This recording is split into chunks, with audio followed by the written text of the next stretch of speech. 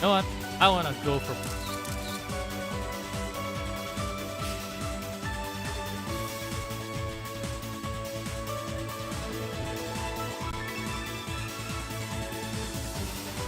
Also, I think so. That's down.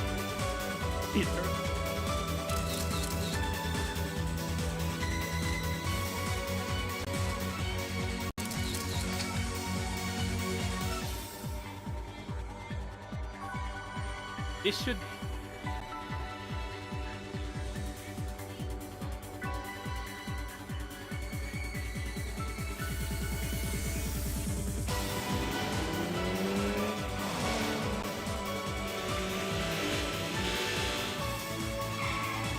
Hang on.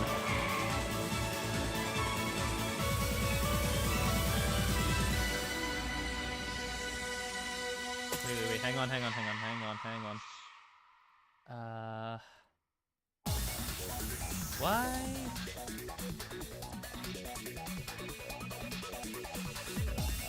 My noise gate...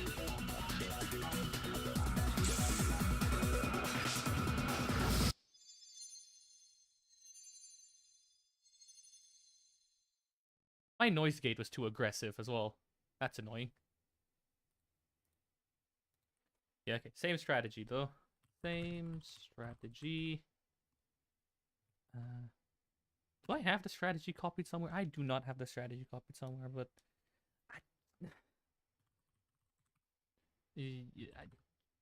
just look at the split Slamao. There we go.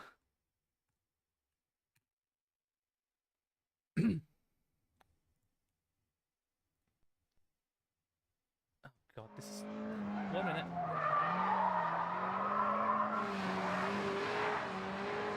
I turn the small heater on that's in my room. It becomes too hot. If I turn it off, it's too cold. Still winning.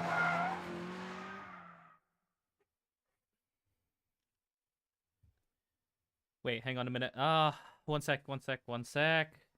I forgot this mic is really quiet. Oh, 1 minute.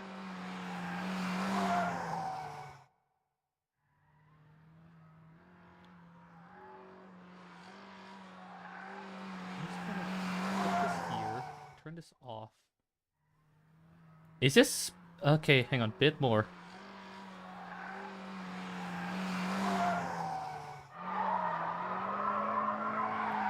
Should put this after. Is this now alright, maybe? Yeah, this seems fine now. Cool. In fact, I can probably turn this down slightly. Okay, there we go. That should now work. I hope. Enthusia. We are going to be doing the exact same thing. Oh, wait, hang on. Let me have this... 3, 2, 1. Hit it.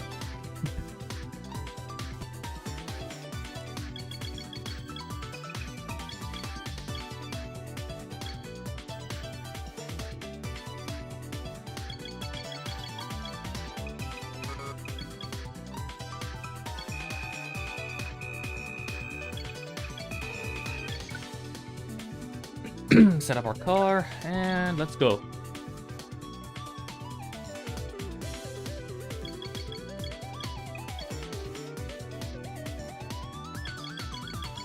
Strada, because that's the fastest one.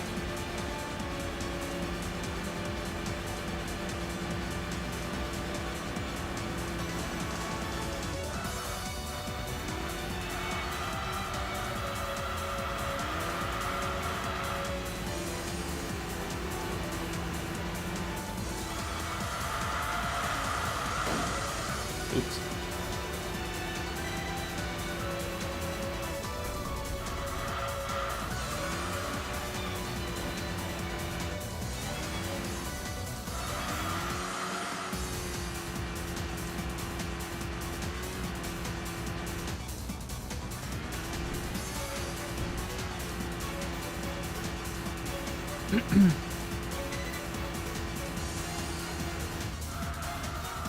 is it always around this time of day that my throat decides to start acting up and I start coughing and or clear my throat a lot? I swear earlier when I just woke up this wasn't the case.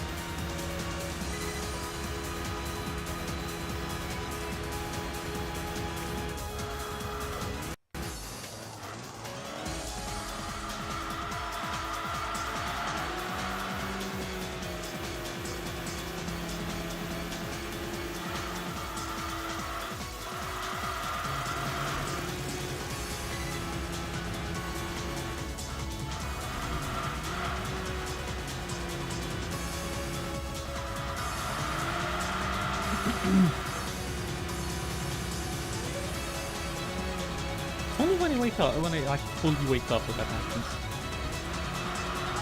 Not the best intake, but for sure.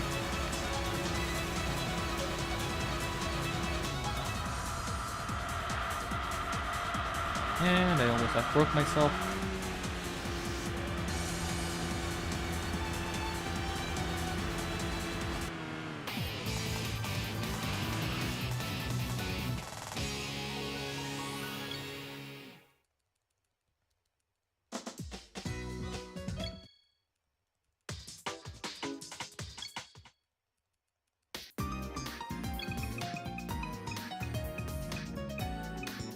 Please, no car. I do not want any of these.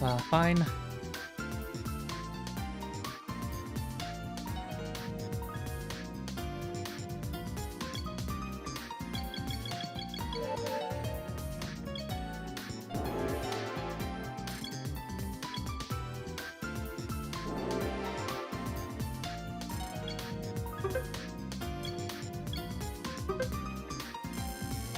My god, why does this take so long?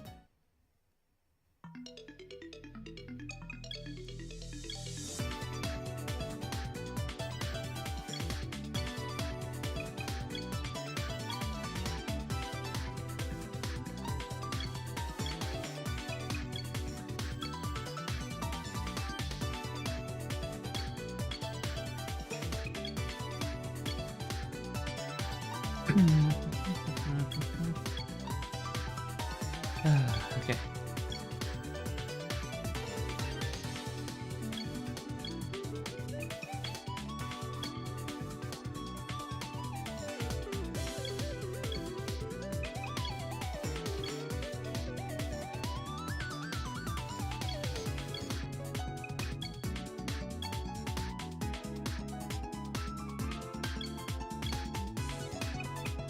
No, I overshot.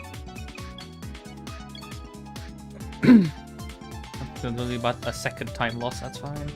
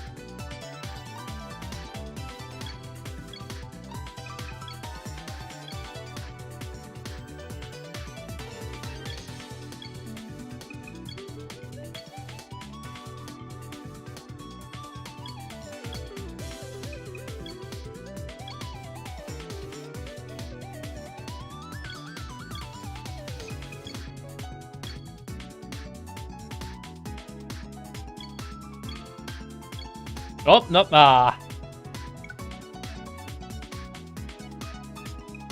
Time loss.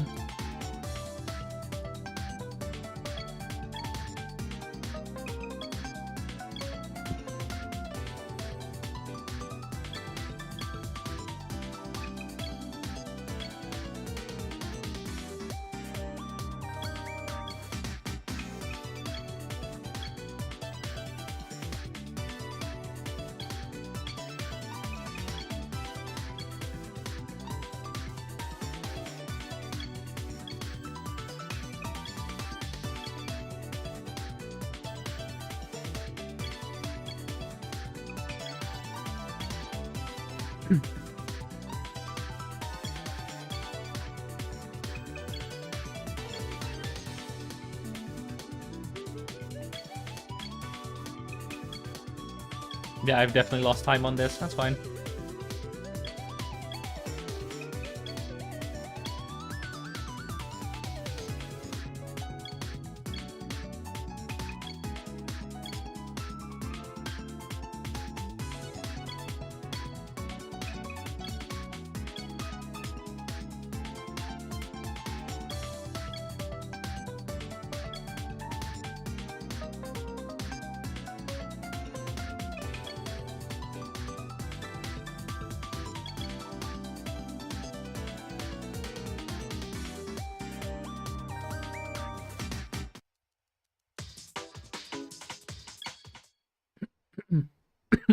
Oh god.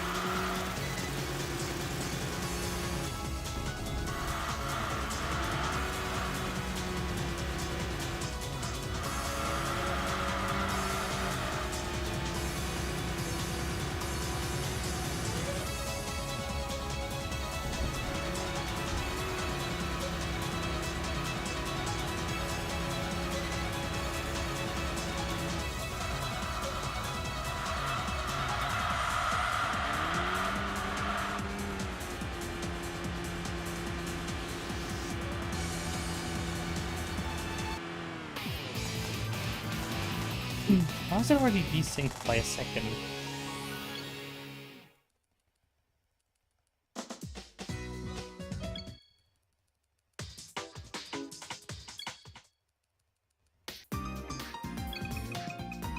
Please no car, I don't want any of these. Dang it. Time loss.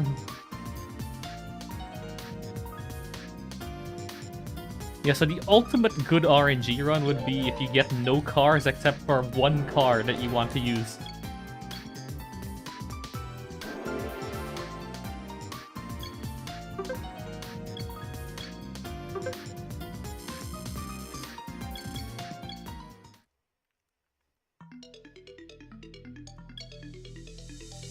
I guess that was the best segment, even though it was kind of bad.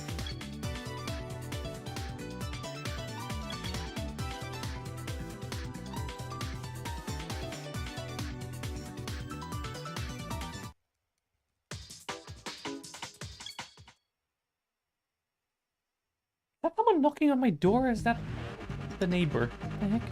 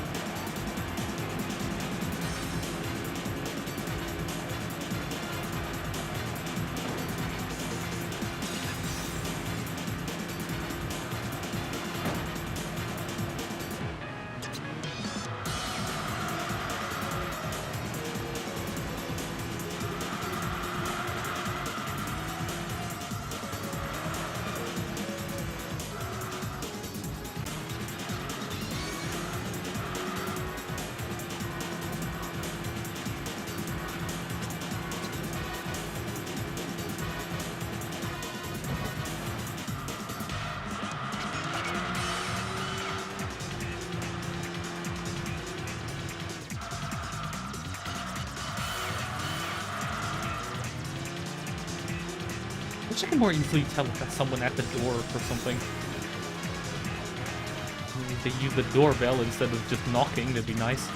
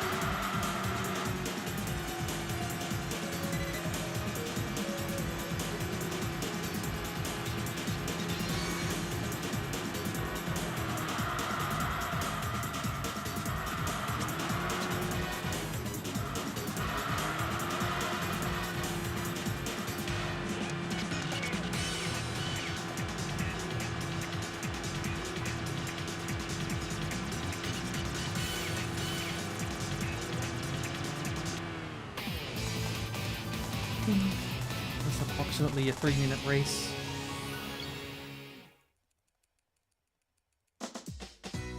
I would consider the Enthusia with upgrades. Not the most ideal car, but I would take it.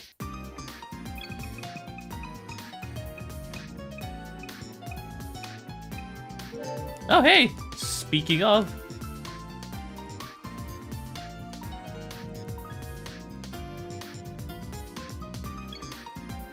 Alright, that's one contender. It's a pretty good car. It actually handles quite well. For being in C-Class, it actually handles, like, really well. So I would actually consider the Enthusia.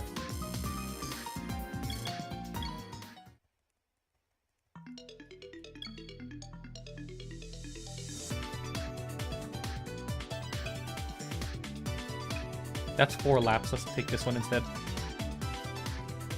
This is faster, and I think it'll still be enough to bring me to R3.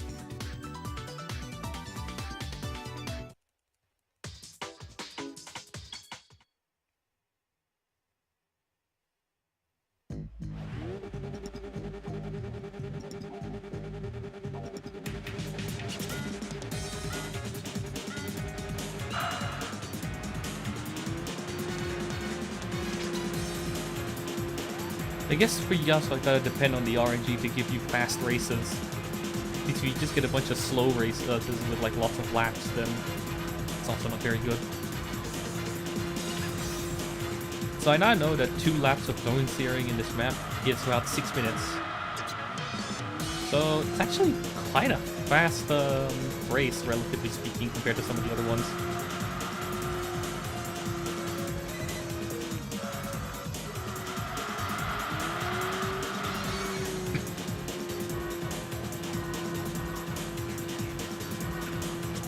Hilariously, the other car that is chasing me is the other Estima. It's actually pulling away from everyone else.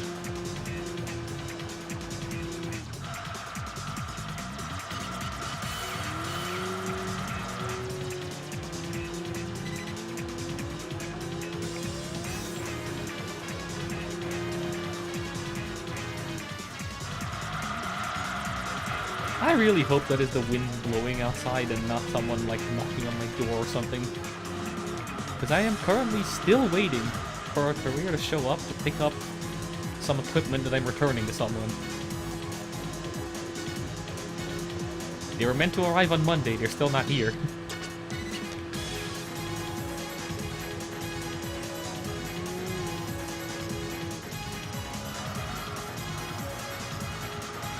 At this rate, I'm considering just sending it back myself. least when it stops raining.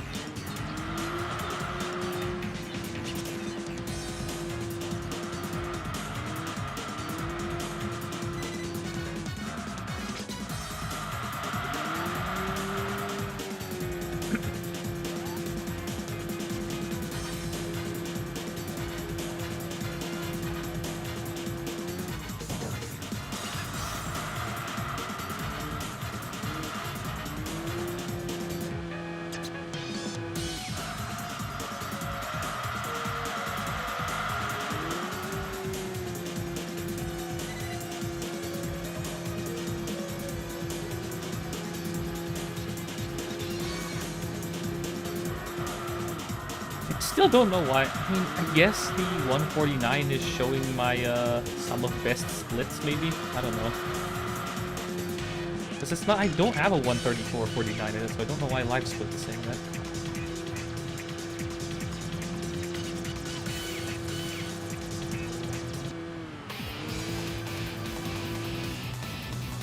Because the time I achieved yesterday was a 135, as seen on the overlay.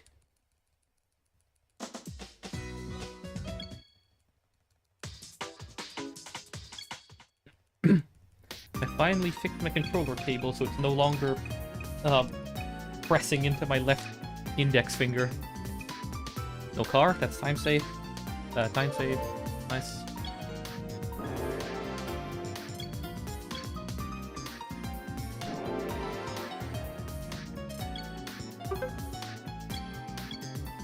Wait, no.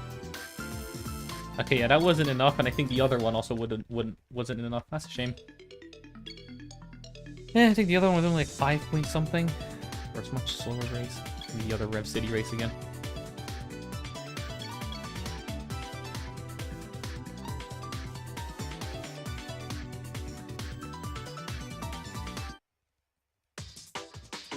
Let's reverse. It's 2 laps again. That's nice. So it's gonna be quick.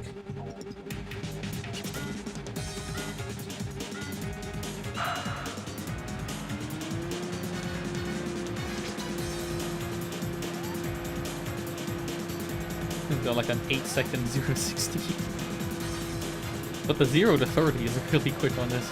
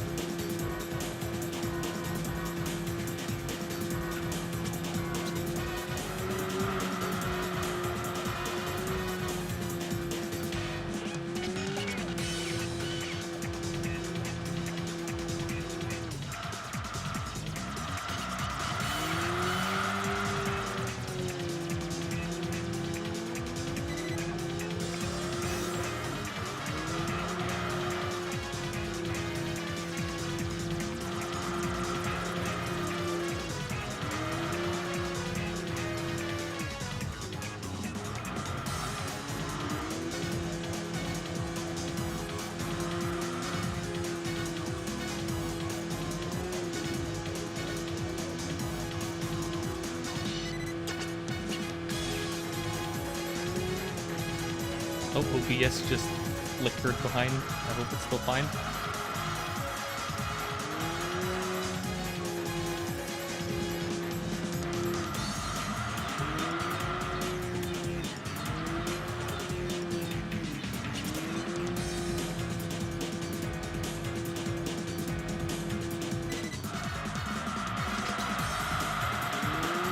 Oop.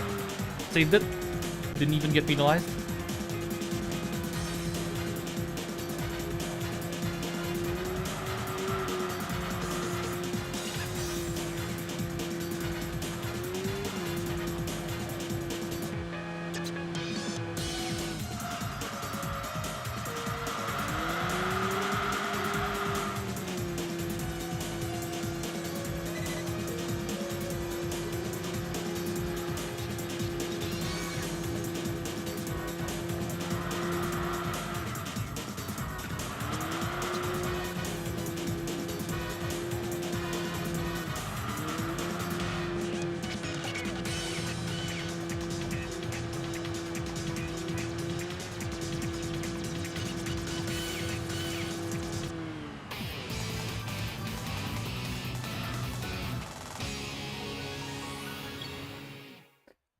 I see that car in second place. I swear, if the game gives me that car...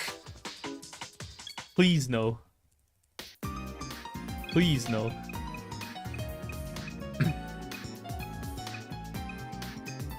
Okay, it doesn't give me the Touareg for once.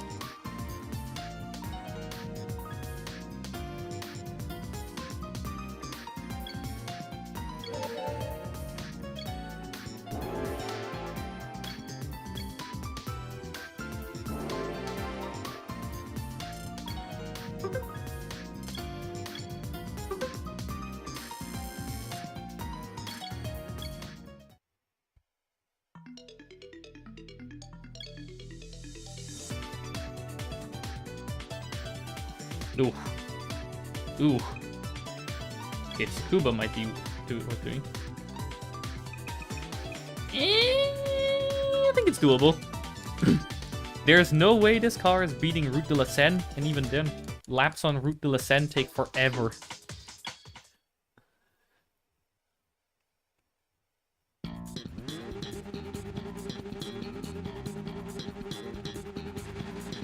Tsukuba is a much faster choice.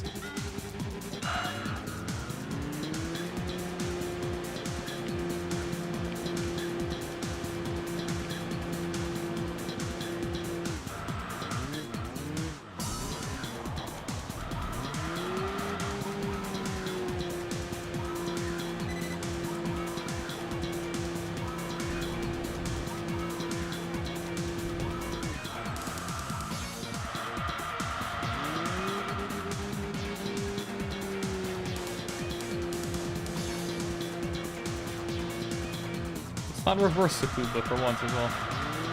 We need to actually get the technical parts first, so I can pull ahead.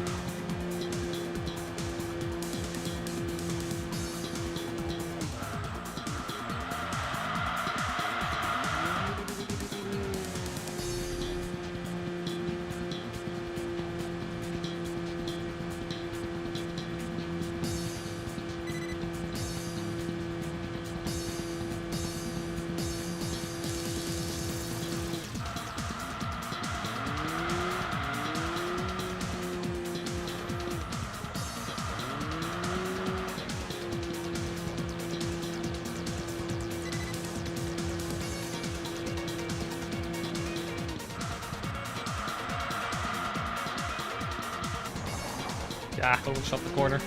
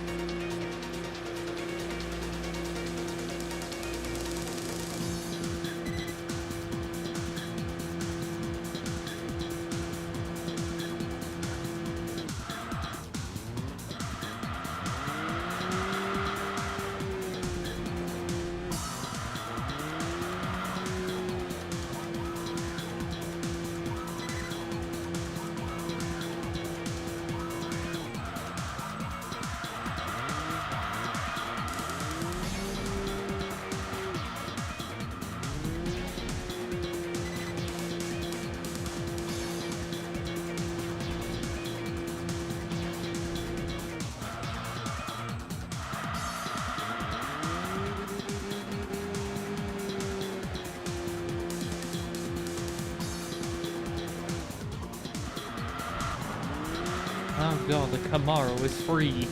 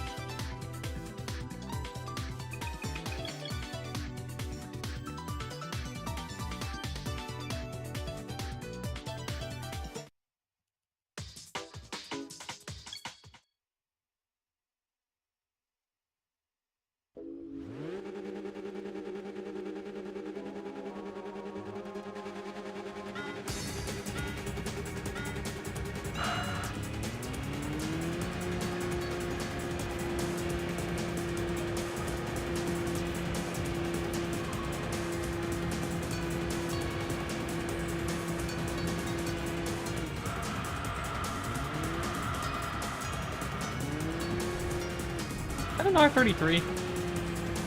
That'd be nice.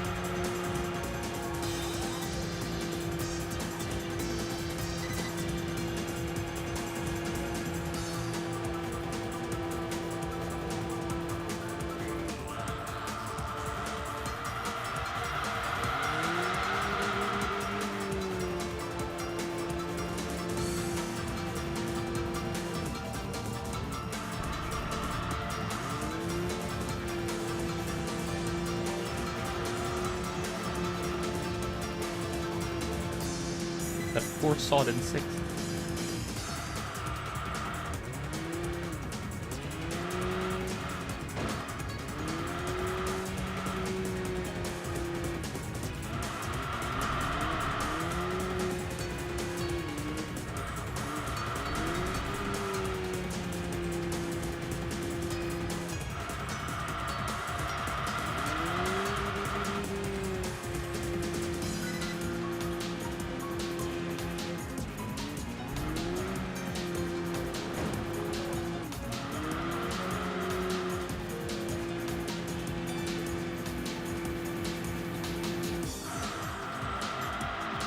Oh, don't overcook the corner.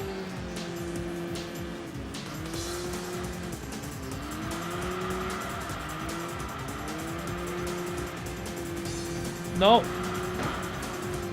Oh my god! Worse.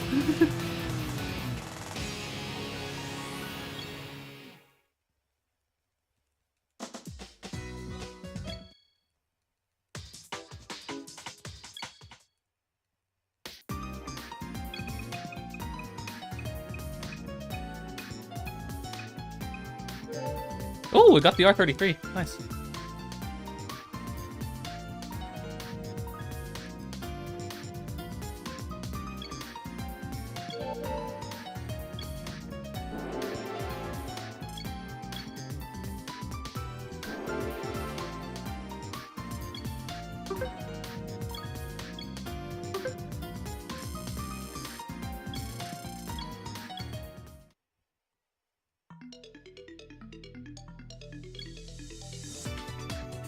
Oh god, I forgot.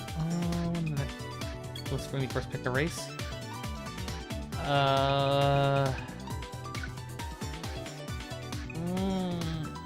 Like that.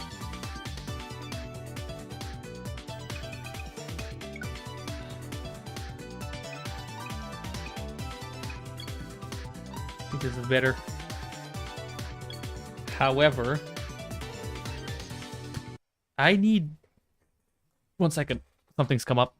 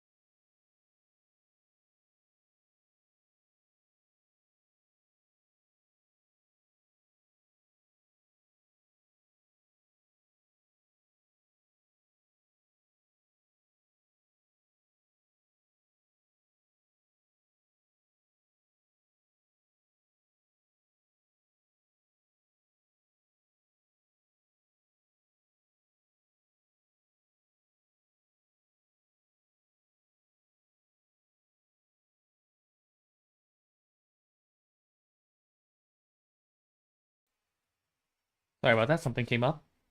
I had to deal with it. How do I unpause this timer? Let's see. I think it's numpad 2.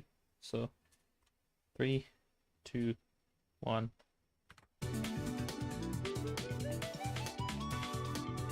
I start the live split timer slightly before unpausing the emulator just to give myself a bit of a penalty for pausing. Just so that I don't accidentally like bias the result by accidentally making the time shorter than it should be.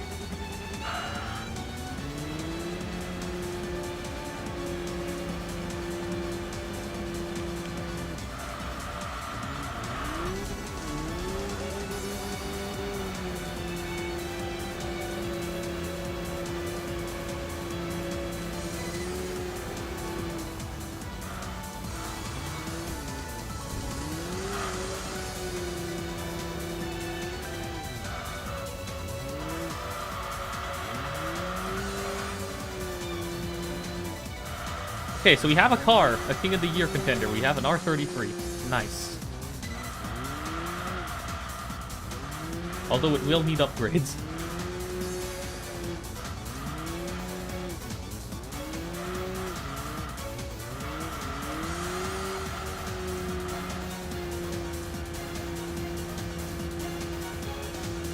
Sadly, we didn't have good race RNG in this, so I don't think we're going to be beating a lot of these splits. Because yesterday's run was insane in terms of like the race RNG and the point value that they were giving. That's a shame. Oh well. Especially since I'll need to, I can't skip the oval race since I haven't gotten a car that's good enough to just go in upgradeless. I need to compete in a race that has something like an RGT or a CTR and then win it if I want to skip the oval race. Because the oval race is critical for getting upgrades.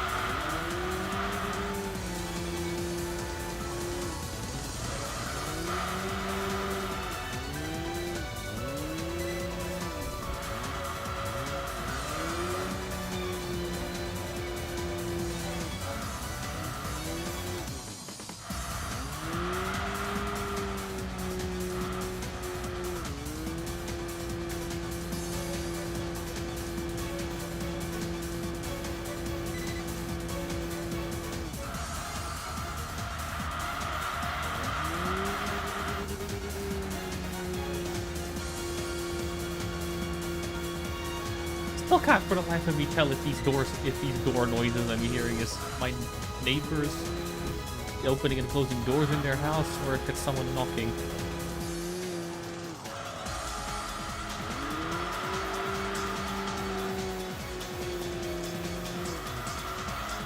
I'm gonna hit the wall.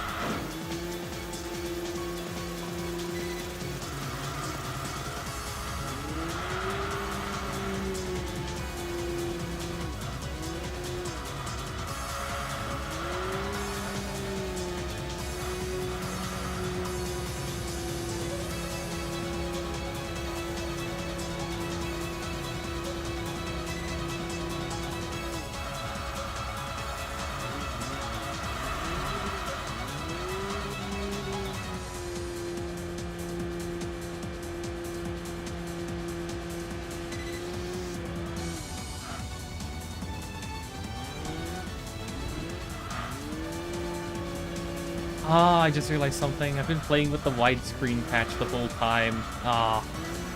That's probably going to invalidate the run. And also the run I sent in the other day as well. Meh.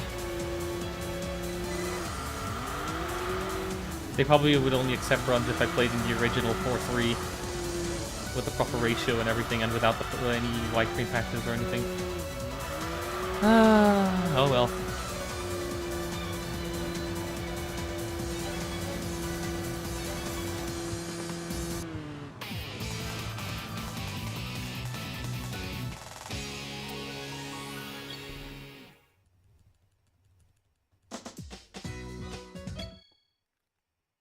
Got someone knocking? I swear to God, these noises are getting to my head.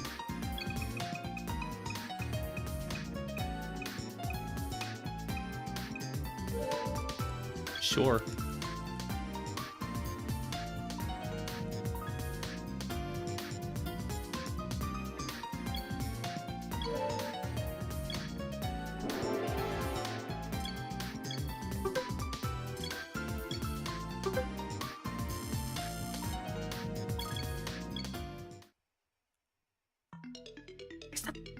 Hang on.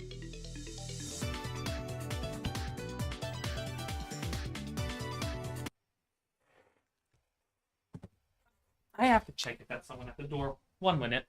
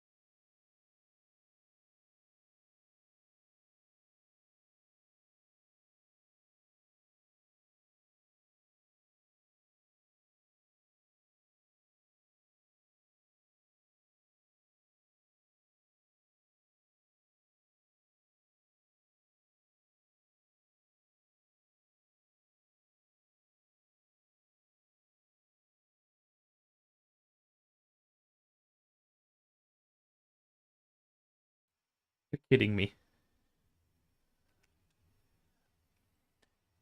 I swear this career is the bane of my existence right now. Where are they? They're overdue by 2 days.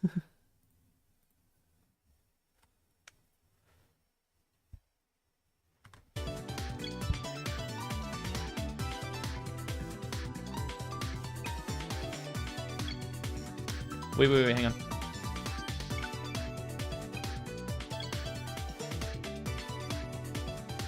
Oh, it's a similar lineup to yesterday.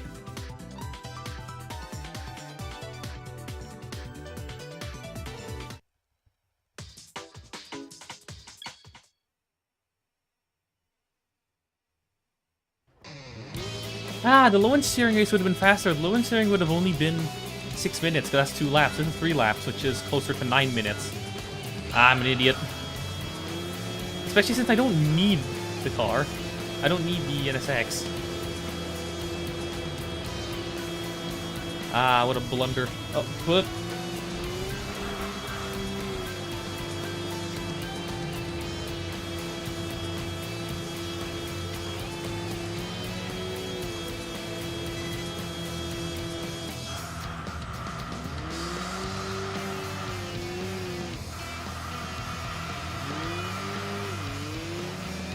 you guys please keep the NSX behind? Thank you very much.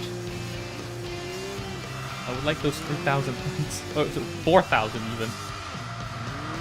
And I think I had a better chance of winning the Lone Steering race as well, which would have been 3,800 points compared to this. If I get second, it's only 2,000 something points.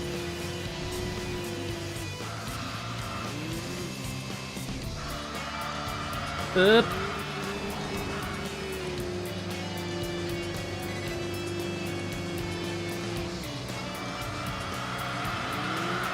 Okay, this is a horrible attempt. I had to pause twice due to external reasons, and I accidentally keep picking the wrong races. Also, the RNG for the earlier races when it comes to points was kind of meh.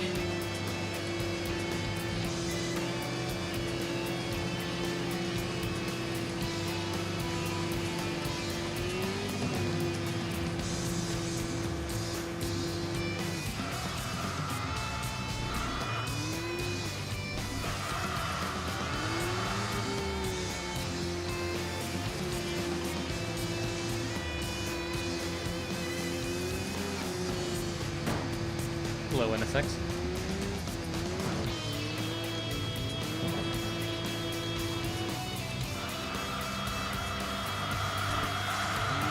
That corner is always really hard to go properly.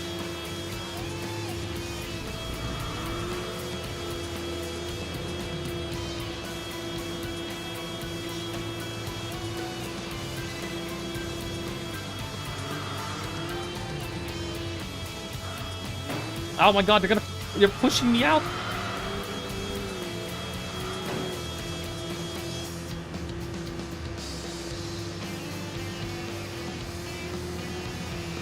Nah, this was greed. I accidentally went. Should have gone for the Lone Steering race.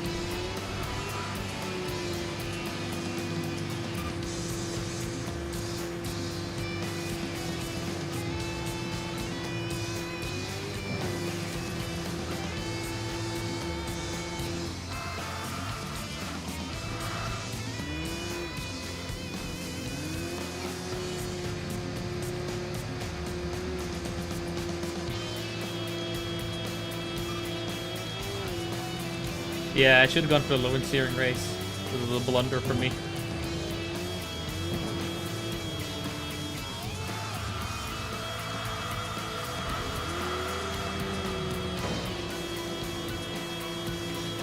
Especially since it's gotten to be very hard to keep behind me.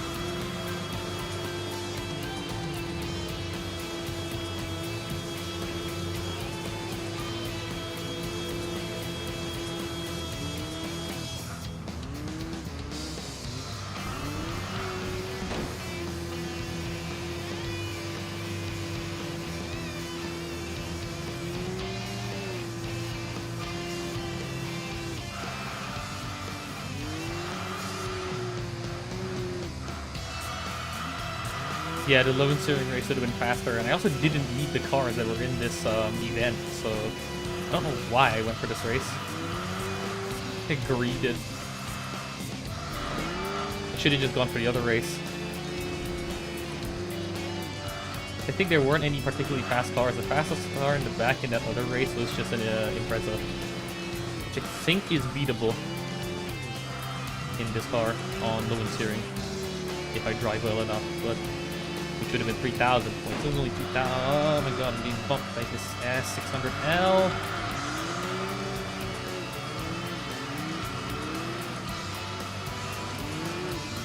Oh god, no! I messed up. I fumbled the corner.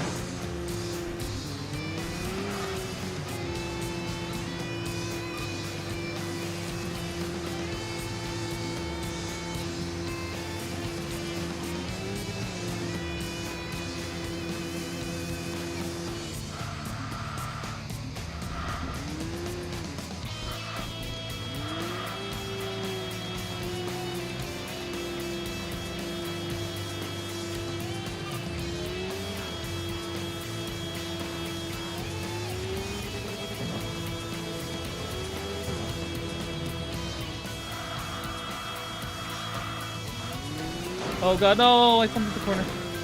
No. Not like this. No, not like this.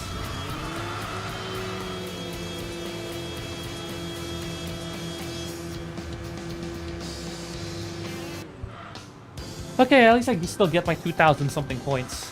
But yeah, I should have still gone for the other race with the, what's it called? Yes, 600 EL. This is a blunder from me.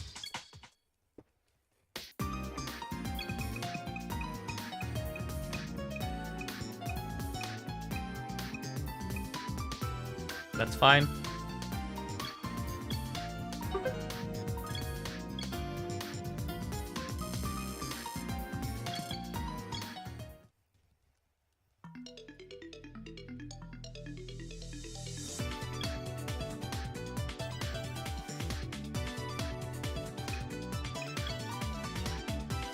Yeah, this would have been 6 minutes. It's way faster.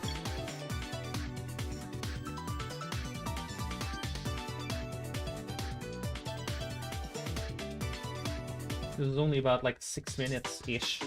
Just over 6 minutes. Pacific Gateway was like 9. So not only with the wind steering even faster, it also I could have probably won as well. So that was a blunder.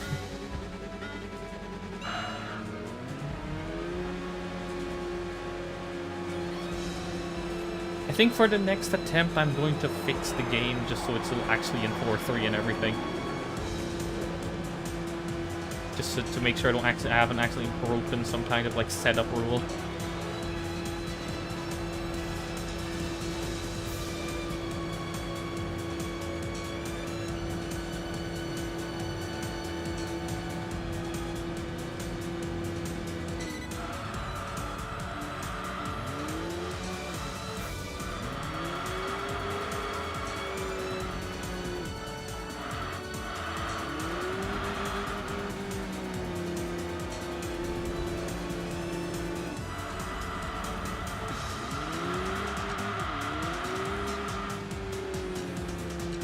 Yeah, especially now there's another NSX as an opponent here, which is a lot harder than if I were than the other one, which only had an Impreza as the fastest opponent. Yeah, that was a blunder for me.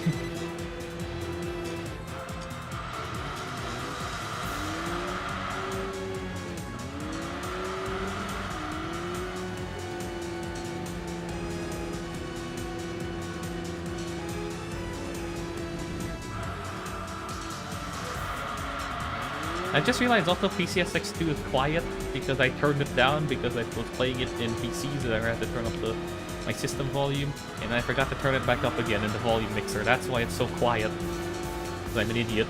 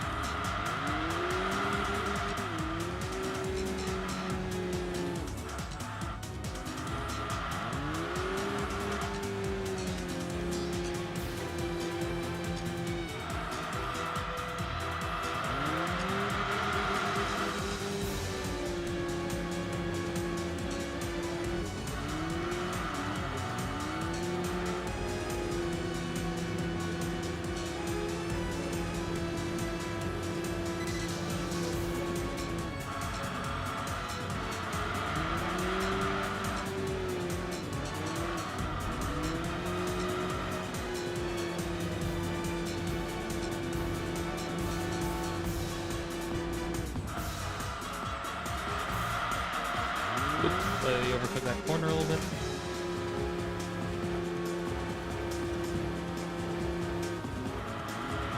Oh my god, we are so far away from third.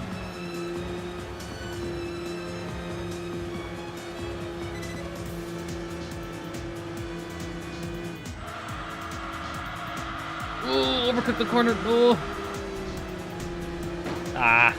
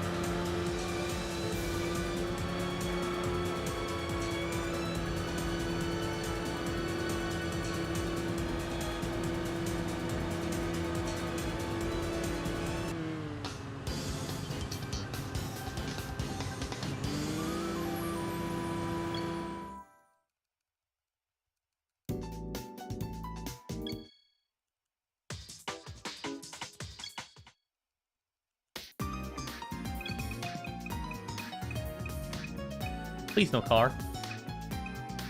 Good. Time save.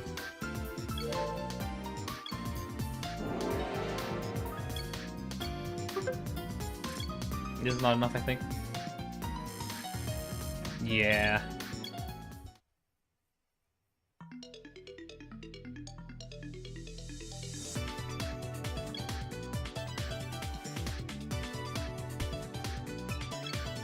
That was a blunder from me.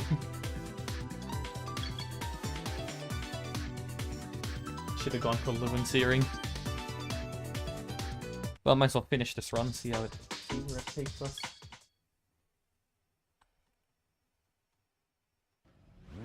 See where it's sus. In fact, I don't think this run is even valid because I'm using a widescreen patch. I think I have to. In fact, I think even the other run I submitted might be invalid. I think I might have to redo. Whatever.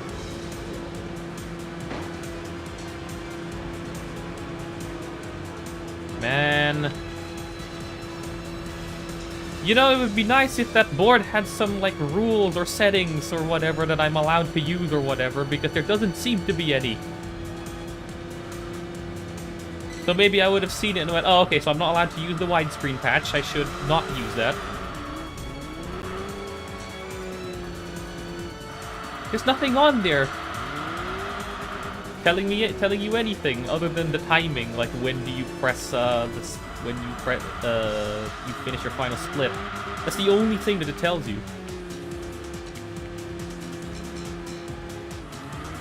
It doesn't tell you anything like, oh yeah, these are the settings you're allowed to use on your emulator or whatever, or any allowed patches. No, nothing is mentioned anywhere. So if my run gets rejected by one of those, one, I understand, but at the same time, that's also annoying. Because you didn't say what you are or aren't allowed to use.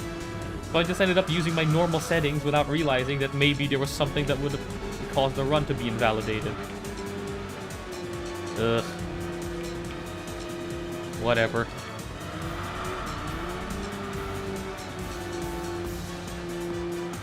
At least I have the retro achievements time. Whatever.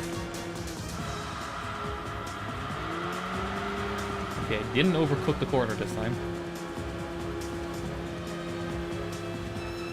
I guess I just got nervous, and because of that I overcooked the corner. Oh well. That could have been a dub against the NSX, but eh.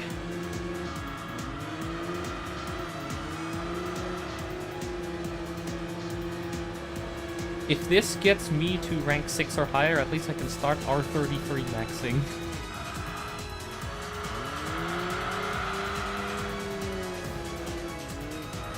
I will have to do the oval race, and probably one more short race as well, since I won't be able to just throw it in.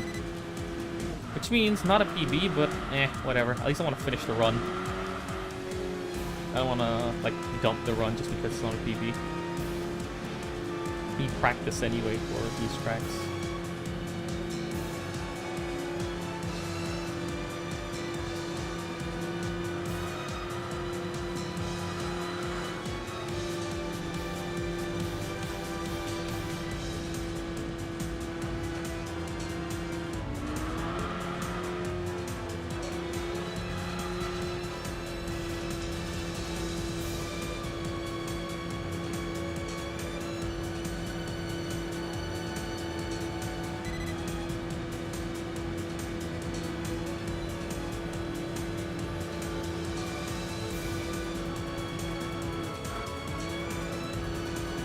Why did I hit the brakes? Am I stupid?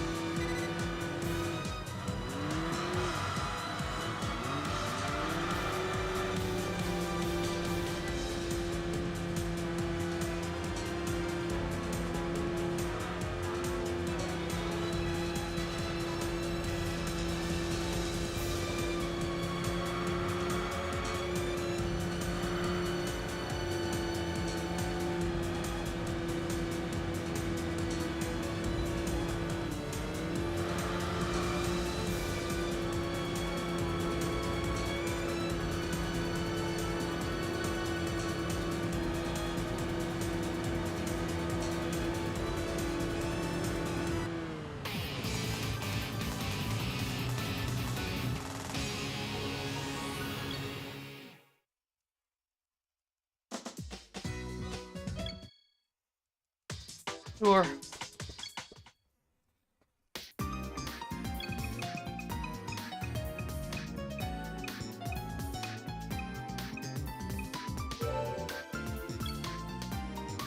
For 3 days.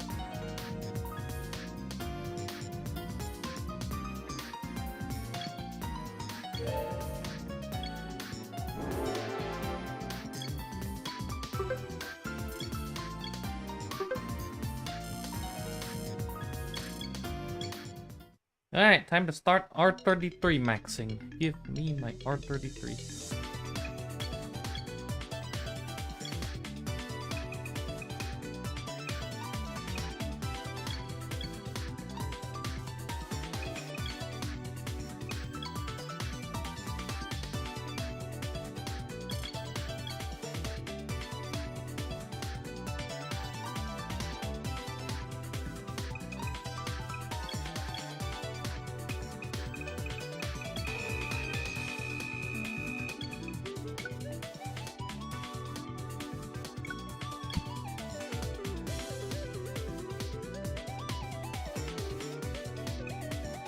Oh wait, yeah, hang on. I don't want to skip. Nah! I'm fumbling the menus now.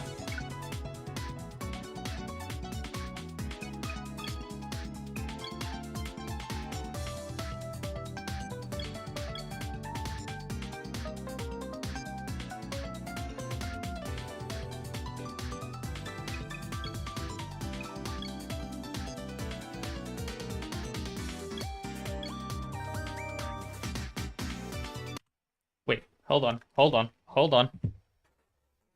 Maybe that's the career.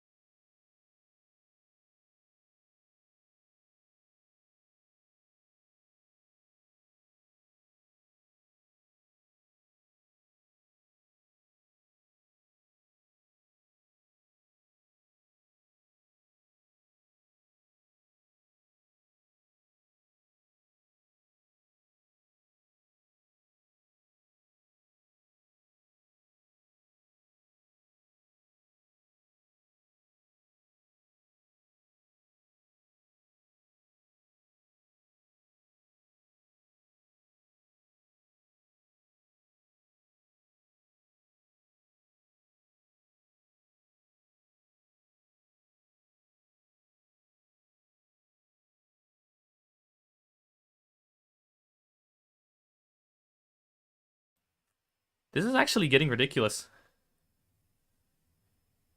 Because this is not... Because I need to return some equipment. It's not my equipment. My contract just expired last week. On a job. But I was lent equipment for that job and I need to return it. And the courier that was supposed to pick up that equipment on Monday was a no-show. So now I'm currently just paranoid that I've missed a knock or something. Annoying.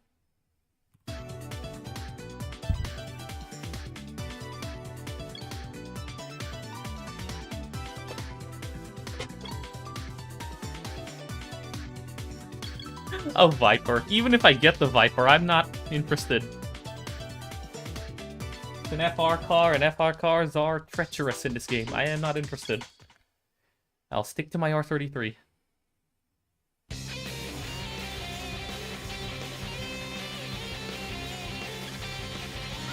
Nope. Yes.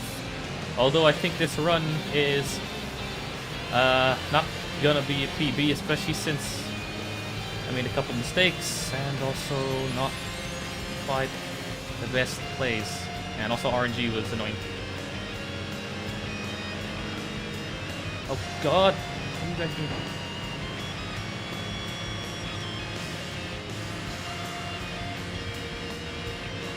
Probably. It's still not verified. There's only one mod and I don't think they've been active on that board because the last submitted run on that board was from 2024. Before mine. I don't even know if mine's gonna be validated now that thinking about it because I just realized, oops, a bit late, I've got a widescreen patch on and that might have invalidated the run.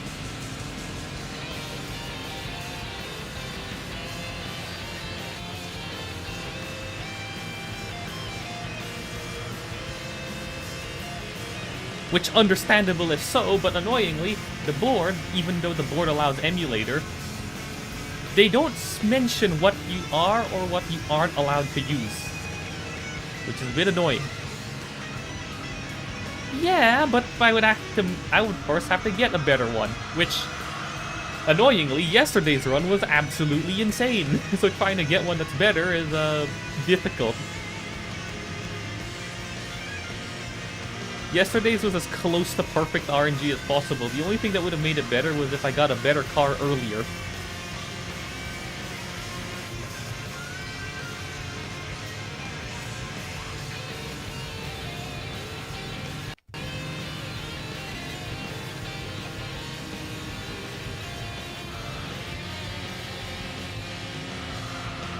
This is not going to be a PB, but I'm still going to finish this one anyway. And then change my settings.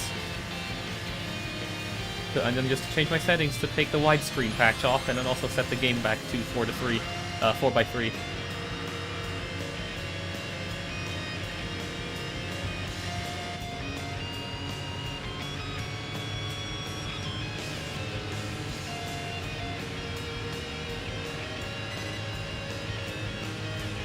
Which is a shame as well, because this run, other than my stupid mistakes in picking races on the menu and the bad race RNG in general, I actually had a pretty decent car.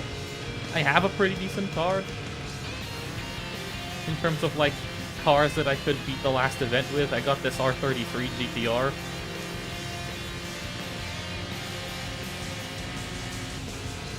There is sadly no truck except for a rally pickup truck, which I'm pretty sure is meant to be like a Dakar rally type truck, but it's kind of useless because you can't do any of the event that you need to complete the any percent you are not allowed to do in race cars, and that also includes like specific rally cars.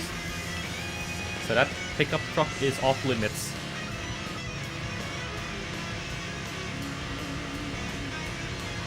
Also, race cars aren't really conducive to getting you a lot of points for the in-game rankings, the virtual rankings.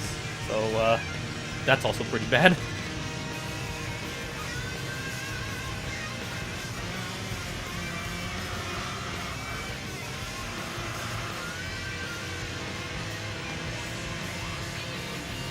Thank you, Random Audi RS6, for keeping back everybody. If I could have free reign over this empty road.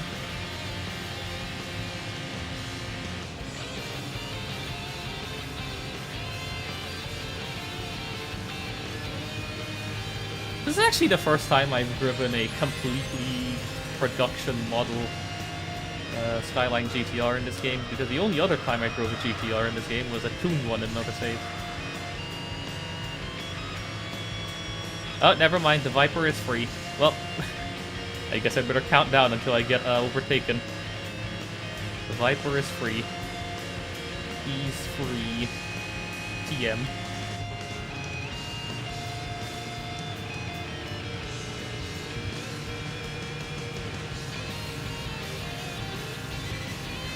At least this thing has the top speed to be able to compete in King of the Year. Not as fast as the other car that I got in my yesterday's insane attempt, but it's better than nothing.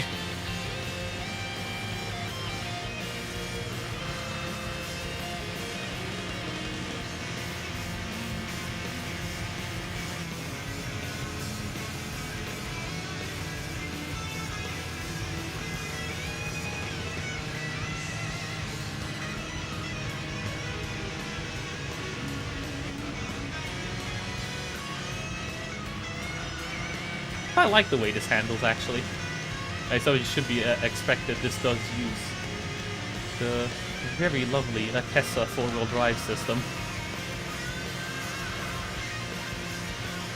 Which means when the car detects that it's about to start understeering, it starts, or oversteering, it starts sending power to appropriate wheels to stop that from happening.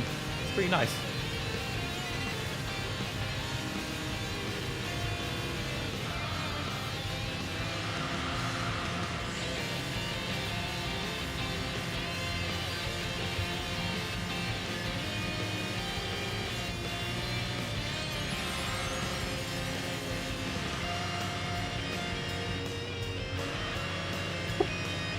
Close, almost hit the wall.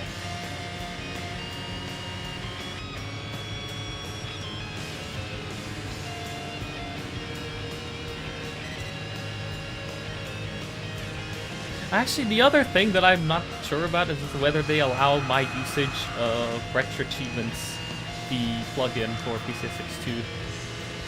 Not in this game, sadly. It is region locked. I'd have to change ISOs to a European ISO. Though I don't want to be playing in 50 frames per second, so, you know, compromises.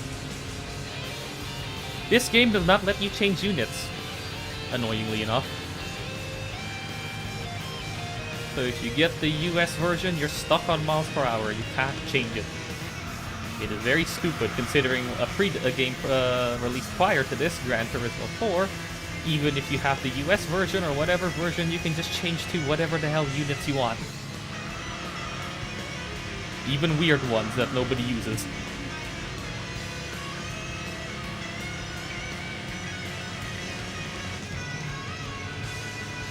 Not in this game.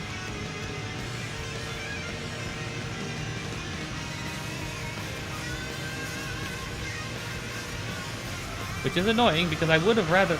There are two things that I wish I could change with the speedometer. One, it being in kilometers an hour instead, and two, change it so it isn't one of these stupid, like, delayed speedometers that only update at like 3 frames per second.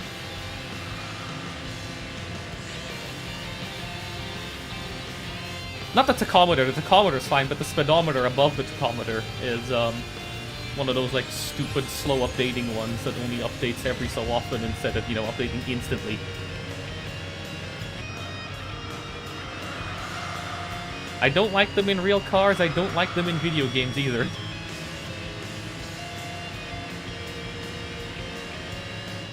It's stupid. Just show me the real speed of the car. I can deal with a bunch of fast moving numbers.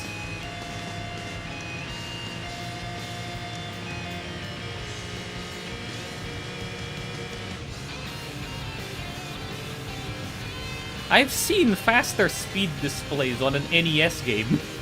Faster updating speed displays on an NES game. So no, there is no excuse. If a car manufacturer cannot make an instantly updating speedometer in a modern car with modern microchips, that's a skill issue. That is called a skill issue.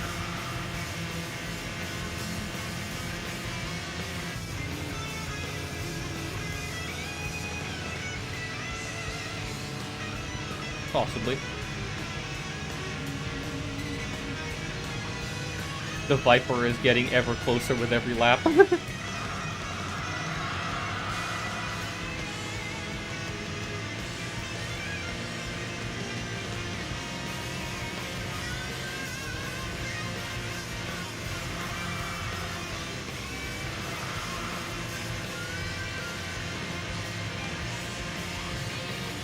Can I make it to the finish line before it catches up? Or maybe even before it appears in my rearview mirror.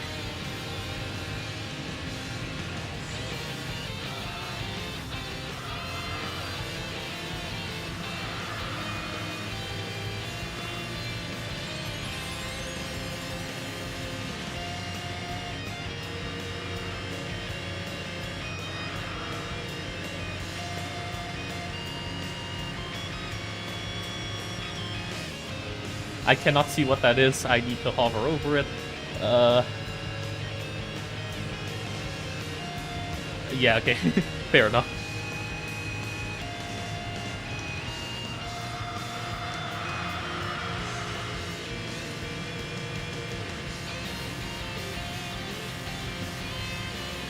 Yep. I was gonna say.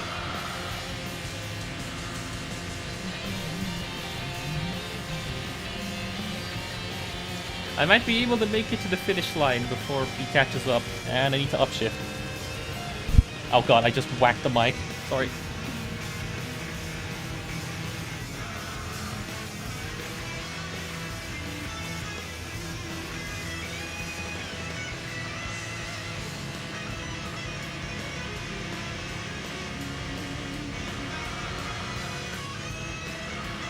Just TTF when you need it.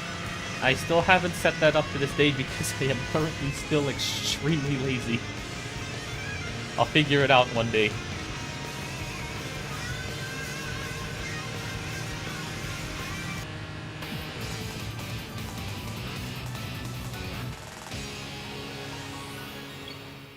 Cool.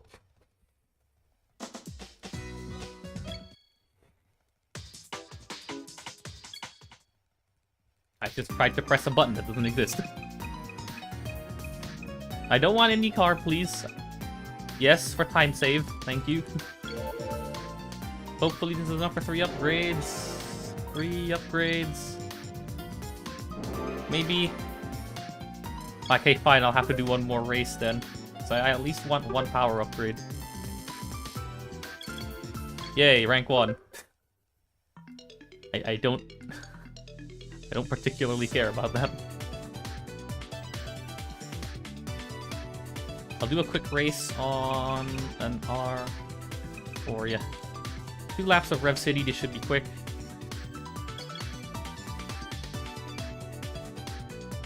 I just want 1 power upgrade, because that'd be nice. Another weight reduction would also be a nice bonus.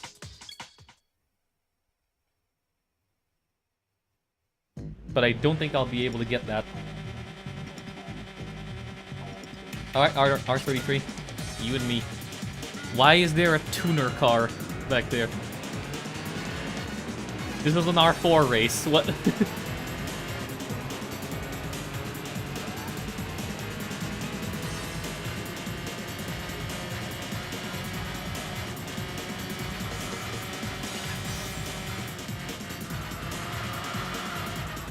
Yeah, the Skylines handle really, the Skyline GTRs handle really well. That's nice. I'm just here not for any ranking points. I'm just here to drive just so I can get some car XP to level up my car a bit.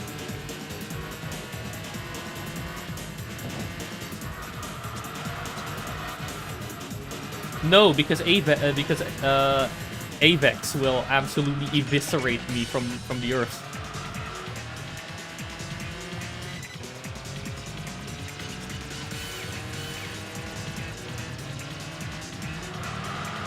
Avex will send their corporate hitmen after me.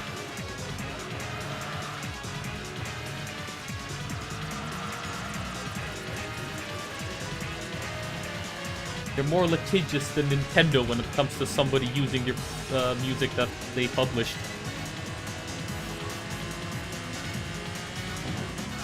Oh, and 7 TV broken on my other device again? Oops. I'll have to refresh the page on it. I'll do it during the screen transitions.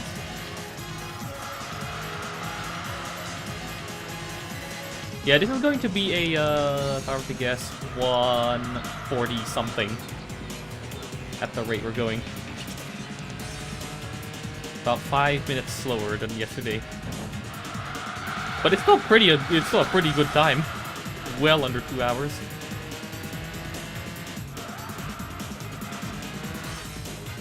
Oh. I was hoping not to hit the inside the wall because that losses in potential car experience.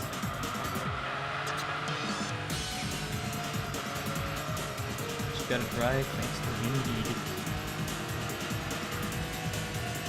Now, what's nice is that in the end of the year race, I can drive like a maniac.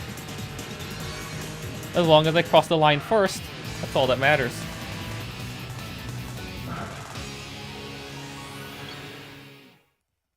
Okay, yeah, no, that is still not working. Either that or 7TV's API is busted again. I would not be surprised if that is the case. Or I just don't have those. No, I don't want your Aristo. I don't want your Lexus GS300, but original.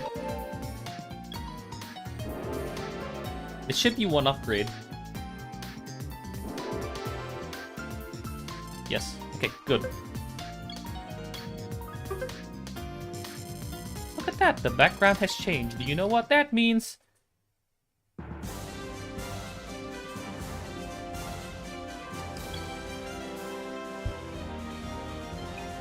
Oh, no, no, no, don't.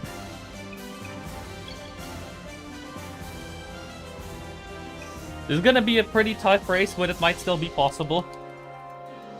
Because I think my car has less upgrades than that other car, which, yeah. Not ideal, but, you know. I am allowed to cut grass. So I will cut grass. And it's not you know, it's not impossible. It's not like a it's so over situation. We still got this. Oh god, somebody just rammed my ass.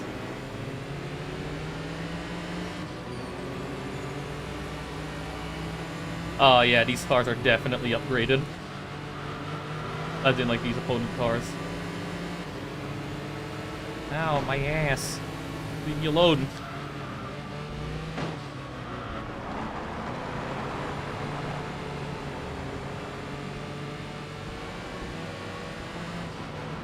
Whoop, watch the Elise.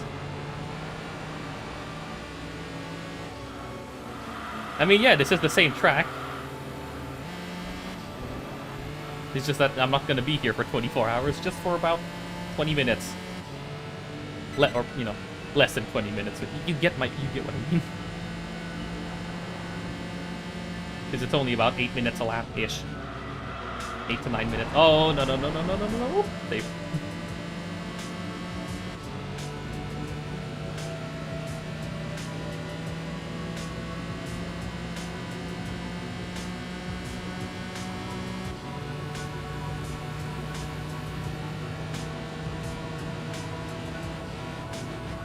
Oh no, I forgot to slow down. Oh.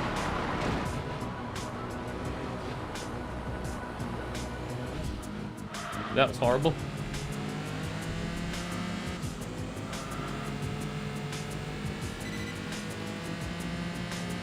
Yeah, okay. How long is this track? It's just over 20 in kilometers. Just over 20 kilometers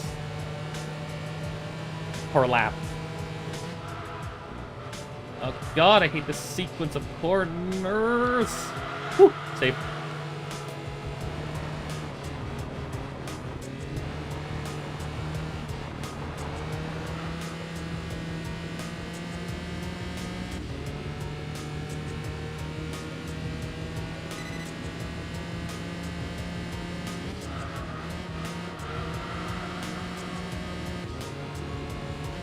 Okay, that bought me 6 seconds, that maneuver.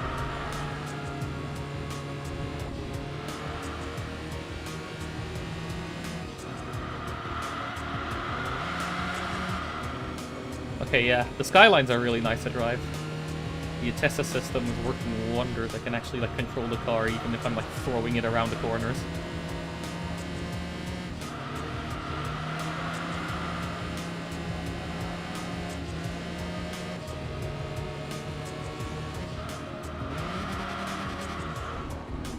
Whoop, up, up, up. There we go.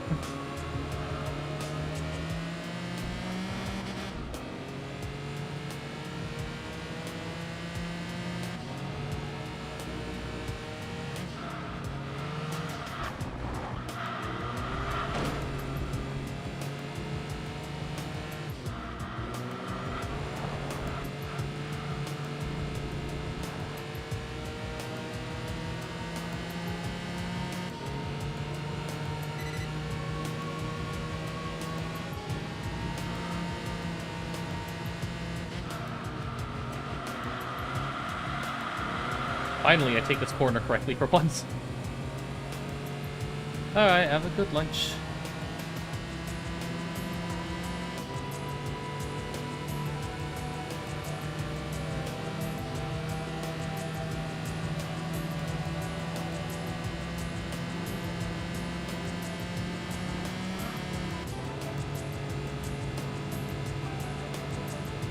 Okay, yeah, the CTR and RGT are so much faster. I can hit like 150 in those things here compared to 140 in this Skyline. And that's with no upgrades on either of them.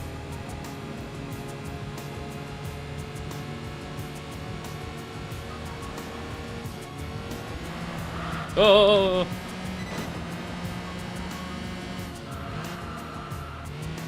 Go fine.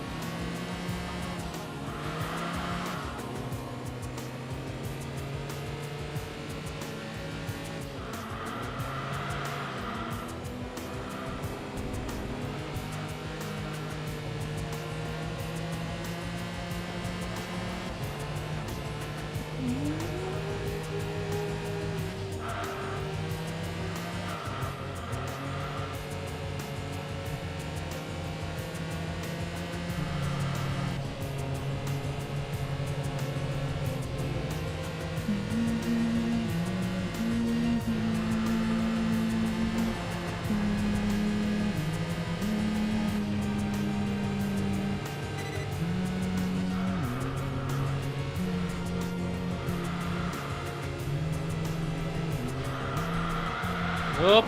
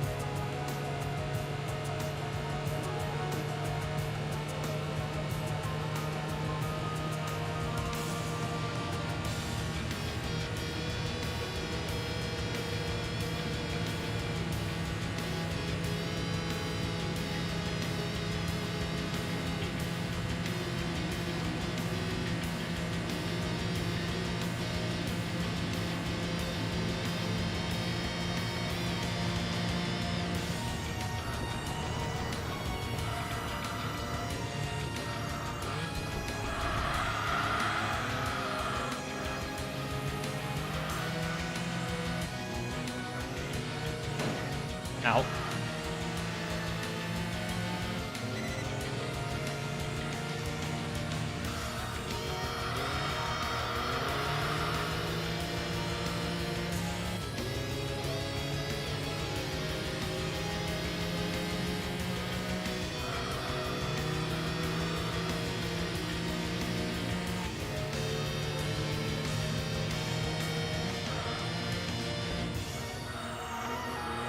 Oh god, the Impreza is coming. You gotta hurry up.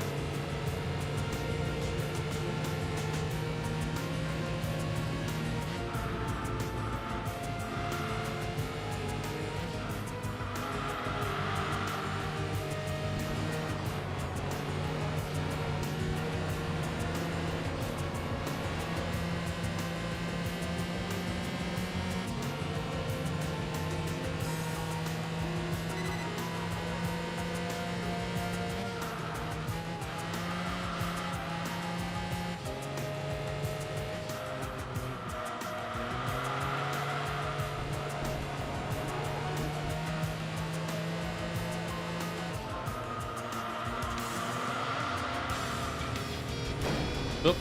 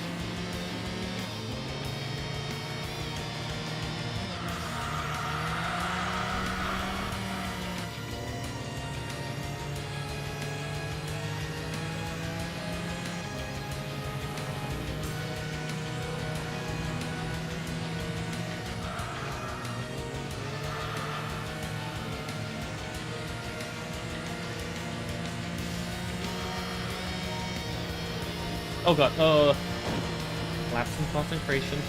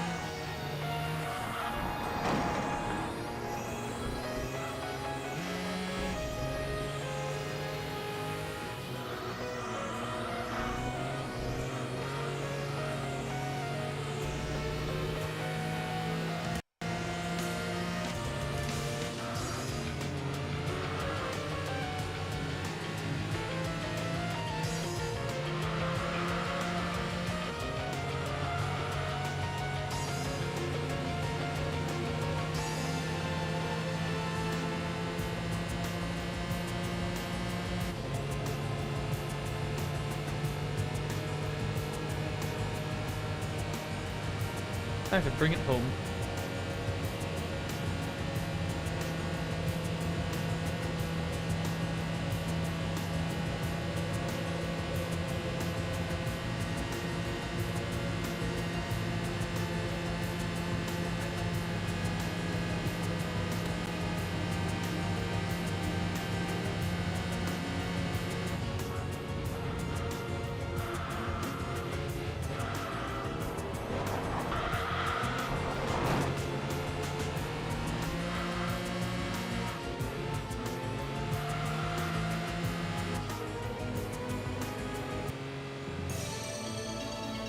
There we go.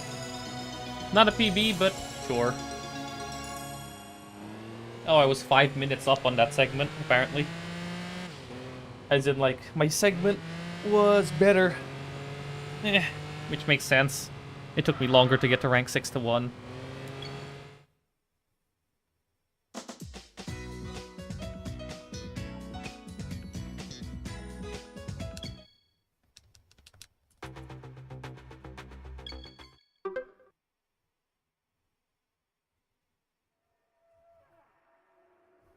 Yay. Oh god.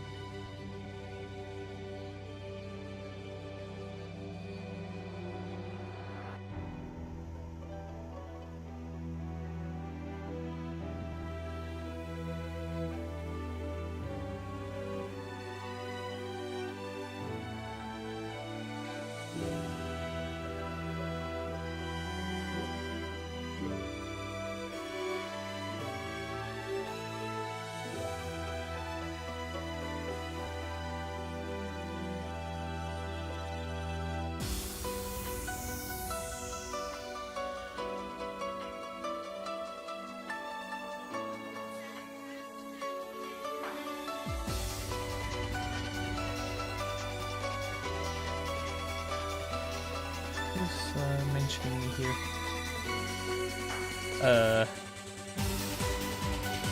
Oh, okay. 1 minute.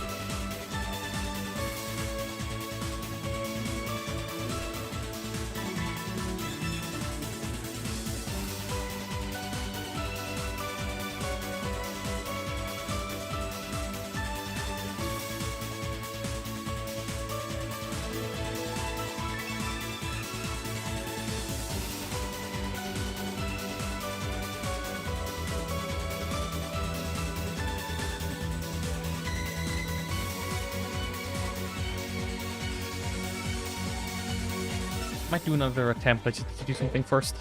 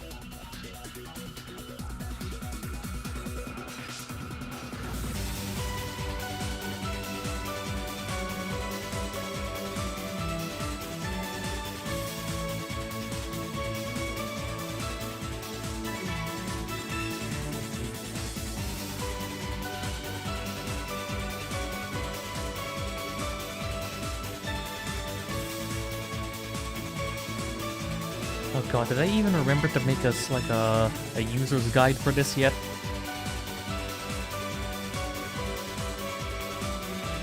I think I did put a user's guide in the distribution, but I also haven't updated this copy in like I haven't made like a release for this in forever, so I don't think there were any updates between 109 and 110, so maybe it's fine.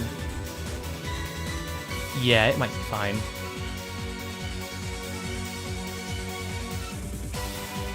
Should make a release on this at some point. Like just get the fixes in.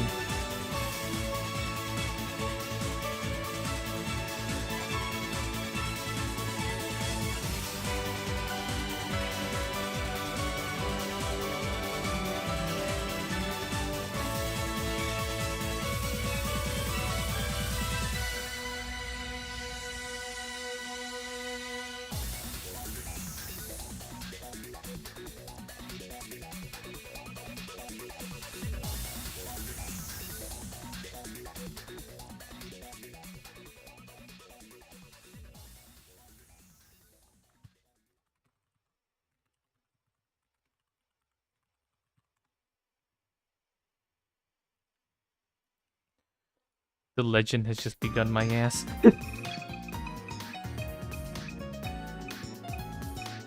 They never made a sequel to this game.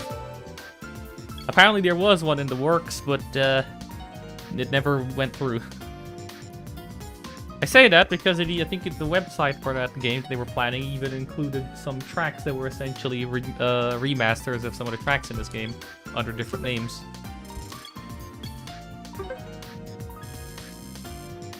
Not gonna lie, for a casual playthrough, this R33 actually gets a decent amount of points. So for a casual playthrough, it might actually still be good.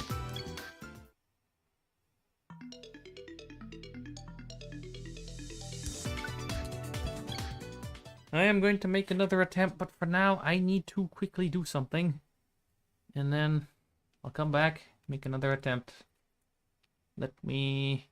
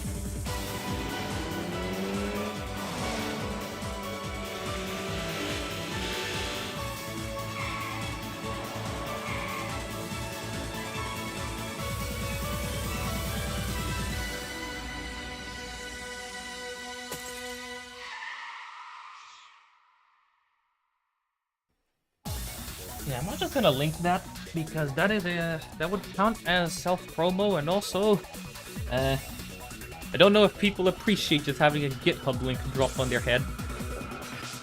So I'll wait to see if I have perms to say.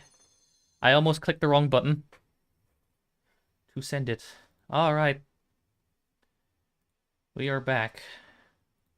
Let us make another attempt. First, let me reset the timer. Yes. Okay, so now it's telling me that my best segment that's possible is a 1:30. I think it's still possible to get that time if... Oh, yeah, I gotta change my settings. Hang on. Game properties. I don't know if maybe my whites... Okay, let's see. Patches. I'll turn off the widescreen patch. Set the graphics to 4:3. And then reset the game. Because again, I do not know if the widescreen patch is allowed. It probably isn't, to be honest, which means I've just screwed myself. Great. Okay, I'm now playing the game in its original 4:3 aspect ratio. Because this game does not have a setting to do that, unlike GT4. Heck, I think even GT3 lets you play it in 16:9 natively. Alright, here we go. 3, 2, 1... wait, hang on a minute. First off.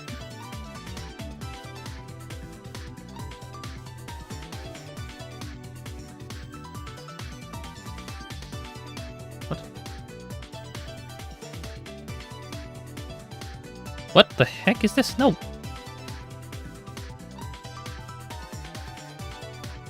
Oh, it's marker. What I need to do... Oh god, that for kerfuffle maybe. Achievements, there we go.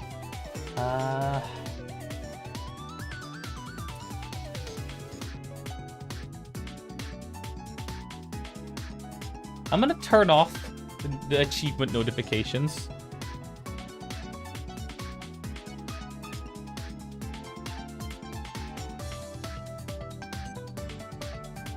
Whatever. I'll leave them on. Yeah, I'll leave them on, sure. 3, 2, 1. Begin.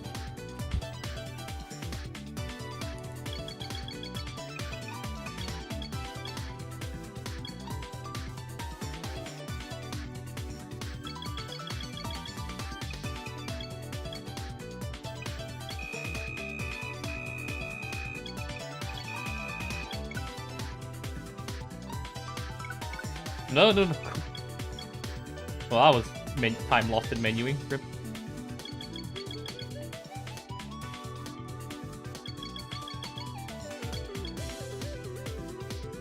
This is gonna feel weird after playing a lot of this game in 16:9 a lot now. I'm back in 4:3.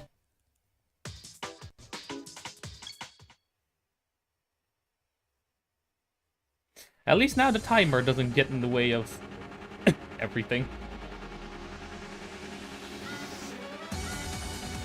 And circles actually look like circles instead of being ellipses.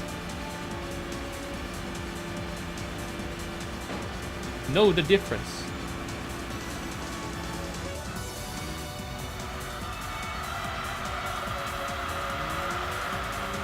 Between an oval and an ellipse. Or is there even a difference between the two? I don't even know at this point. I am also not paying attention. Okay, good. I think I did remember to unmute.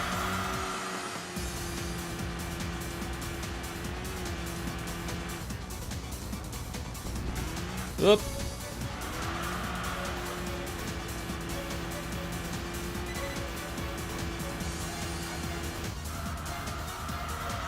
Maybe this might also improve my frame rate as well, but then I have a lower FOV.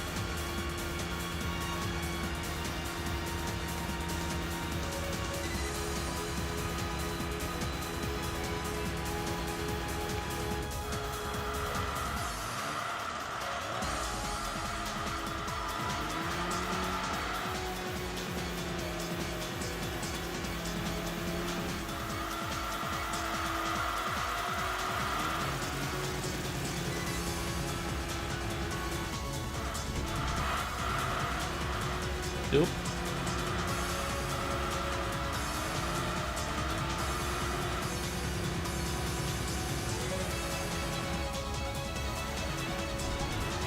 Not only the widescreen crack also doesn't fix the UI, which that sucks, but needed.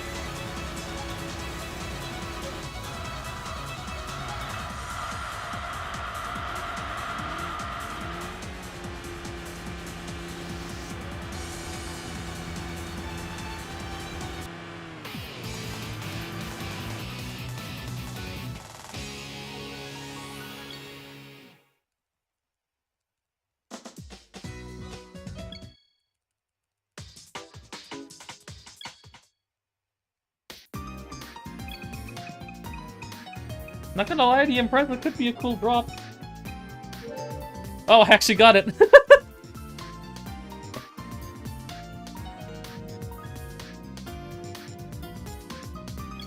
There's one King of the Year contender right there.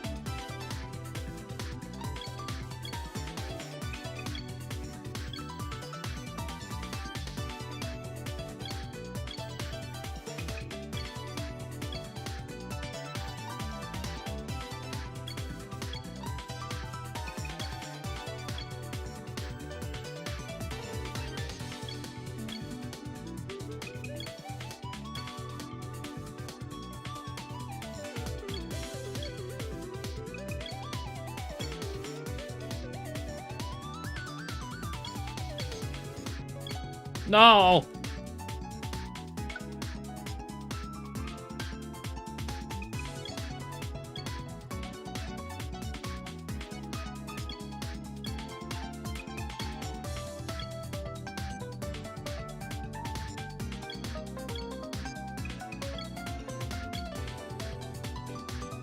Oh my god. Nah! No! Why did it over-scroll?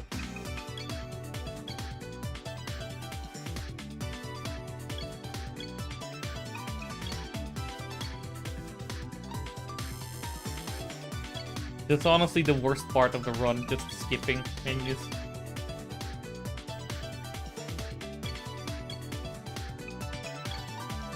It's such a finicky part of the run for no reason.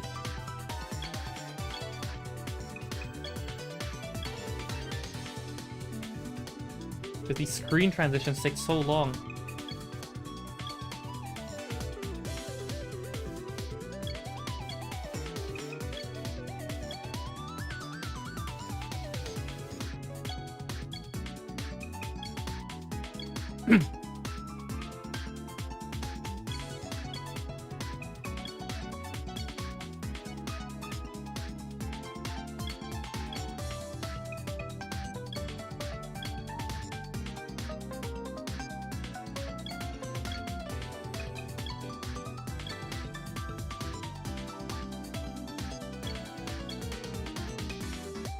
No!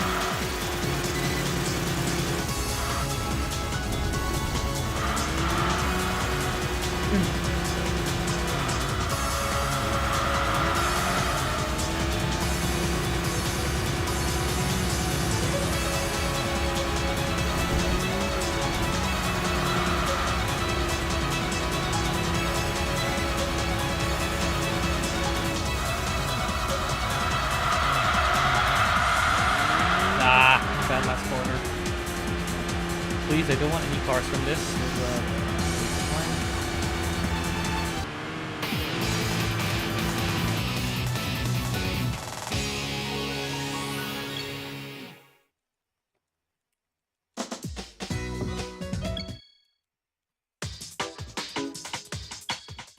No car, please. No car, please. No car, please. No car, please. Please, no car. No.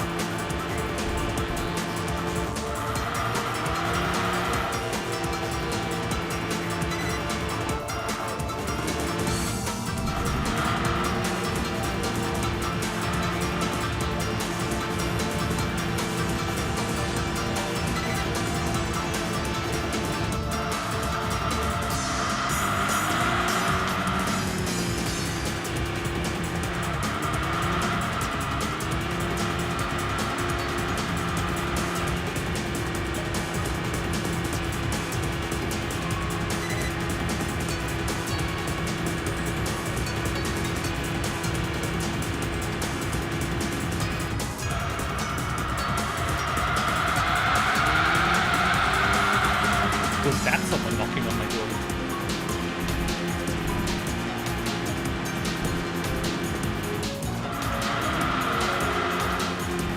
Can't check.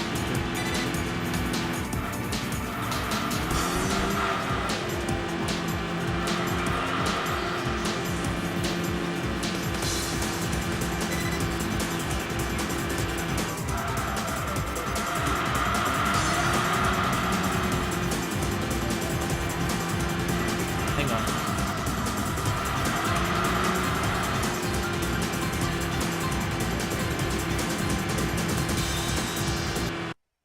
One second.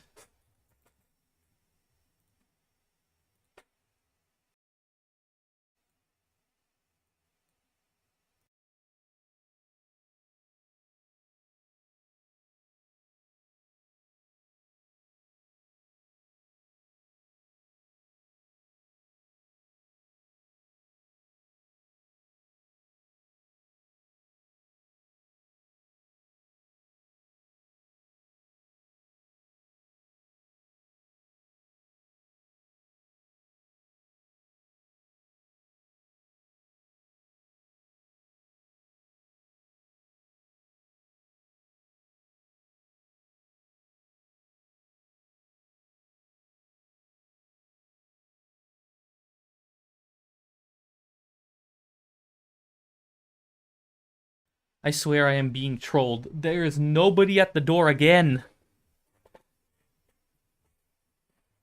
What a mess. Oh.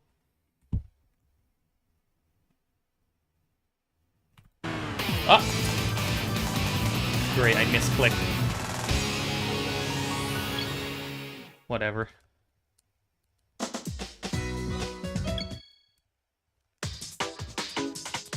I don't even care anymore.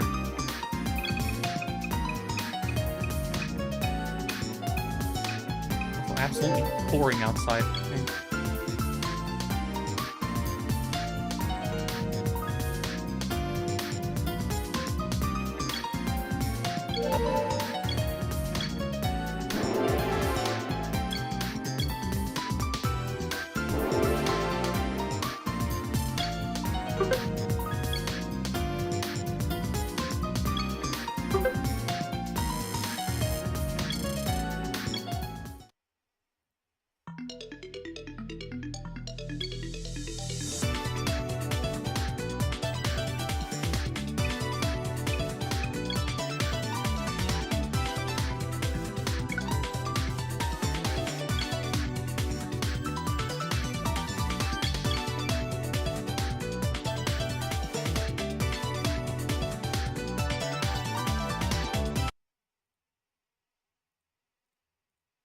Oh my...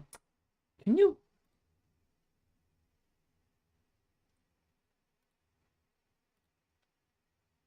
I'm actually just... Come on. Okay, we'll check. Oh, great. It was supposed to be yesterday.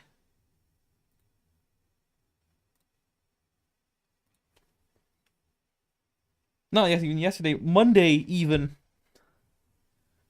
Amazing.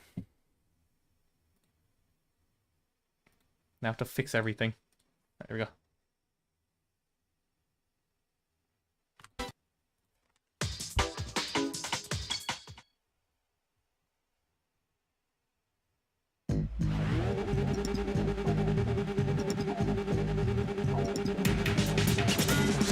Monday, night, I got paranoid that I might have missed somebody knocking the door because for some reason the post people delivered to this area have a habit of walking up to the door and knocking and then refusing to touch the doorbell. Why? The doorbell is right there. You're already there to knock on the door. Just push the button.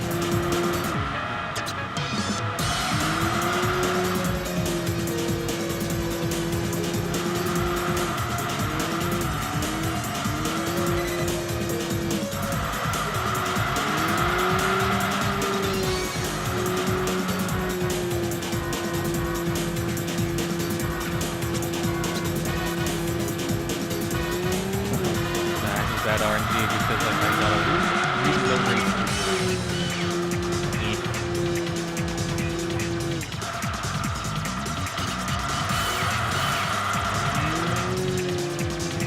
Sub 100 point races. Meh.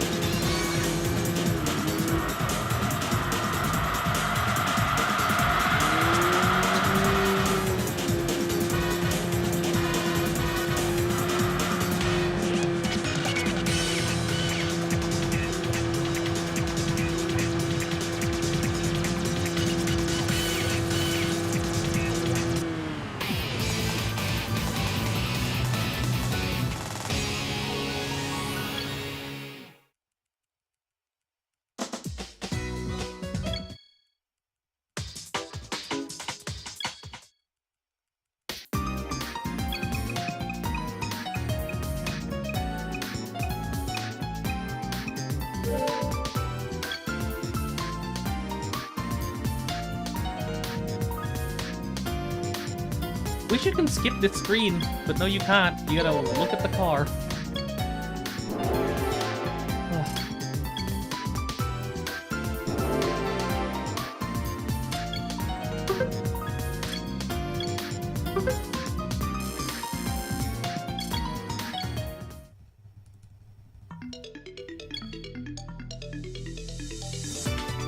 Please, thank you. And it's on Marco Strada. Really good.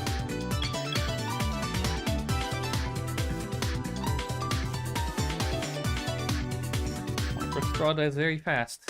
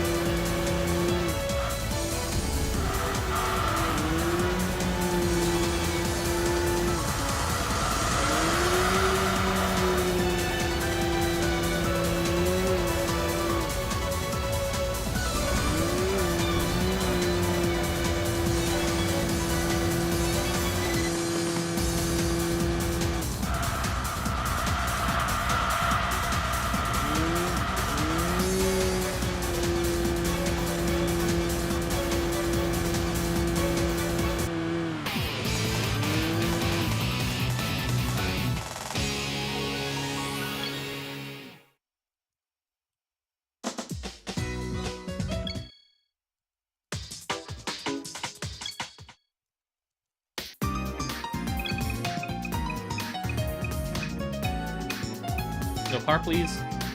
Ah. Nah, don't fuck her up, man.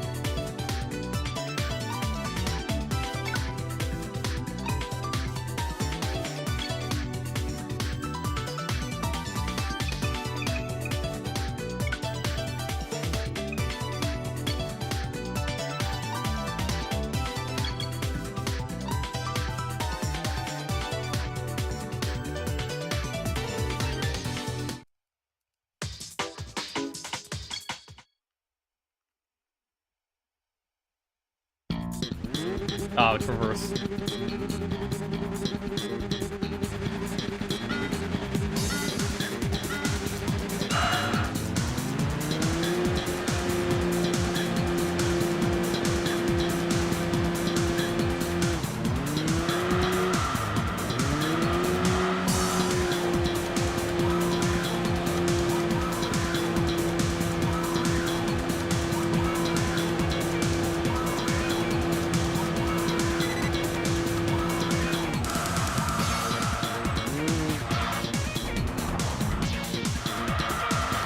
So far.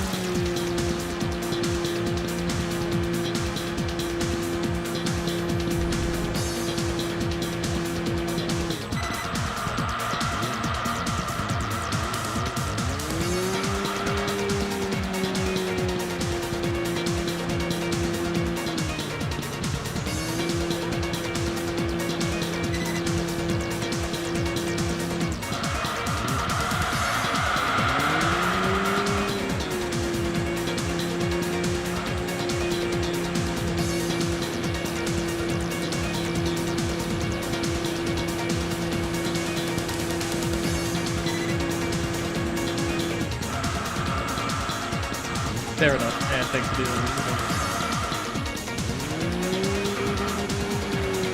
I guess it really is true. You just gotta find the right game.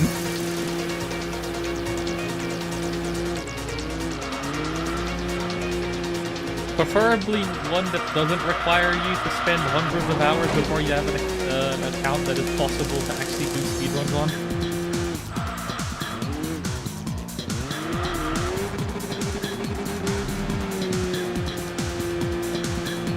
The initial reason why I even made my speedrun.com account all the way back in 2015 was to speedrun this one other game that I don't play anymore because it gets on my nerves. And also the problem is if you want to speed run.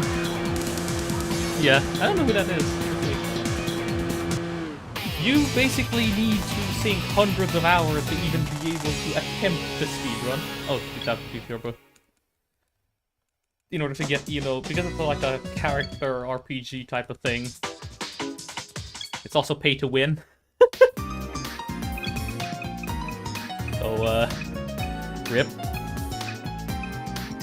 Game is a bit loud. Okay, it must have gotten loud again after I, hang on.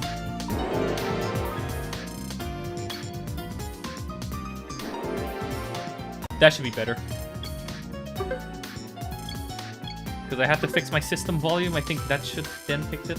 Okay, still not enough for R2. One more, I think, and it actually into R2.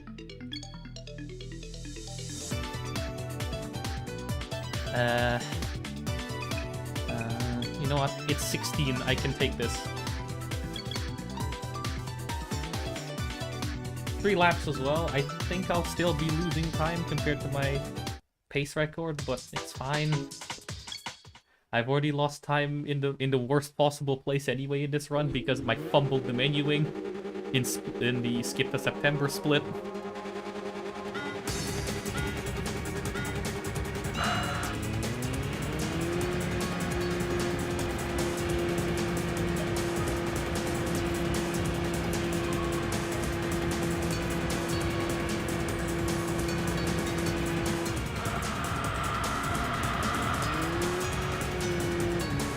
I just realized something about my run the other day.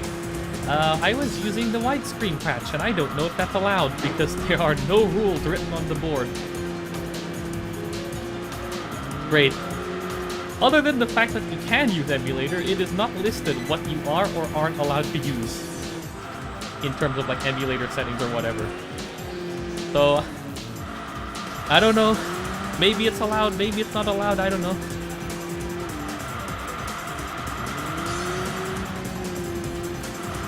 And also yesterday, for the entire stream, I forgot to check OBS to make sure I actually was using the correct microphone. I was using my laptop microphone. Great.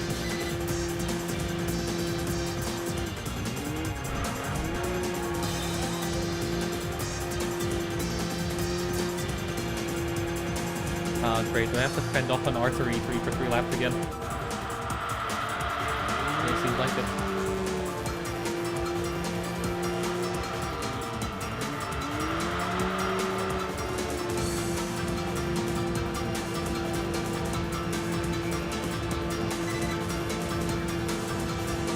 Yeah, it looks like I have to fly off an R33 for another max.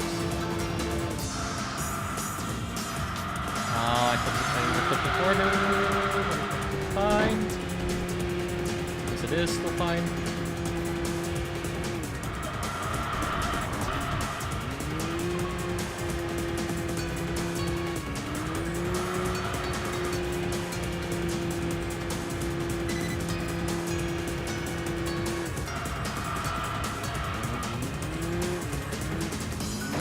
Hit the inside.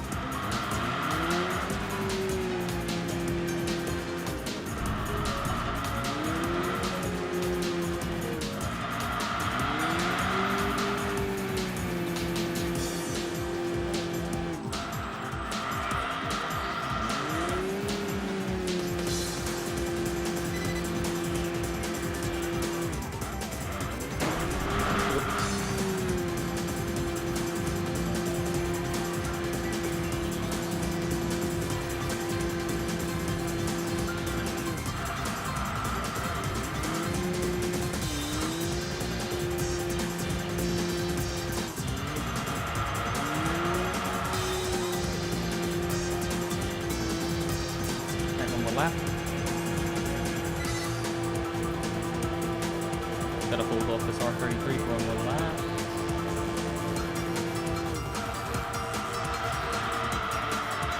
Okay, this turn is fine. Didn't overcook it. Left. Straight through the inside.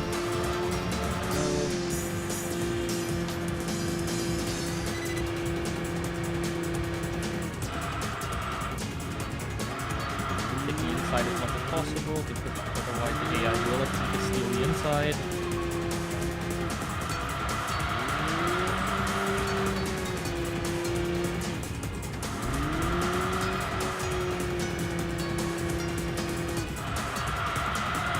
Oh, no, that's a bad corner. It's still fine. Ish. Somewhat. I hit the inside of that corner strip. Try and conserve as many points. Oh god, I can't speak. What I meant to say is I don't want to lose too many points, but I also lose the car experience. And I would rather get this car to level 10 as soon as possible. I just gotta defend this last. Nice.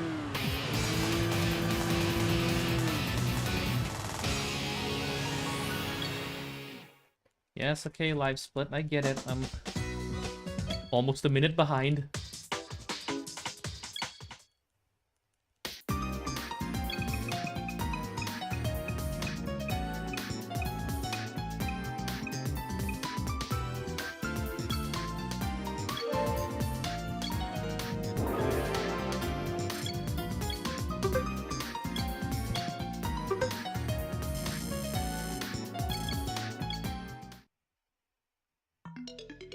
Alright, let's see. Ooh, oh, wait. Oh, might be cooking with this one. This is a good one.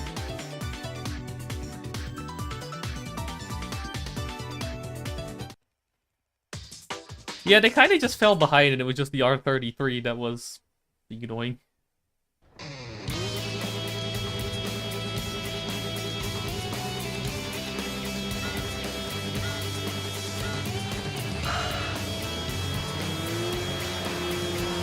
Yeah, the 0 to 30 on this seems very good.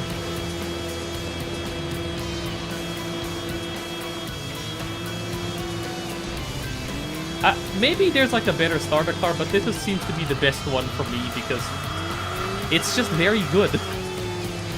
Especially with the fact that they implemented CVTs improperly. So CVTs inadvertently become the best transmission type in this game.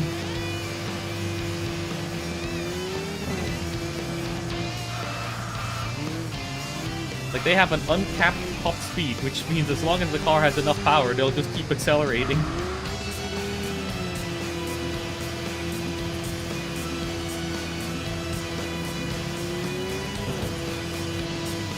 Well, of course, until the gears eventually get too long and they stop accelerating, but you know. So long as they have a high enough power, they can get really high speeds. And also, they have really good low-speed launches as well. It's really good. Yeah, the upgrades you get don't change the relative performance index that the game uses for odds calculations, which is nice because that means cars like this are very good. You get good odds even with max upgrades. That's also why the rank 1 speedrun uses the EK wagon. It's the same principle, really. It's just even worse than this car. Oh well, the game sees it even worse than this car. Which makes sense because that thing cannot exceed 90 kilometers per hour without adjusting the 19 miles per hour without adjusting the gearbox.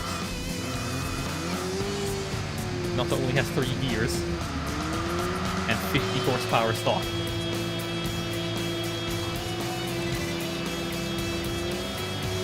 So you end up with ludicrous races that have like over 20 or even over 30 odds. So you get really high multipliers in the higher leagues when you use UK Wagon.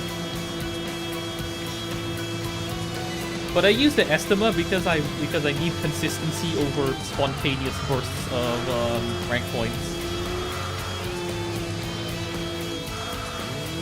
It's much more capable of winning the races, which is good because that means you get more rank points. And even if it can't win, it at least is more capable of staying in 4th or higher, which means you have a chance of getting the car you need. If you know, a good car appears in a race. I would not mind the Supra. The Supra handled alright for a FR car in this game. to be the King of the Year car.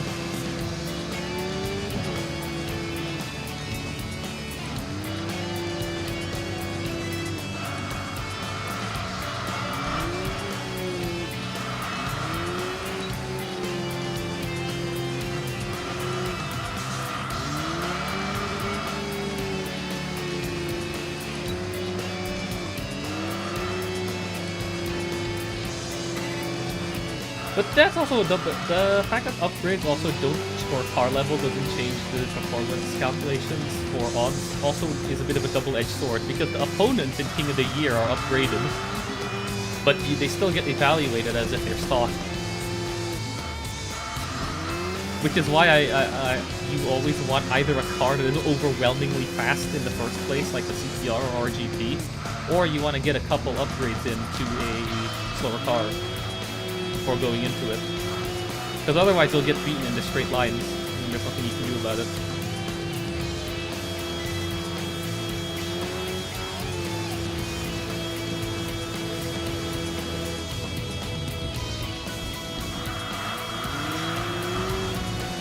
Nice.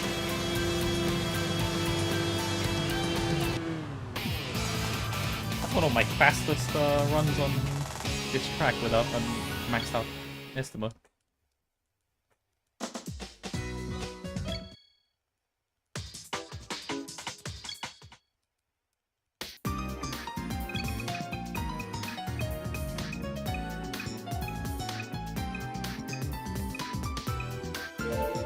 Ah, no Supra.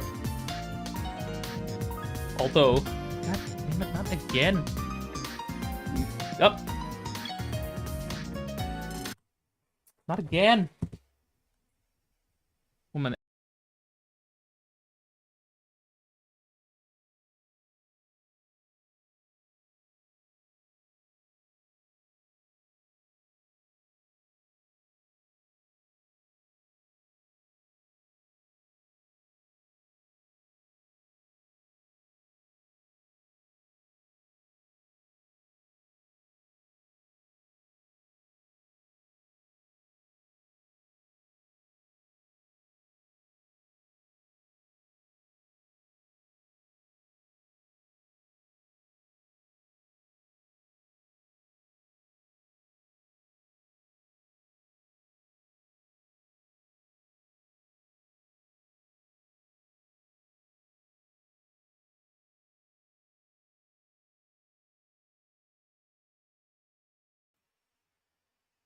Yeah. It was either pause or I go commit piss myself. I don't think... I think I would rather take my speedrun being invalid rather than the latter.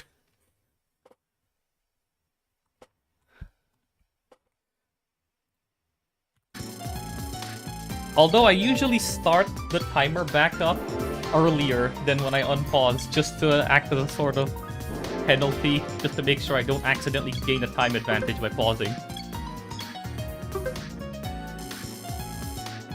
Like, I pause the emulator first and then pause the timer, and then...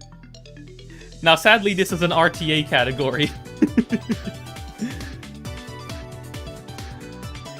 8 lap... No. This is faster. This is only 6 minutes as opposed to 8 minutes on the other track. Or even 7 at best. This is faster. This is only 6 minutes.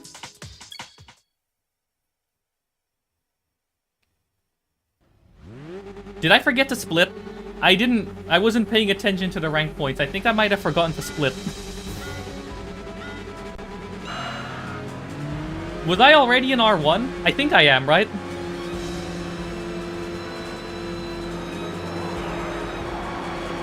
I'm gonna assume yes. Because I think this race only really appears in R1. You don't get low-end steering races in R2. You don't get a race on this track in R2. So this is R1. I forgot to split. Whoops. That means I'll have to not save my segment for this because it would mess up the current segment.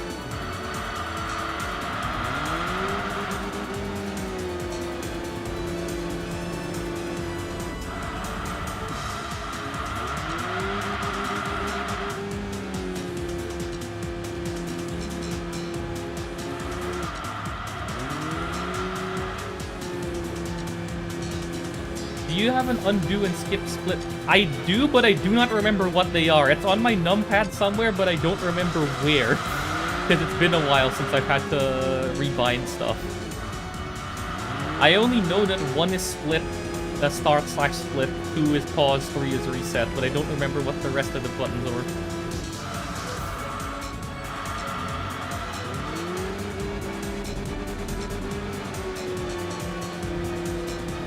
I think it's either 4, 5, or 6, but I don't remember which one is which.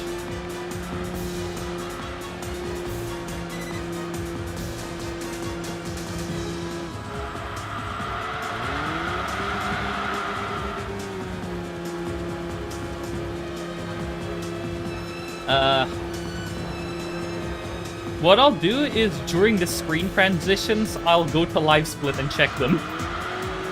Because there's going to be a moment where the screens have to transition, and then all I have to do is just spam a bunch of buttons. So I'll check there.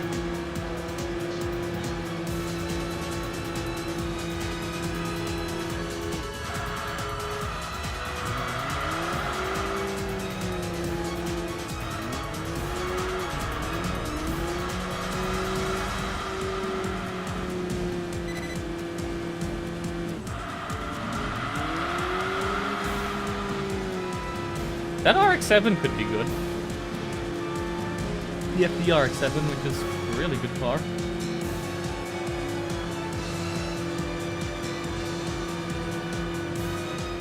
Slightly underpowered car and go for it. I guess that's a strategy, but the issue is, if you go in slightly underpowered, but the car is still considered a good car, you'll end up starting in the back.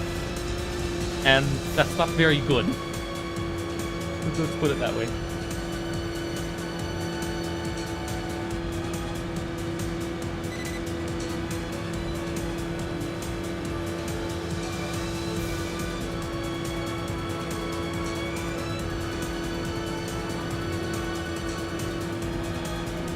I don't know why the AI lifts in this giant bank corner. They can just full throttle go away, but they don't.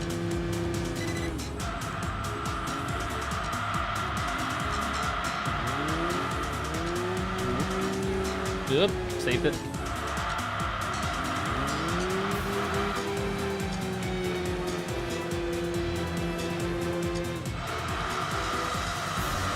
I noticed this track is also really good because the AI seems to be quite slow. And because in R1 you normally only get 2 lappers on this track, it's only about 6 minutes, which is still a lot faster than most of the other choices of tracks that you get. Whoop, whoop. Whoop, saved it.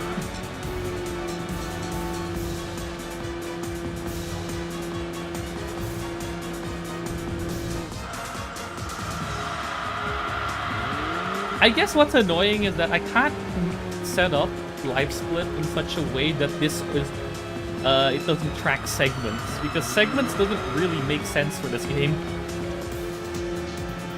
Only the splits matter. The segments themselves don't really matter that much. Especially since these splits are just for when you get to a certain rank, which doesn't really matter as much as more getting to certain weeks in a certain amount of time. But I can't really think of any better splits than this. Because weeks doesn't really matter, doesn't really make sense either in the sense of traditional speedrun style splits. Like really, this run technically only has one split, which is beat King of the Year. There's no other sort of required thing that you need to do other than the first RN race and then winning. That's it. So really, if you want to optimize the splits for this game, the layout, the split layout, it's only 2 splits.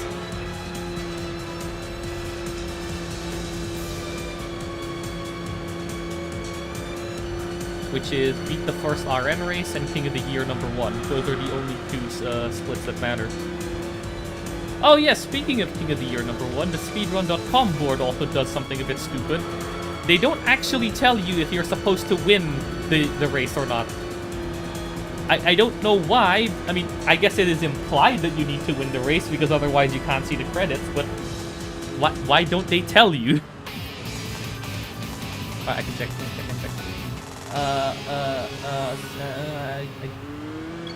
I don't remember where's the hotkey button? Where's the hotkey button? Settings. Yes. Okay, 8 and then 5, okay. There we go. Figured it out. Ah, dang it, I got the Sylvia. No, RX-7. I figured out the button.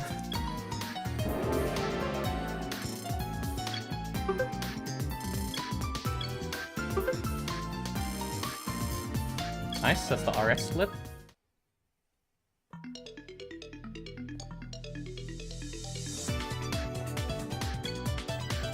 If I get one more decent race, that should give me... Oh, here's another low-end steering race. That's also very good. That's another 6-minute race.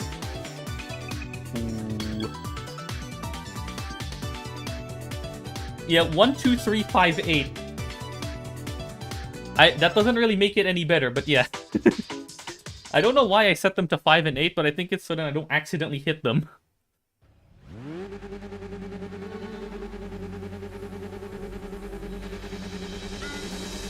I wanted to try binding the split button to one of my controller buttons, but it doesn't seem to work with global hotkeys. So, numpad it is. At least it's close to my right hand. No. No. Go back. No.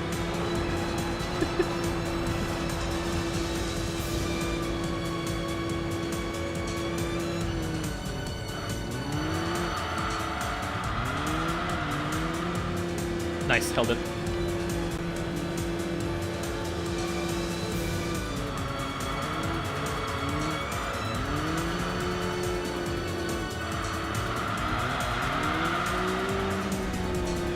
I think I set it up like that just to prevent me from pressing undo. Because I think when I first set it up to like 1, 2, 3, 4, 1, 2, 3, 5, 6, I think I ended up pressing 6 a lot. No, I set it to 1, 2, 3, 4, 5, and then I just kept accidentally hitting 4, which undid the splits.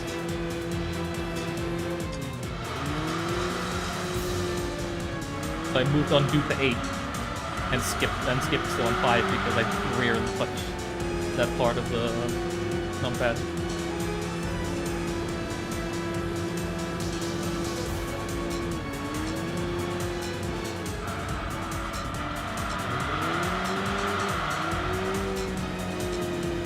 I gotta fend off this. Is it an Impreza? I didn't check. Yes, it is. It's an Impreza. Just gotta fend it off for a couple laps.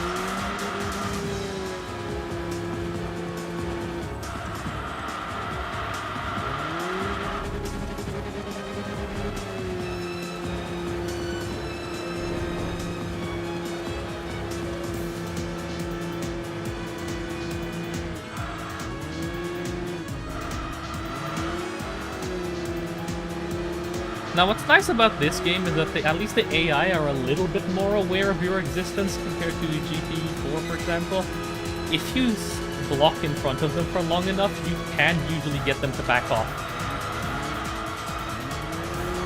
Oh, touching bit of grass. That's fine.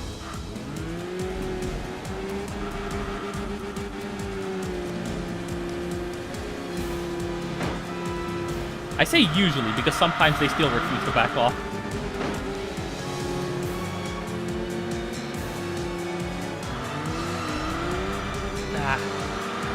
Rip.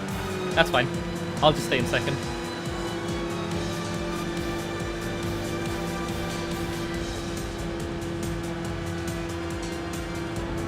Unless he lifts. Oh, he lifted. He lifted. Why did he lift? What a blunder. What an absolute blunder. He lifted.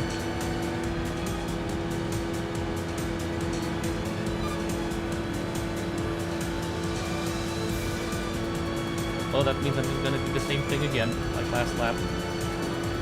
Ah, we're gonna hit the wall. Oh. Ah, not as good as last lap. Oh well, it's fine. Second place, I think, was still a decent chunk of points, which is good. And at this point, the car's already maxed out, so I don't really care about the car XP, and the driver experience also doesn't really matter that much. Why is he so slow here?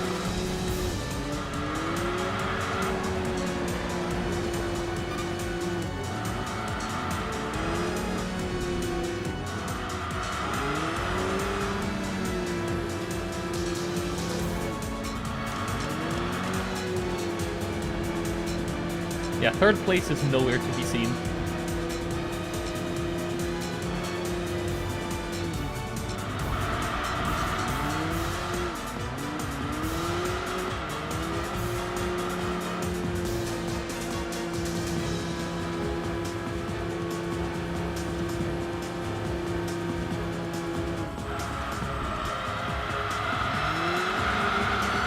Now, ideally, you would want a really good car to spawn in one of these R1 races, and then you finish 4th or higher, and then you get it. So something like if a CTR or an RGT or something spawns in, you get 4th or higher in the race that it's in, then you get it. Then you wouldn't even need to grind levels, because those two cars are good enough to win even against upgraded cars, as long as you don't end up in a mirror match or something.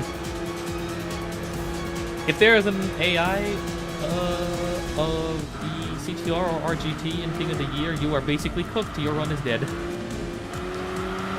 And there's nothing you can do.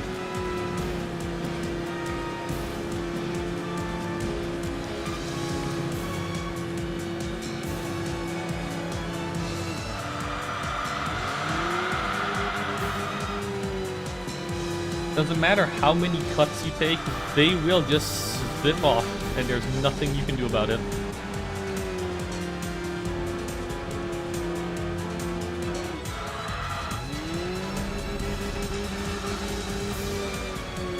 I think that's like the oh my god, I can't speak. The single most annoying RNG aspect. The fact that if a really good car spawns in as an opponent on King of the Year, there's just nothing you can do. You just lose the run.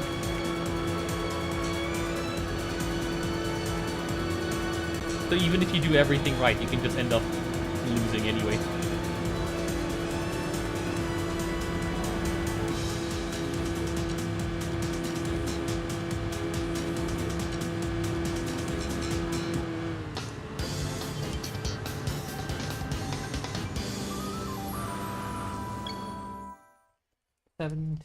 So I think that would have given like 3,400, which means with second place that's like 2,000.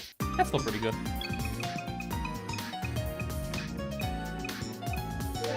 Nah, no NSX. The Impreza also would have been nice as well, but me.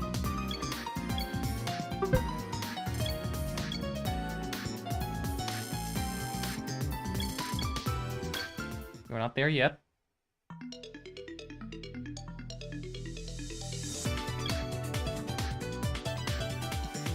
Still have to do at least one more race. No. 6 laps. Oh no. This is fine. This is only 6 minutes, and it's 1,000 points. And I could get an Evo. Not bad. I'll take it.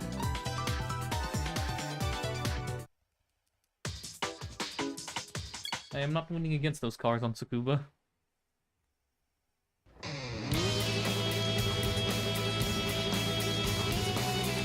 This at least I have a chance because the AI are a bit slow in some sections.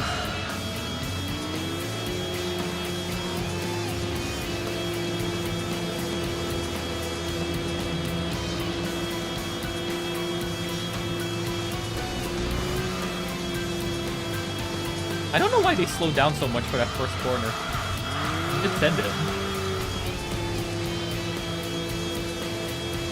This car also can accelerate up this hill, which is a nice upgrade over the EK wagon.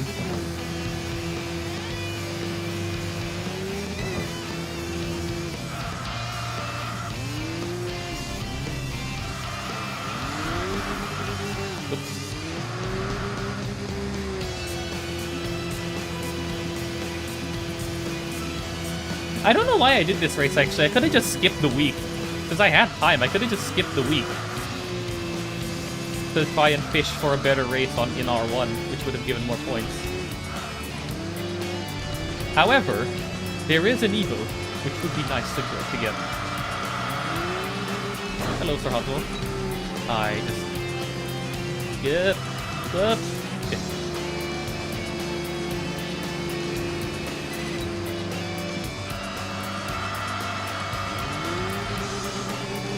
I'm now just herding a bunch of these opponents together. Whoop.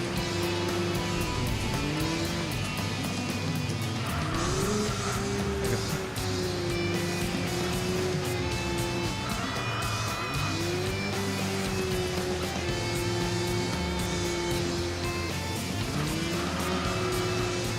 Stay on the inside. Okay.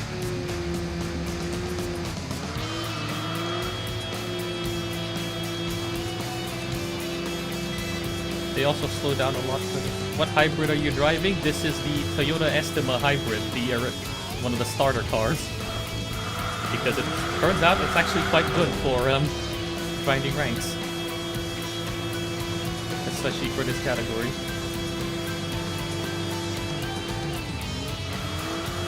And also because they broke how CVPs work in this game. They didn't implement them properly, which actually makes them better. They forgot to give them a maximum amount of how long their gears lengthen, so they theoretically have infinite top speed. Of course, at some point they'll still stop accelerating because they run out of power to push through a long set of gears, but it does mean that you can just set the final drive in the tuning settings to be the lowest to get a much faster acceleration. No, I think there's a lot of people. I think there's actually quite a significant amount of people who also shares that sentiment. Because there are some things that this game does better than Gran Turismo. Like the physics model is definitely, I guess it leans closer to realism, with some asterisks because there are certain things about it that don't really make sense. But for the most part, it does lean closer to realism than Gran Turismo. The campaign structure is also pretty unique. And same with the... what do you call it? Even the arcade modes are pretty unique as well. And also, this is probably one of the best original OSTs for any racing games, like, ever.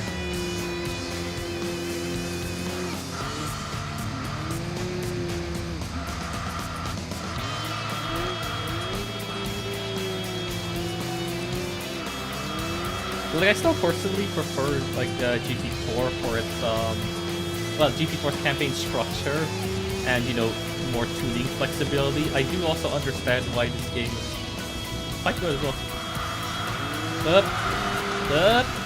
Look, saved it.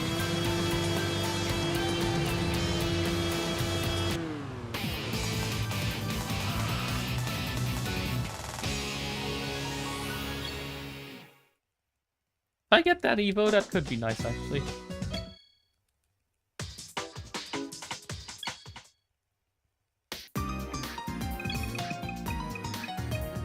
I'm not gonna look.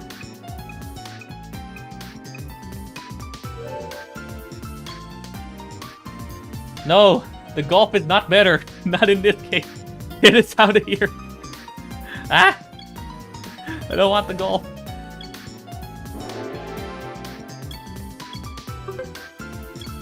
This should be enough to bring me to rank 6.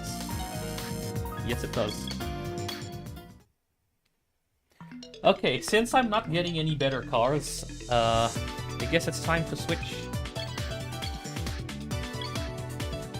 The only car that I've gotten that actually would stand a chance is actually the first car.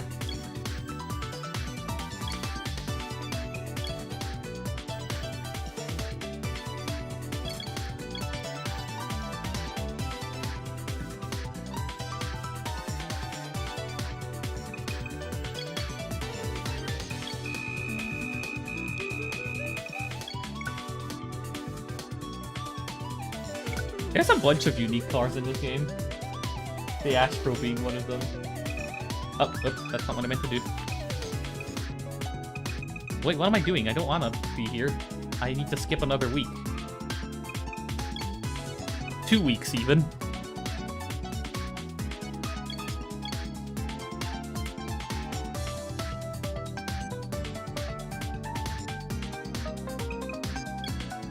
Oh, I almost pressed back.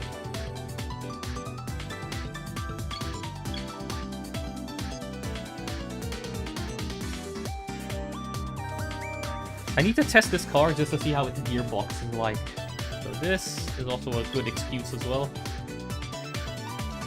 Ah. I think that's just a normal R34 and not the tuner R34.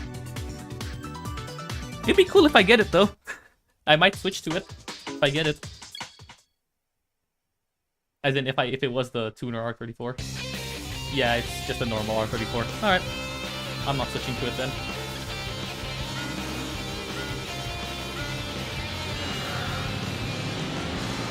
How many gears does this car have? Please say it has more than 5.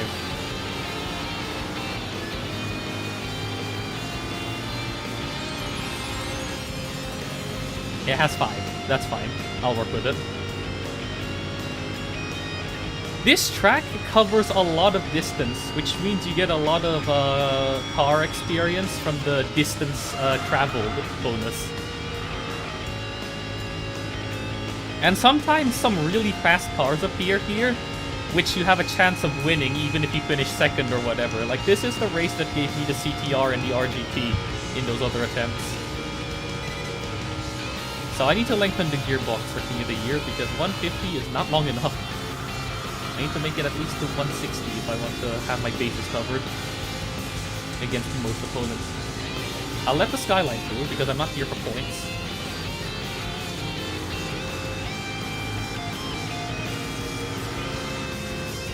Actually, I might end up switching to the Skyline if I get it, because that has 6 gears.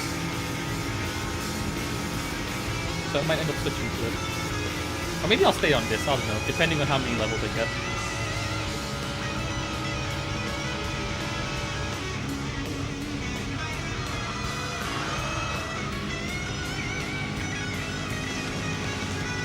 No, that's the normal Skyline. The tuned Skyline would have like a livery on it. There's like something on the hood, some red and black stripes on the hood, and on the side as well. That was just plain white, so I think it's the normal Skyline R34. Yeah, that's the normal one. You'd be able to see the markings on the hood in the little split icon. If it was a tuned one.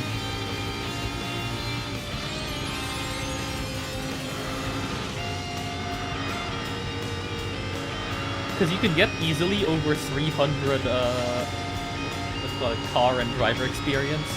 Over 350 even if you don't like hit any walls or other cars. Which in A-class cars should be enough to give you 2 levels, and in B-class cars gives you enough for 3 levels. Which also means you get a power upgrade. And that could be like the difference between falling behind and at least being able to stick with the pack in King of the Year.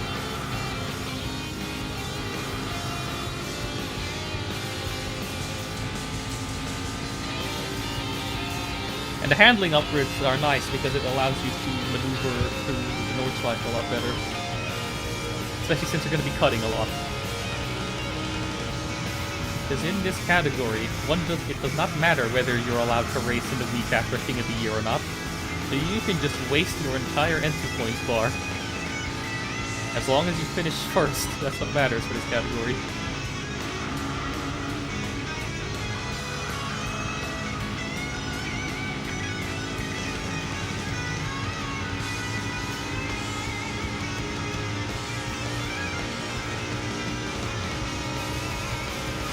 Yeah, this is not gonna be a PB, but it's alright. Like, yesterday's run in terms of, like, the race RNG was insane. Like, I already reached rank 6 before even the hour mark on the timer. because the game kept giving me races that have high odds, yet beatable cars. And also in tracks that I can beat them in.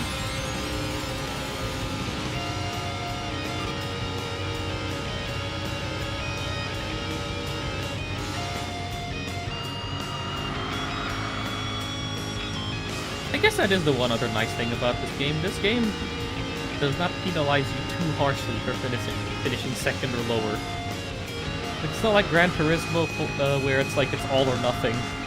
You either win or you don't. Here you actually have leeway across the campaign.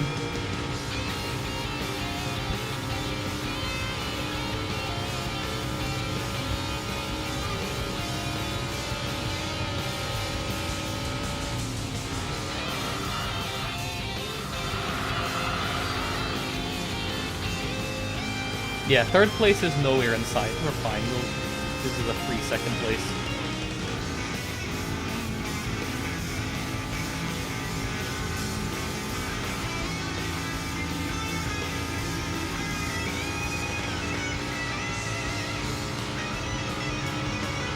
If you actually manage to get something like a CTR or an RGT before this point, then yeah, switch to it and you can skip this race because those two cars are good enough to win against most cars in King of the Year without upgrades. In fact, if you get a CTR or an RGT or the Root Turbo R well before this point, that is essentially the ideal RNG because that means you can immediately skip the King of the Year as long as your rank is high enough. And I think in such a run, you might be able to get like a 120 something. Or even a sub 120. But that is an exceedingly rare set of circumstances.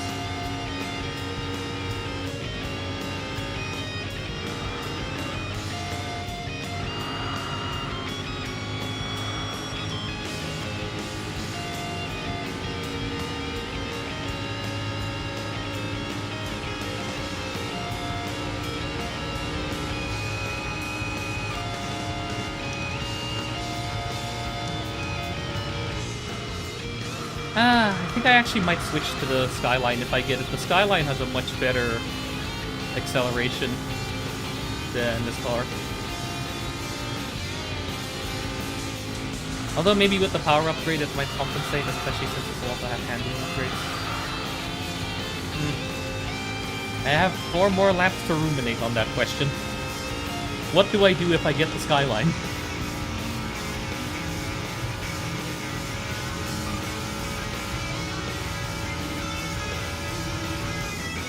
Or do I even... Do I do another short race after this to try and get one more car level, or do I just go straight to King of the Year? Because I have a high enough rank that I'm able to skip a race without dropping out of the qualified spots.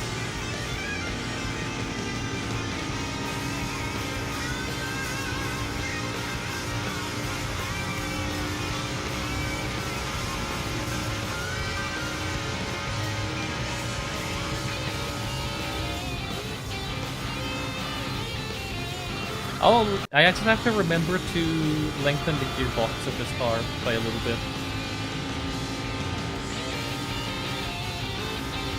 I don't want to be topping out at 155 miles per hour.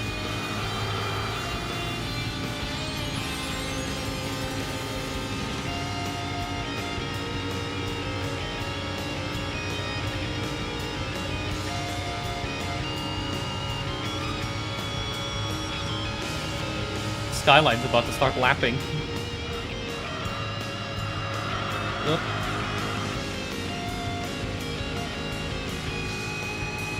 Almost understeered into the wall. I'd rather not do that because I want the levels.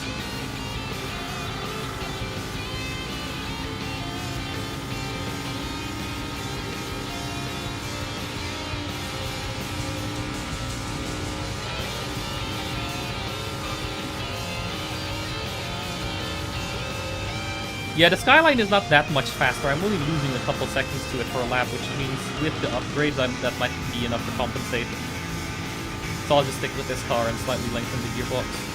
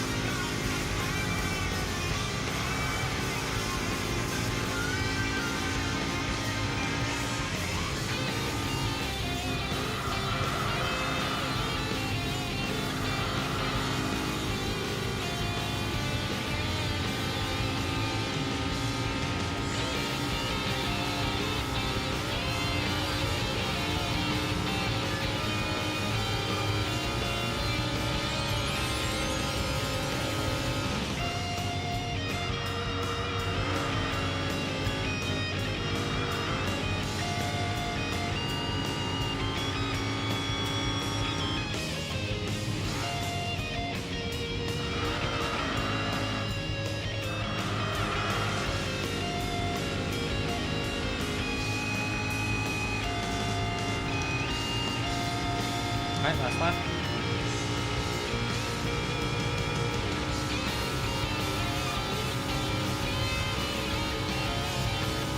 Yes. Yes, I am. Because maybe yesterday's one may be invalid because I was using the widescreen patch. Which is annoying because the rule... Oh my god, the rule listing for the board does not specify what you are or aren't allowed to use.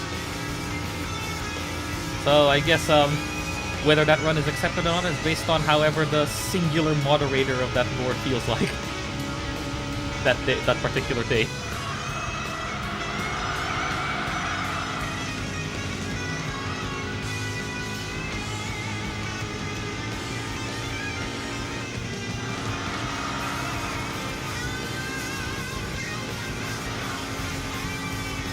I think the R34 has successfully managed to lap a couple people.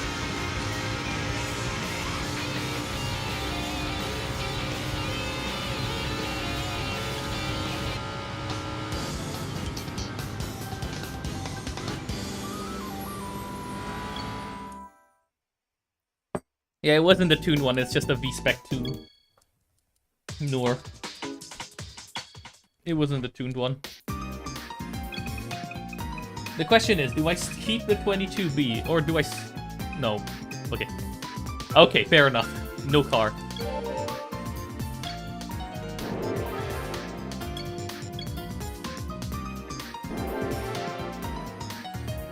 Ah, okay, fine. I'll do one more race, just so I at least have the power upgrade. It'll be a short one, so I just have to click join race. Come on, there we go. Click to RN. There is one in Rev City, perfect.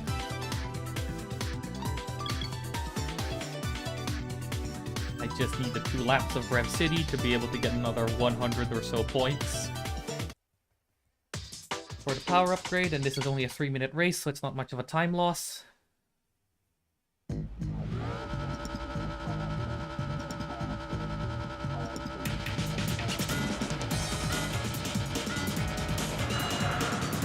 I forgot to lengthen the gearbox, I should do that.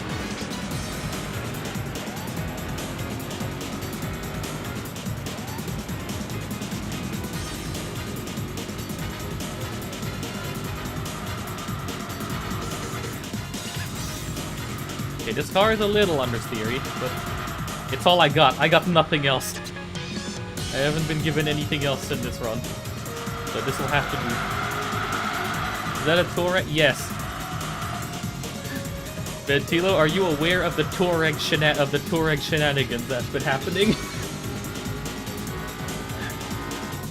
I swear in most of these runs that I attempt, if there is a Touareg in the lineup, the game will give it to me at some point.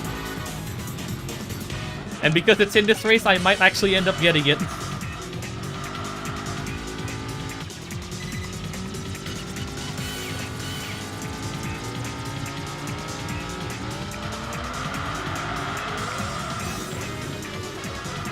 why, but in these runs, I've never really seen very many of the, like, ultra-high power cars. Like, I have not seen an EV110, which I've never actually seriously driven in this game, but it could be interesting for the end of the year.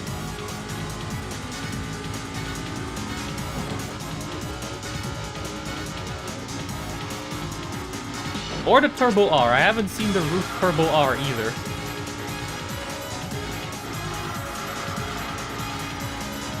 That could also be a decent contender, especially since it's four-wheel drive.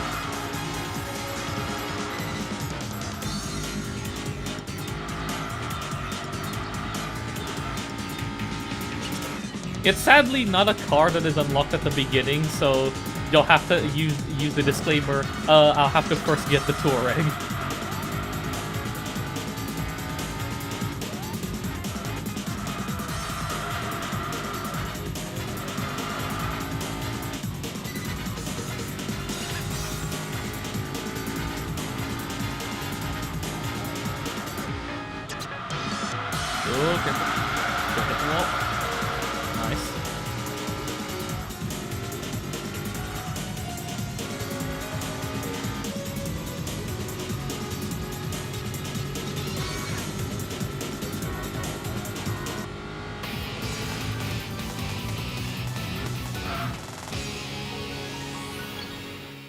Okay, hit the wall once, but hopefully this is enough for power upgrade. Possibly?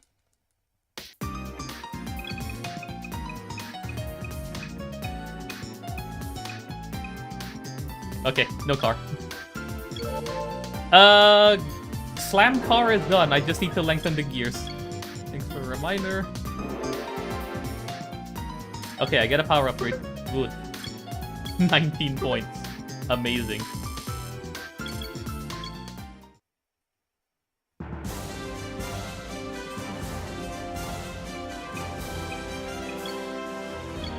Don't accidentally press her. This much. I don't know how long that lengthens it by, but I hope that's enough. I'll just have to go by the vibes, TM. Uh-oh. Well, I guess I'll just have to risk it. Annoyingly, all the cars in this race are upgraded, so we'll see what the Corvette does. I may have to pull some shenanigans again, like the first run that I did. That was like the 227.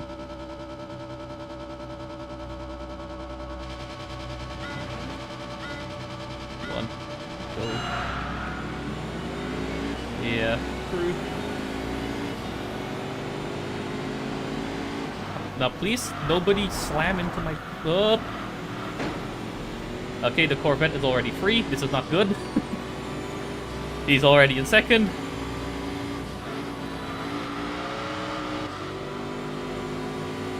I don't know, I think I tried the Corvette. It's alright, but I wouldn't trust it with my life because this game, physics, a bit weird.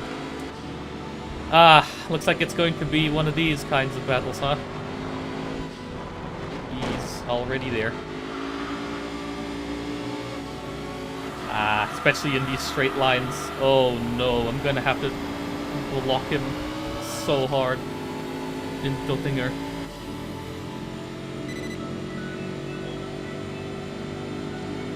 Okay, yeah, this is going to be a bit painful, but we'll see. That was a good turn. The R33 from my last attempt also would have been nice, but not this time, I guess.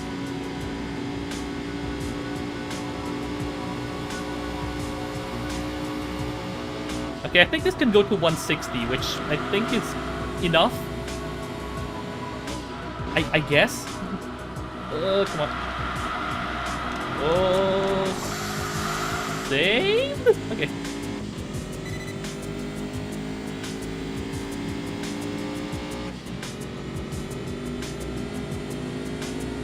I have to shift at like 6.5 because this clock peaks early. 6,500. Oh no, okay. I thought I unsettled the car. It's fine.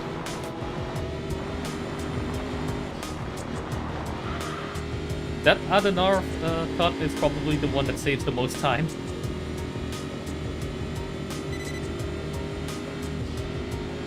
You gotta drive like it's mission 34. Yeah, it only bought me about 3 seconds against the Corvette. Gonna veer off.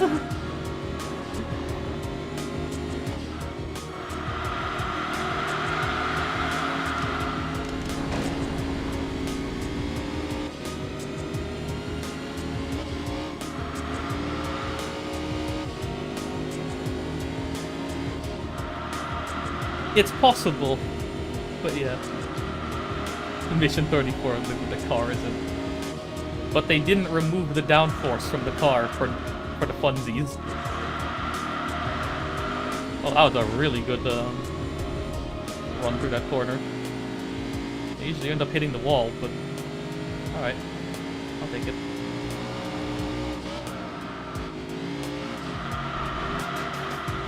But at least the sub 2 hours is consistent, which is nice.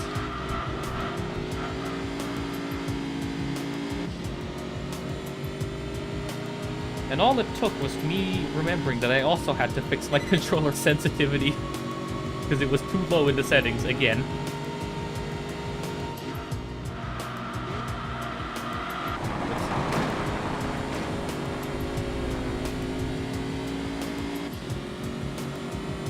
Also, slamming the Esteban actually helps its responsiveness in corners a lot, so it becomes way nicer to drive.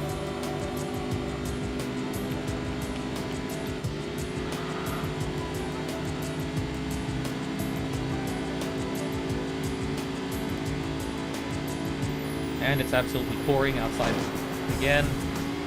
In real life, that is. Not in game.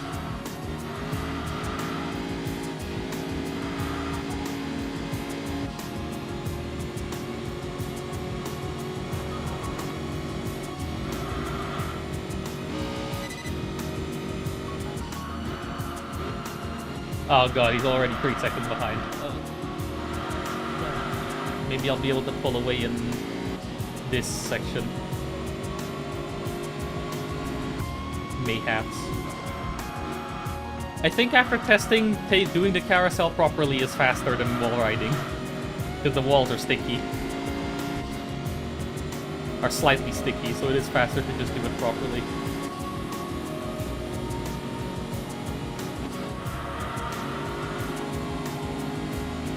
Cutting is fine, but wall riding is no.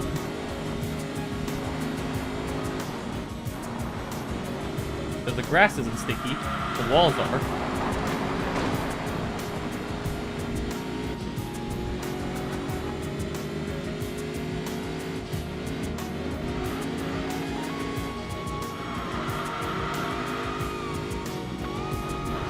Alright, now I have to be careful I don't screw up mini carousel again like that one other run.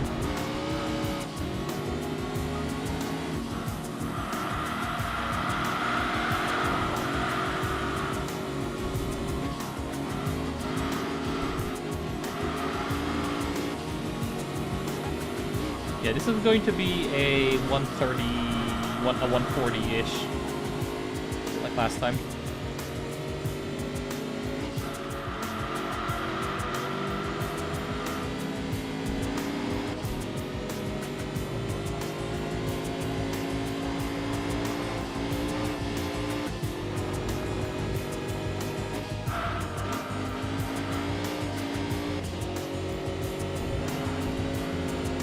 I love this track theme so much.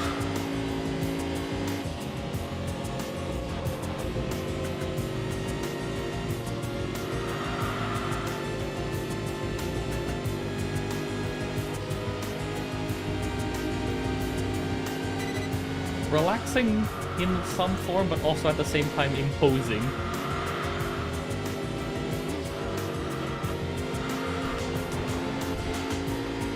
Don't overcook mini carousel. Don't shift lock the car. Just stay in third. There we go.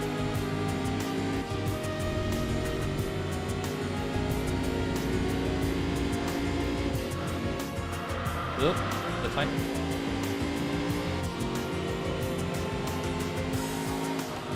That lift. Here we go. Here we go. Am I fast enough? Moment of truth.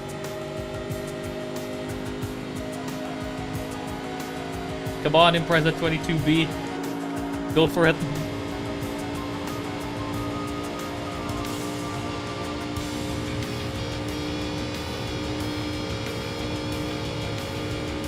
Okay, I think it's gonna top out at about 160 something, which is good.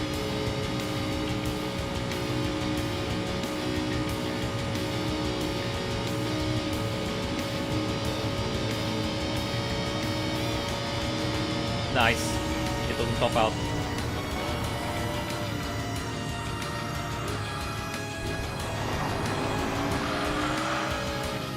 Yeah, I think I didn't gain or lose any lead relative to the Corvette.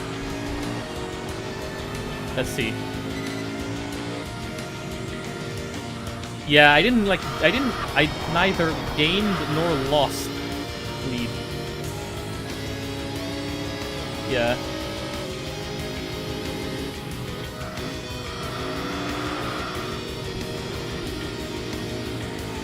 Wait, I lost 2 seconds. Okay, fair enough then. I guess I wasn't paying too close attention to the split. That's fine. 2 seconds is manageable, especially since I'll gain it back at Adenar.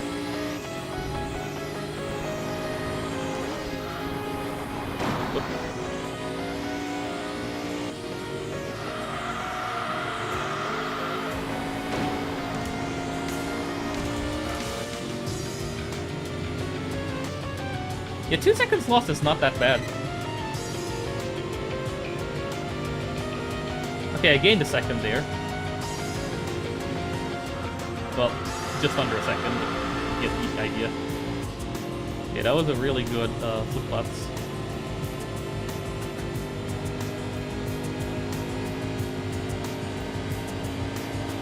Not to not screw up shooting points again.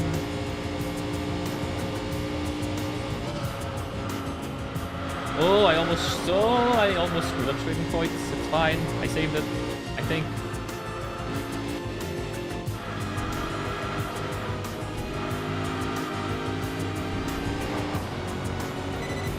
Saved it.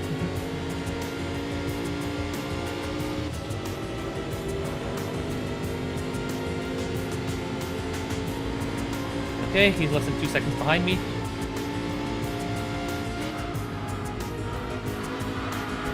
Don't unsettle the car. Good. Oh no! Ah, I screwed up the cut. No.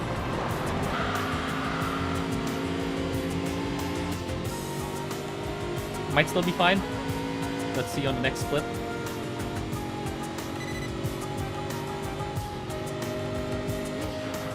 Okay, I'm back to 4 seconds.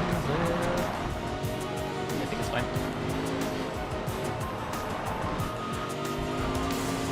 Across here.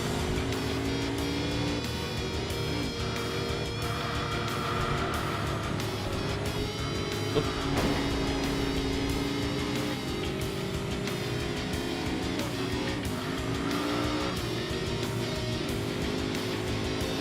Yeah, I don't think this would have been possible had I not grabbed the upgrades. Because the handling upgrades really help in going through these corners.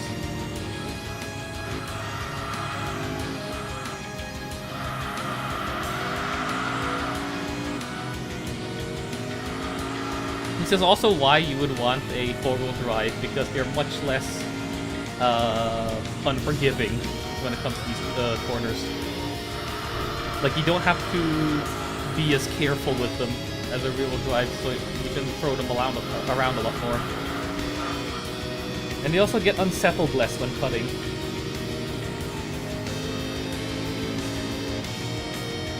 Makes them much more controllable.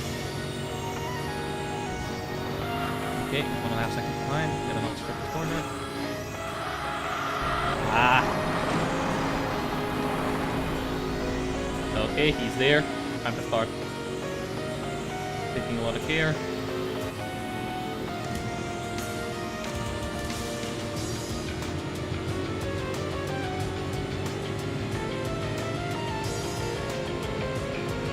Yeah, this game really will make you feel body roll.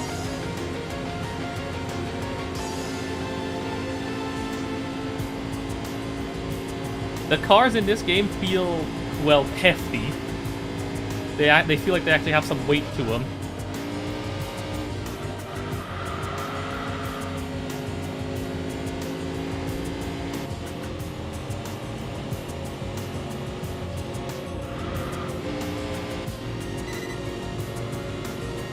Ooh, he's less than a second away. He's there. Come on. Get away from me. Oh.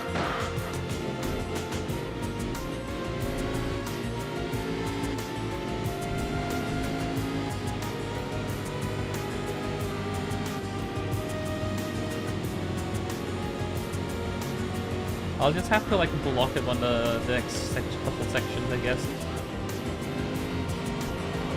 And just take very like defensive lines. Or, you know, do stuff like that. Just abuse the flip angle to get around corners without losing too much speed.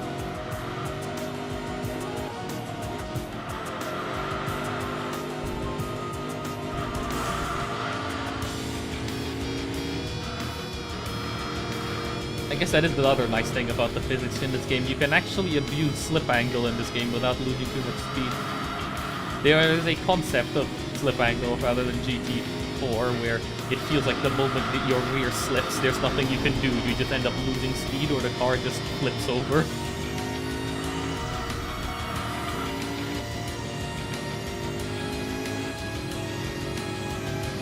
Why did I say flip over? I meant spin around.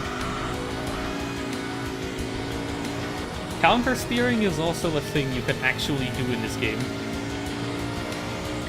As opposed to GT4, where sometimes when you counter steer, the car just starts oversteering in the other direction.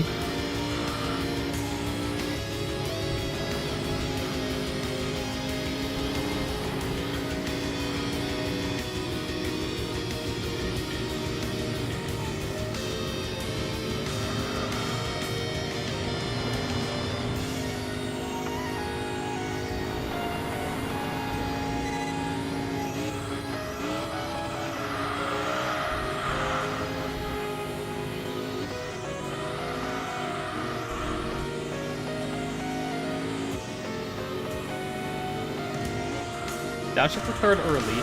Take the mini carousel without shifting. There we go. That is also another thing if you're going to be driving a rear-wheel drive. If you shift lock the car, you are dead.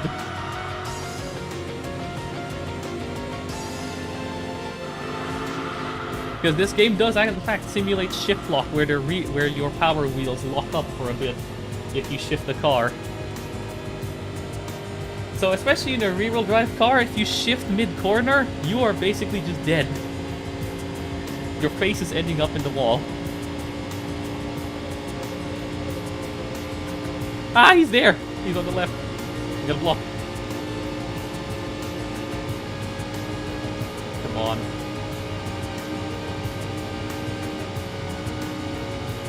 He's coming. Did he lift? Ah, he's on the lift. He's actually there. Alright,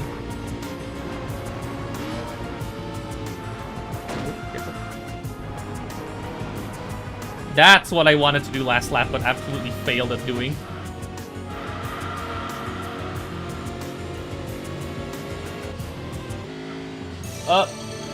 There we go. GG. Not a PB, but that was alright. Didn't end up with a roof in the final championship or an SLR or something.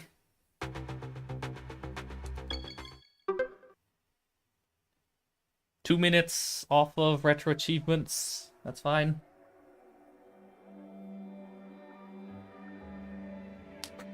Ow.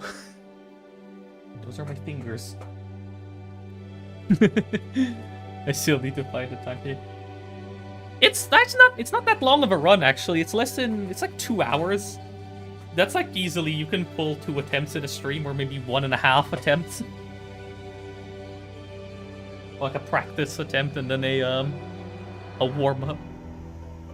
If you get a roof early, sub 120 is definitely on the table, because if you get a run where, kind of like yesterday, you get to rank 6 or higher in less than an hour, get a roof super early, you can basically just skip all the way to King of the Year and then just... Yeah, that is probably a sub 120. I think that's the fastest it gets. I don't think you can get any faster than that. Sub 1 hour would require you to basically get every single race that is like high odds. Like, first you get to R3 before October. Yeah, you get to R3 in just 2 races in R4. You start on September week 2. Skip, get exceedingly lucky with high odds races all the time. Get a good car, like a roof, and then you can just skip all the way to King of the Year once you're at rank like 3 or higher. Yeah, I think you basically need to do RNG manipulation at that point.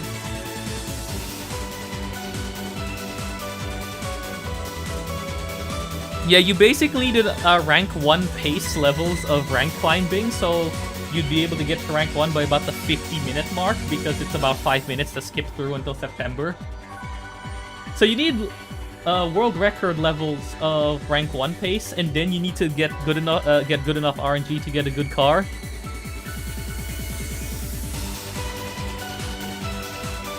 Yeah, by RNG manipulation, I mean you'd probably have to have the task pools like just straight up cheat at that point. Yeah, the role is determined. So a task run would basically just be straight up cheating by like modifying the memory values or something to get good RNG. Or if they figure out how the game generates random numbers, like maybe do some input buffering or whatever to throw off the randomization, so that you can guarantee certain lineups. Also, the time is still going because I didn't get rank 1 this, at least the Retro Achievements timer is still going because I didn't get rank 1. Actually, wouldn't it be funny? Okay, you still get a...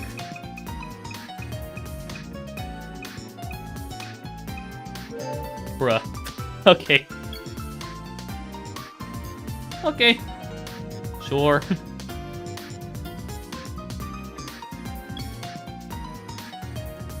You cannot join the next race, it literally does not matter.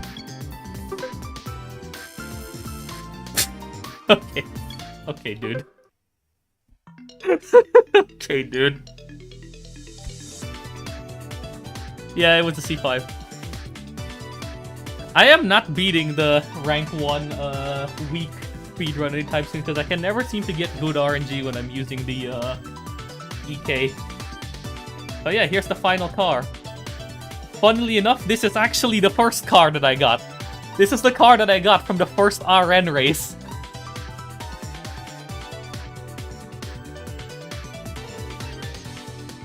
Not an ideal car, but at least it was good enough to beat at least the opponents can be beaten with it. So you know what? Fair enough. I think I have time for one more attempt.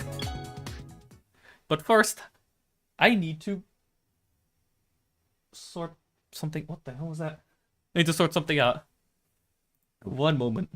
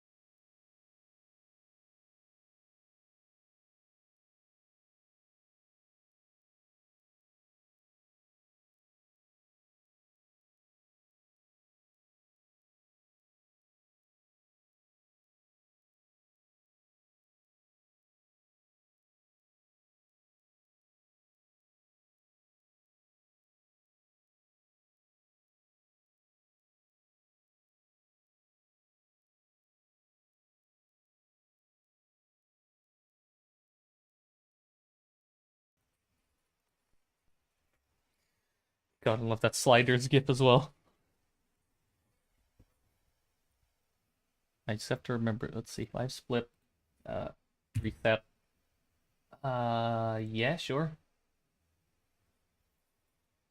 And then...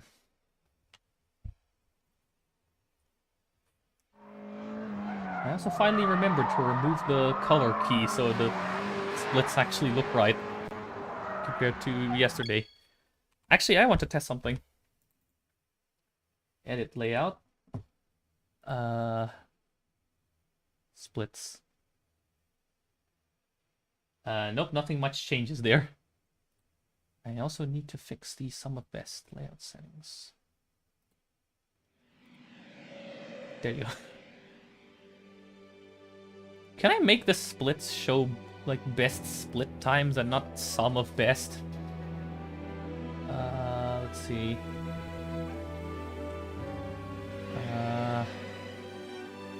Split name, split times.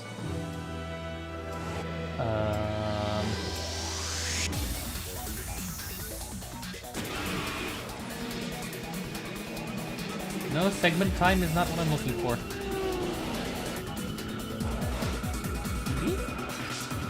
Ah, there we go. I have to set it to PB, not... There we go. I have to set it to PB and not current comparison. That's what I need. I'll keep the sum... That because the sum of best is good enough. I don't need it across the whole thing. Same here. Compare with PB and not with splits. There we go. That's what I needed.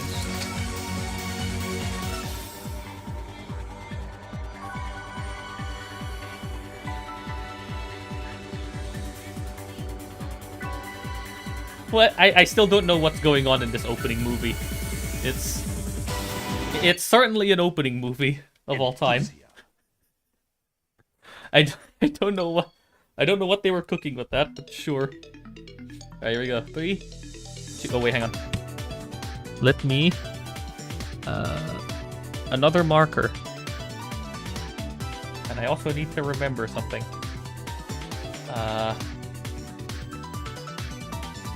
So is this just broken, or is the API just being slow? Let me take a look.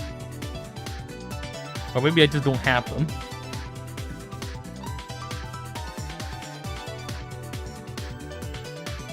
Yeah. Also, I'm pretty sure the track that they show inside the intro doesn't actually exist.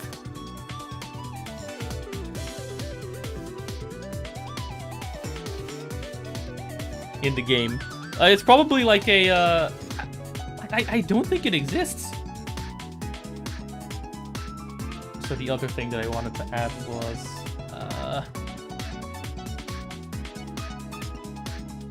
can I just get a... where is it?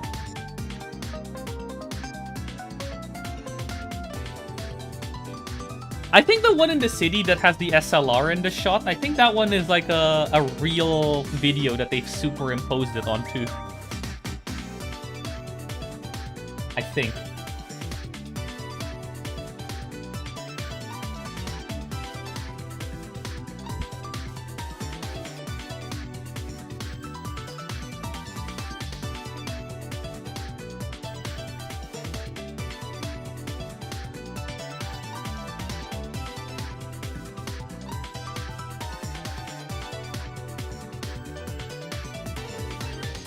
Let's pre-queue up a bunch of these. There we go.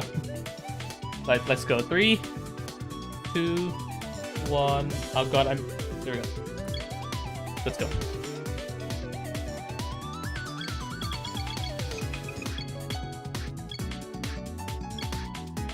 Immediately get to the car, skip through the dialogue boxes, go to the garage. Oh wait, you can actually preserve slider speed. That's amazing. You can actually preserve the slider movement speed. That's... Wait, hang on. That's some interesting tech. You can preserve the slider movement speed if you click down while holding left. That's good to know. Saves like half a second. on the menuing.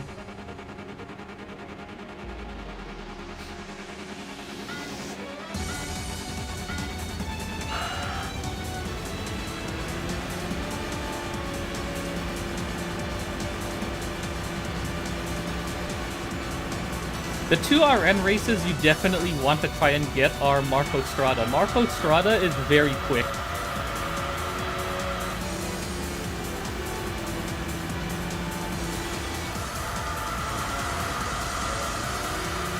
This is only about a 2-minute race, yeah. And also contains the I win chicane. Exactly.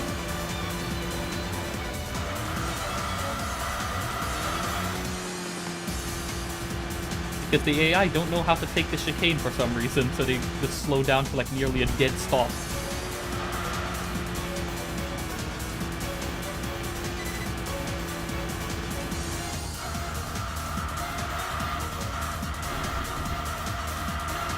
I didn't have to break enough.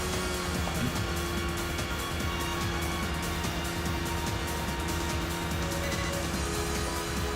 That's fine. Rev City is the best if you want to get more experience, or like car experience, but the issue is that it's like an entire minute slower.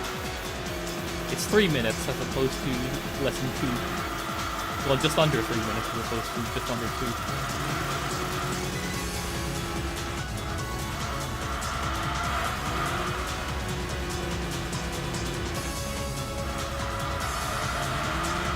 I will say, maybe somebody who's better at this game could probably use the EK instead of the Estima, and still somehow pull wins out of their ass while still getting a good car. Also, you know, while being in races that have good cars. I think the issue with the EK is that it's much less consistent. Name a... Yeah, exactly. As Expas mentioned several times in BC, this is the Mediterranean, the track.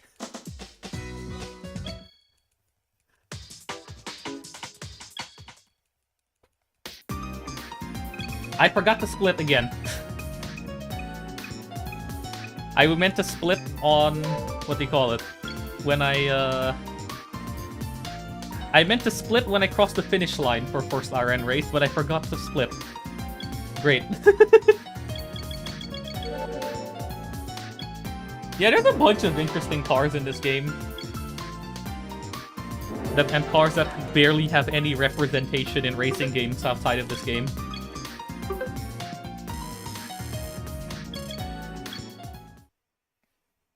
That's fine, I'll just skip the split then. And now for the most tedious part of the game.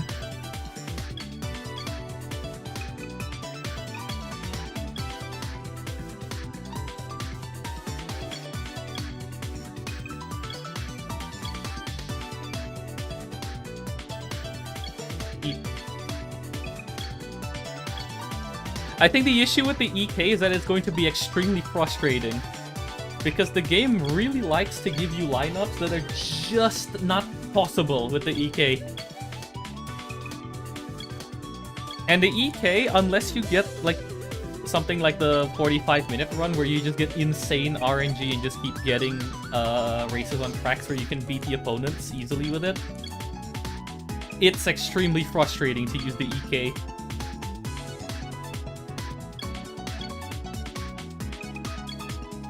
The Estima, I think, is the more sensible option for actually attempting runs.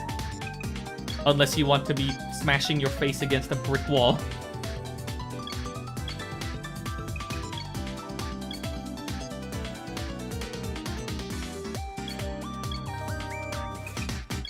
I guess the 2CV, I'm not gonna try and pronounce the proper name because I think I'm just gonna end up butchering it to hell.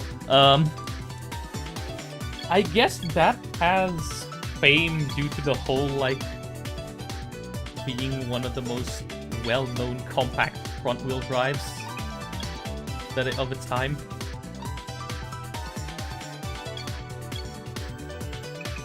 And while also having a pretty interesting suspension system that got iterated on over time.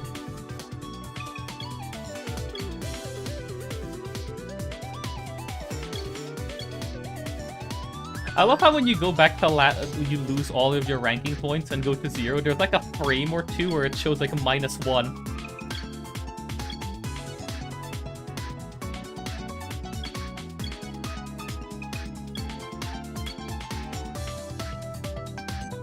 Thought that special suspension on the 2CP.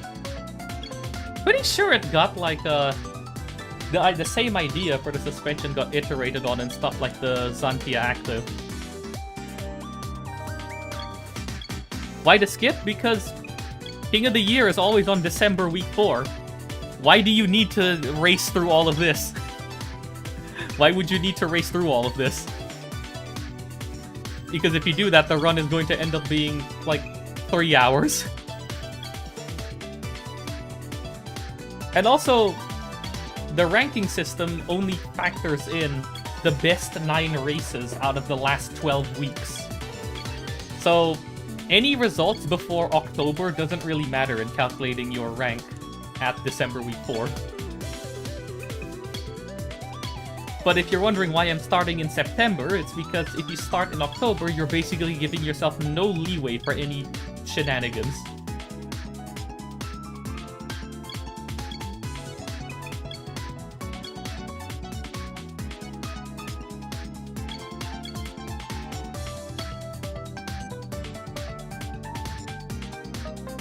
Ah, okay.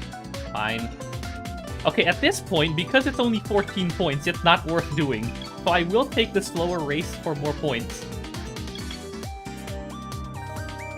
Because 13 points is such a pitiful amount, you're gonna need way more than that if you want to get to R3 quickly. And the fact that this race in the first slot has 130 gives me 133 points is really good. So I think it's worth taking a time loss in terms of staying in RN for a bit longer, but it does set me up to get to R3 quicker. There's actually some decent cars in here as well.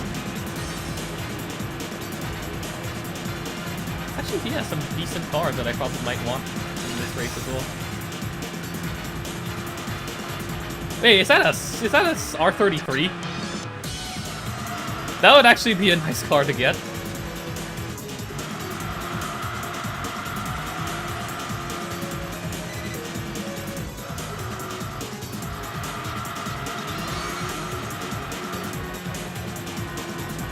Yeah, so definitely worth sacrificing, I think, an extra minute on this split, just so it makes the later splits faster. Yes, it is. I completely forgot that I set up that sound thing on StreamerBot.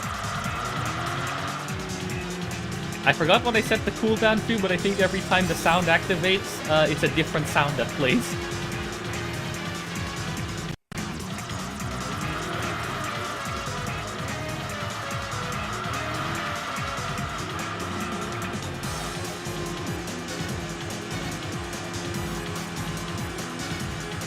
Pretty nice. Yeah, I think the sound is every single time he says Mercedes, and then also one secret quote in there.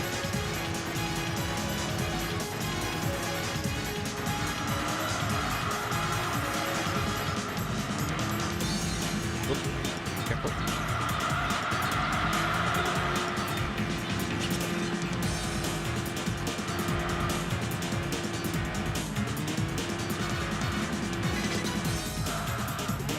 This track is also good because the AI does not know how to take the corner right after this one properly.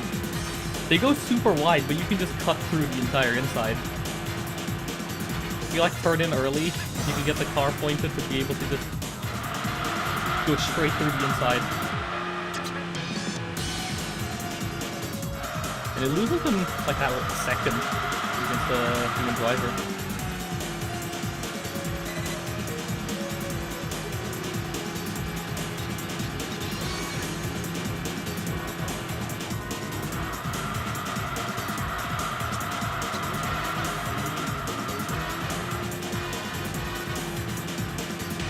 What's also nice is that this at least gives a bit more car and driver experience compared to...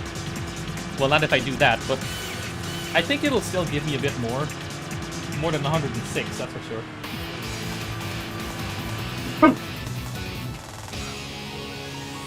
Oh, there's an R33.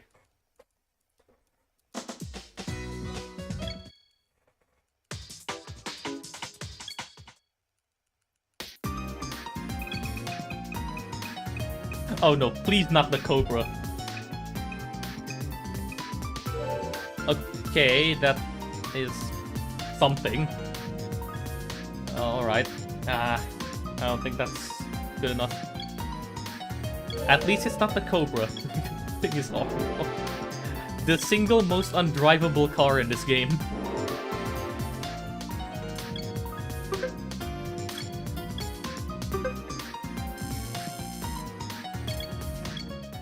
For the get to insert division rank splits, I'm basically splitting whenever the thing on the box says you can now enter insert division. Anything? There's only -1 and it's a faster race.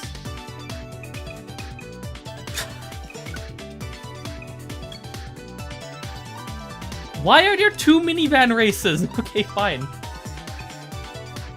Just give me 3 laps of the tube. I don't care at this point. What? There are 2 minivan races. Why? Just give me Tsukuba. At least it's forwards this time. I've had enough of reverse Tsukuba.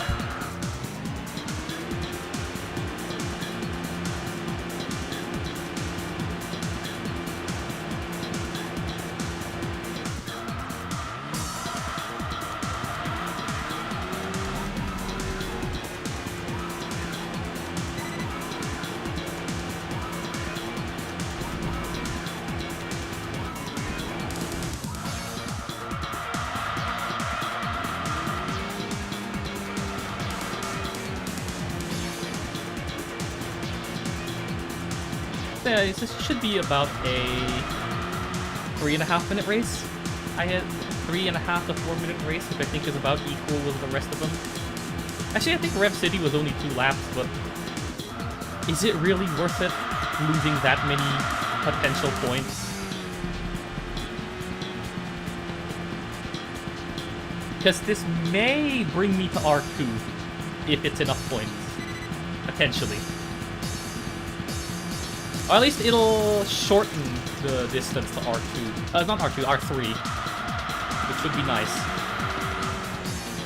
Because then I'll be able to get to R3 in 3 races instead of 4. Yeah, it's gonna be a 4-minute race-ish.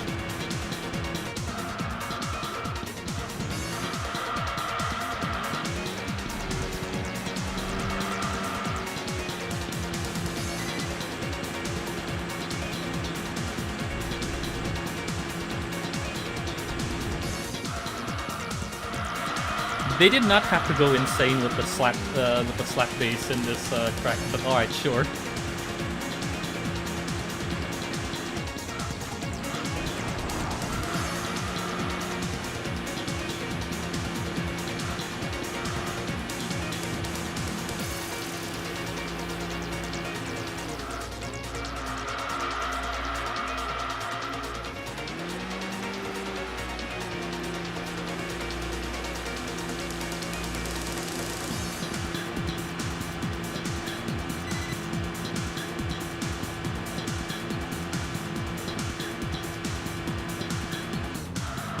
I remember to brake early for this corner.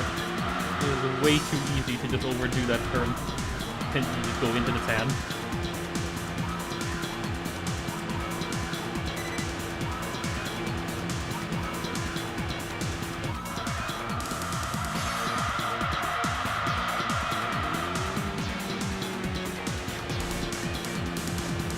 Who is in second holding up third place right now? Is that a McGann? I don't think it is. It might be, actually.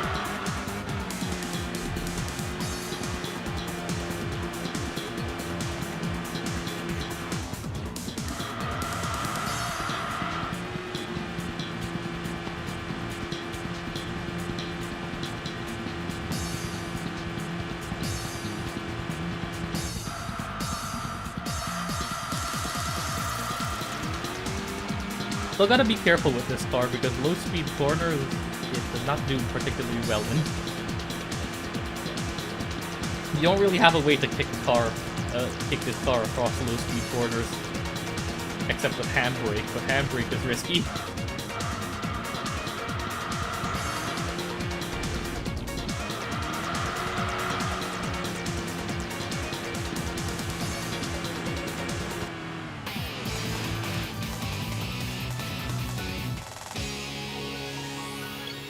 Okay, nothing in here particularly sticks out.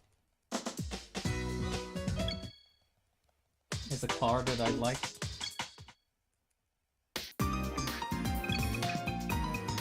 Oh, it was an Avantime. It just looks really short from that view.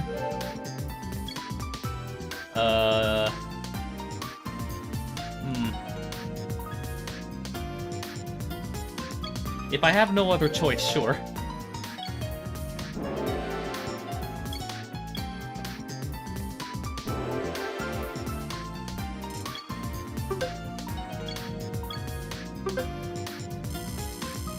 Nice. If I get another good race, I should be able to get into R3 in 3 races. It's actually quite a good time save. Ah, never mind.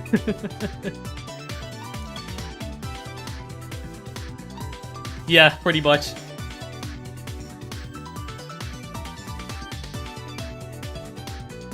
Old classic cars or old muscle cars are certainly a choice.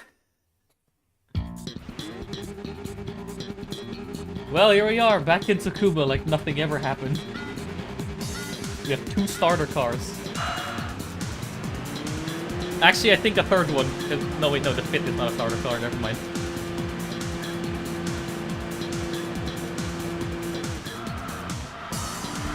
Hey, ref!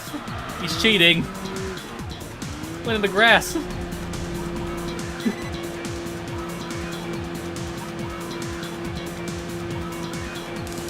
Oh, I think I need to go to the left.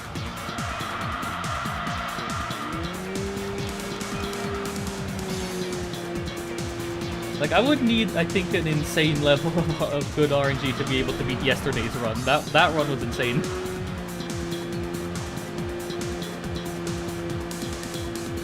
Nah. I can't very... Unless they have like a showcase of runs that have already been done, no. And probably never. Because I cannot travel. Yeah, estimate anywhere between 1.5 to 3 hours. Actually, it could even be more, because there could even be situations that the game throws at you where it's impossible to complete the run.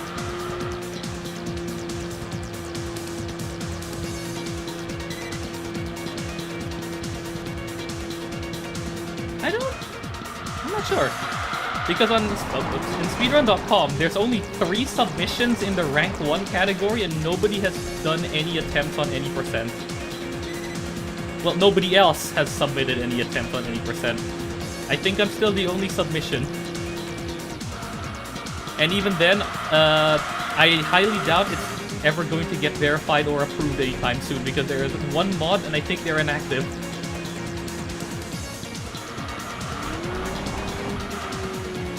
Imagine you just have ESA, an ESA marathon that just goes for several days because GT4 100% is in there.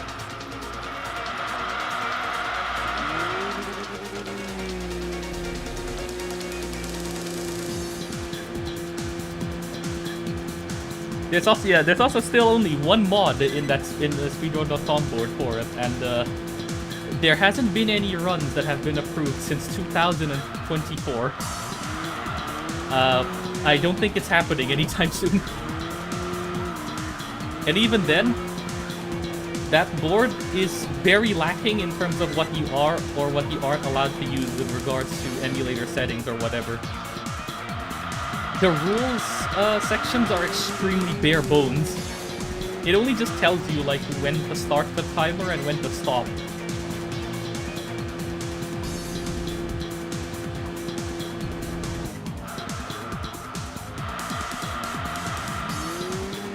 Yeah, I don't think it's happening. Something's telling me it's not happening. It's fine, at least there's retro achievements. Retro achievements, at least got me covered.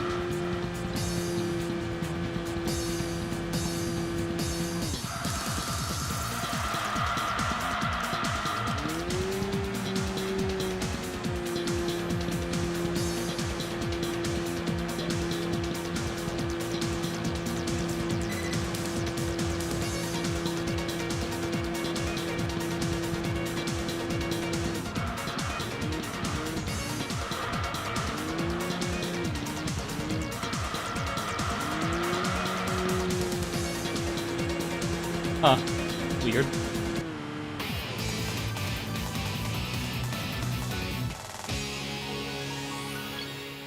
There isn't really anything that I would like from this lineup. So I think it'd be better for everybody's sanity if it just goes no cars received and we move on from this. Are you kidding me? Fine.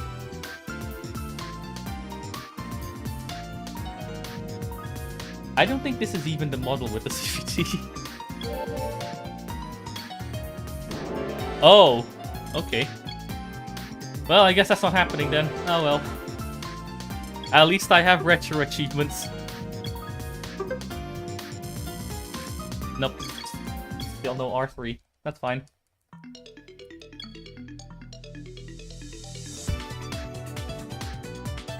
Okay, this is something.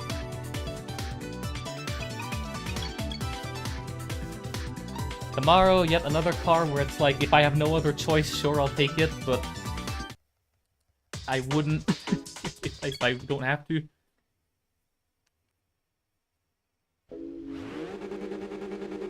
It's the A7 Camaro, so, you know.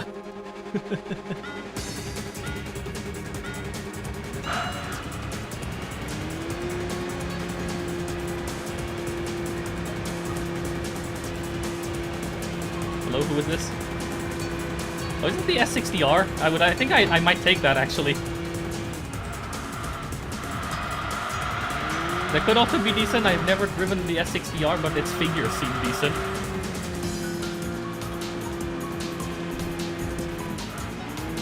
I might also take the S60R. The game decides to take it.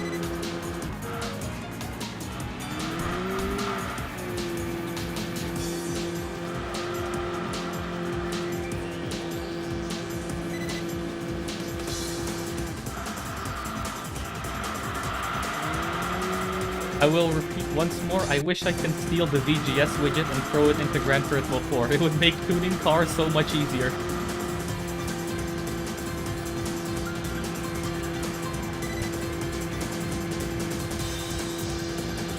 Sadly, probably won't happen unless a full executable decomp happens so that people can just start programming whatever the hell they want in the game.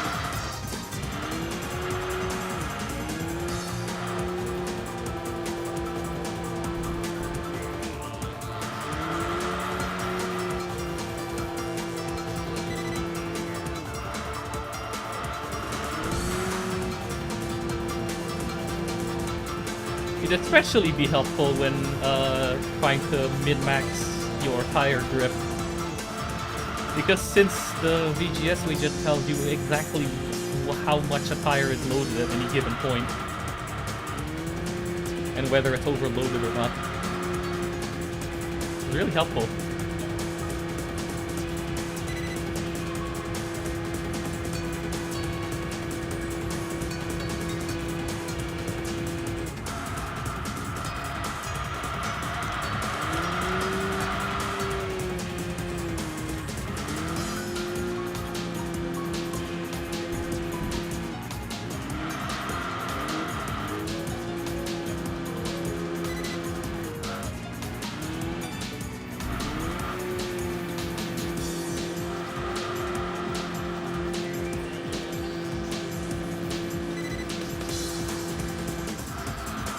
I'm still surprised though that nobody has attempted any of the speedrun timer categories on retro achievements.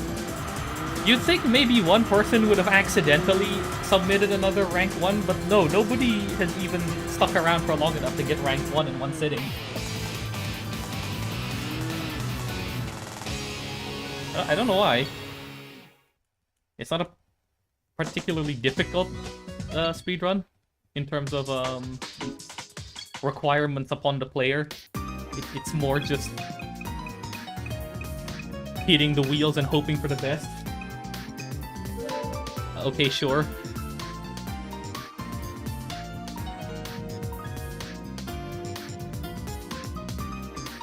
That also goes into the bin of only if I'm held at gunpoint, I might use it.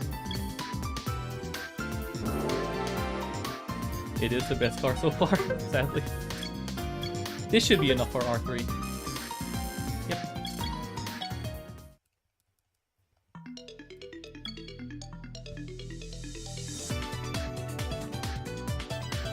Are you kidding me? What are these races? Let's see, Tsukuba. What's in Tsukuba? Okay, it's possible, but these odds numbers are disgustingly low. There's nothing in here that's even worth doing. Is it even worth just jumping straight into here? Okay, Stasia. I'll take the Stasia. That's a good car.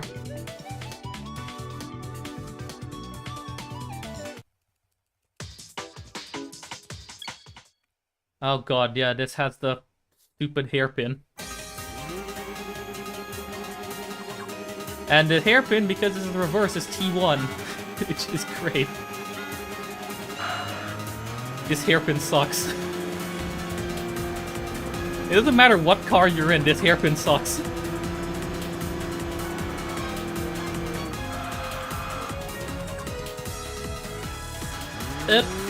Okay.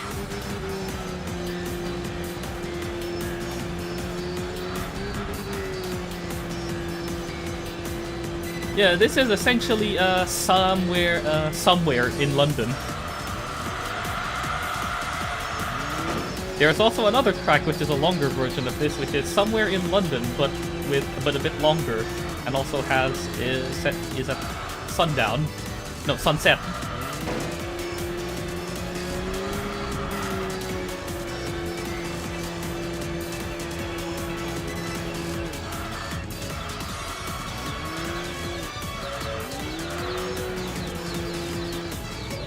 Oh god, nope, I took that corner badly. Apex too early.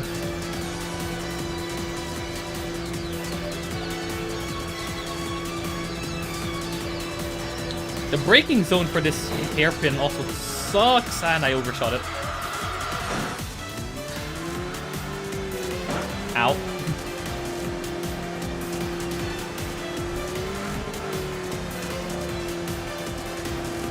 You know what's funny? Getting second here is still worth more points than winning those other races. Because this is like a 10-point something, the other race was like a 5-point something. So getting second here would be the equivalent of getting like 6-point something. So it's actually still better to do this race than the other ones, even if I only get second.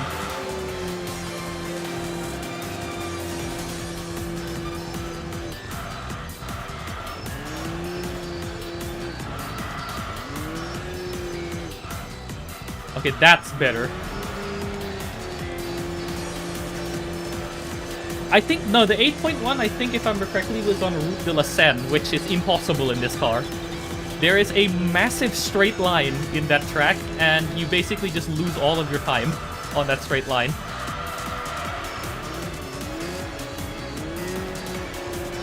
And there's a loop section, which essentially, if your car doesn't have good handling, you'll just crash into the wall and lose time. It's not a very good track for this car, so I avoid it.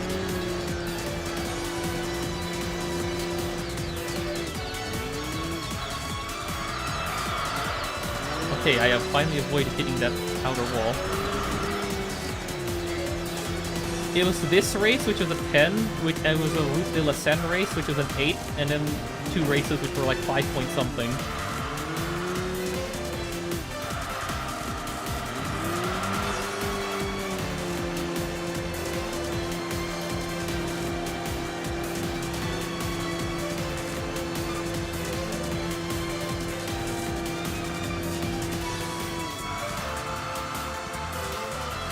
Oh my god, I almost overshot the braking zone again.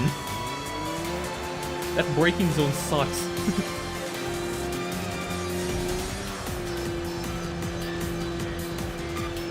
Normally that would be the last corner you do in the lap, which isn't that bad.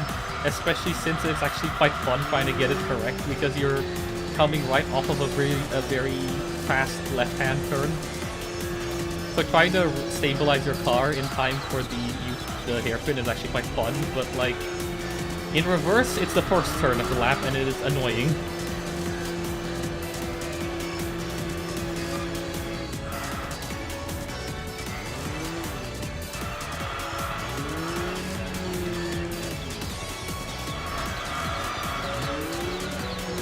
Okay, that's fine. Not ideal because that means loss of potential points, but it's better than nothing. Yeah, 10.9, basically 11. This is the equivalent of a 6 point... Oh god. 6.6 nearly. 6.55. No, dude, not this car.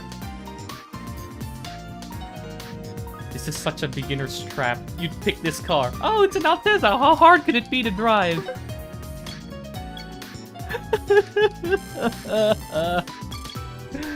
If that thought goes through your head, it's too late. The game has already pranked you.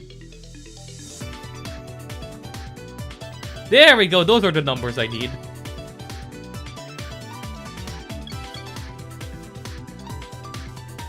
And there's an Evo, which is a good car. It would be nice.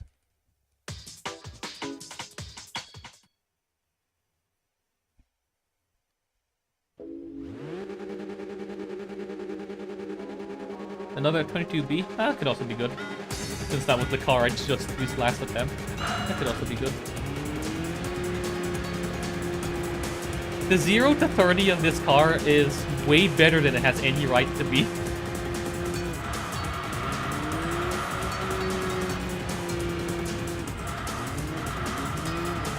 0 to 60 kind of suffers, but 0 to 30 is really quick.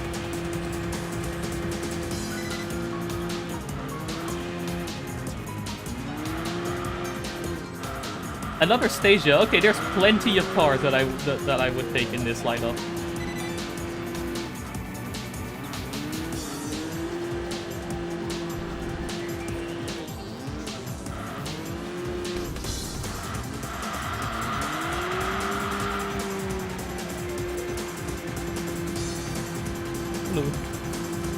Yes, I will. I'll try.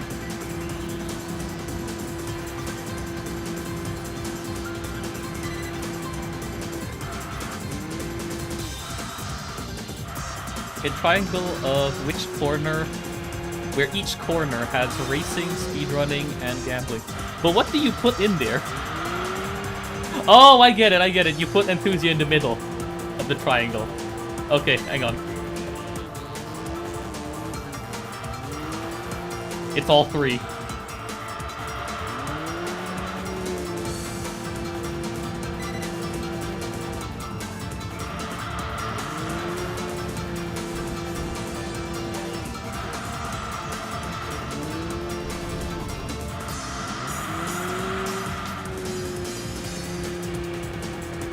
Yeah, so there's definitely a couple cars that I'd like in this lineup.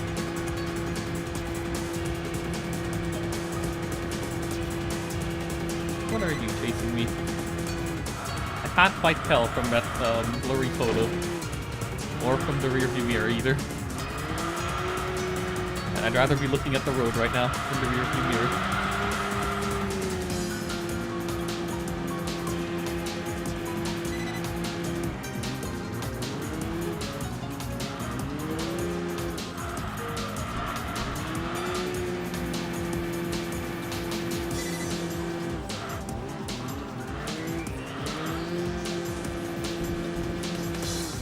I've been inside one of these Estepas. They're quite nice on the inside.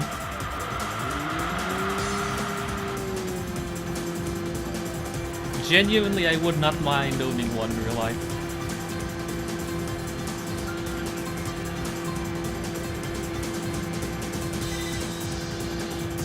At least if and when I A, get a driver's license, and B, get a car. I would not mind this. No, don't. No, get away from me. Oh god. Ah, stop shoving me.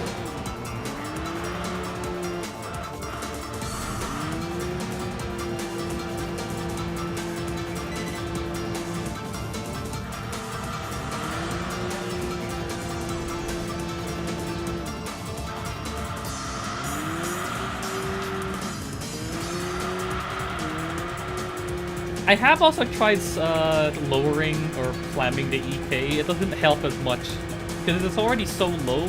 Making it lower, I think, just makes it bottom out against the road. It's not particularly useful for that. So if you are going to try using the EK, just go in stock. Like, don't even bother touching the gearbox, even though you are limited to 90 miles per hour. It's not worth it. If you touch the gearbox, you'll just end up losing too much acceleration because that car only has like 50-something horsepower, and even then, even with upgrades, it probably only gets a max of 70, if I were to guess.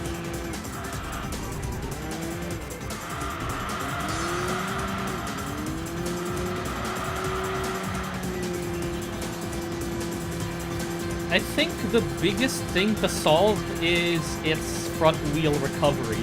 As in, the front wheels have a habit of spinning too much on corner exit. That's the hardest thing to... Oh, it's a FC RX-7.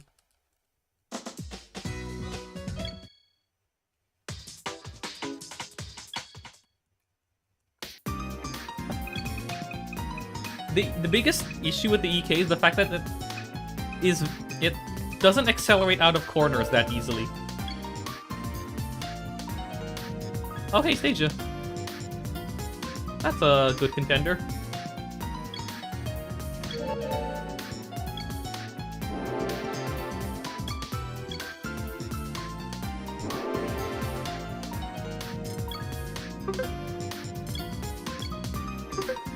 No, I didn't use it to win, I just used it to grind, because I already had a, what do you call it, in that save, I had a tuned Skyline. I had the tuner R34. I was not paying attention. I am, in fact, an R2, okay. That means... skip the split. I forgot the split again.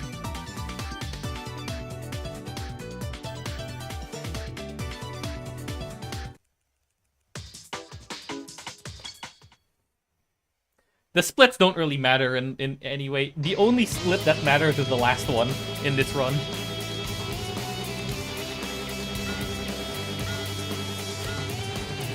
The other ones are just there for information reasons, I guess.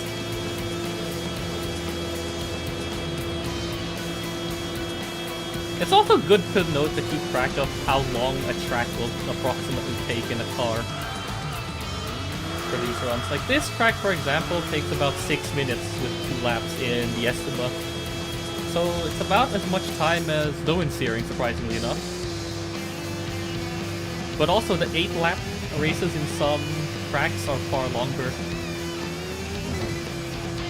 Well, actually, like the 4 or 5-lap races in some other tracks take even longer. But this track is actually a very time-efficient track.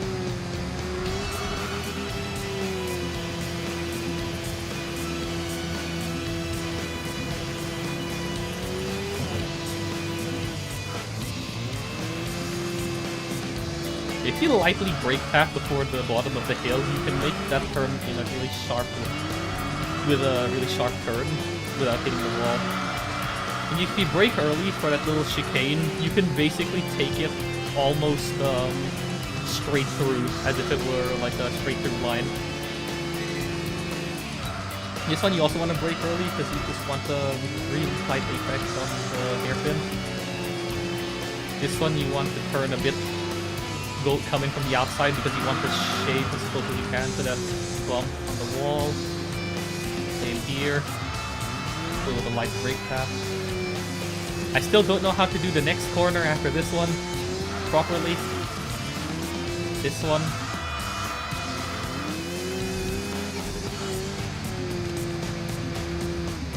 And in the chicane, you kind of want to lift and then take the chicane as straight as you can.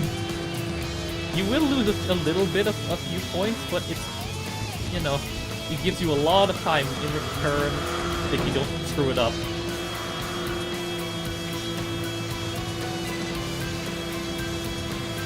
Okay, you know what? I'll take the Supra. That's also another good car for King of the Year. It's another FR that's actually drivable in this game. The Mark IV Supra, that is. I would take the Mark IV Supra.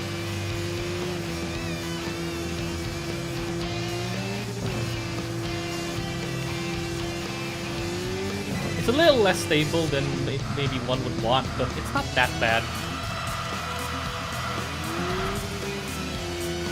Like, it's not a complete disaster class to try and push.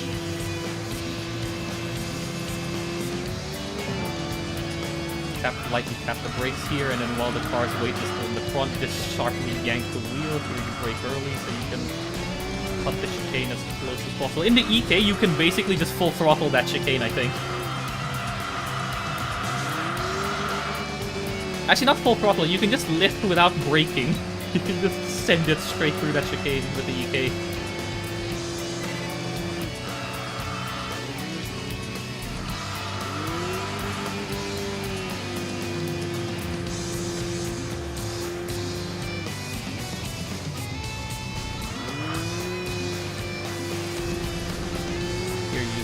Brake tap, bring the car around, accelerate once the car is pointing in the right direction. Go down here.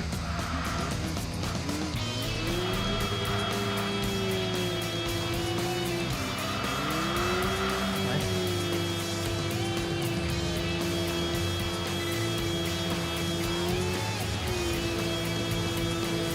So you want to lift a bit early, and then slightly brake here.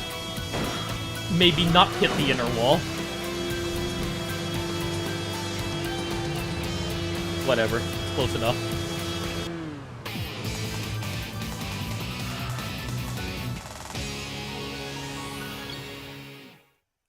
Am I behind on these splits? No.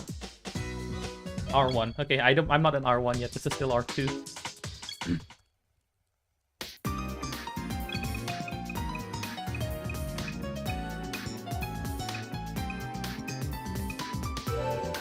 Aw, man.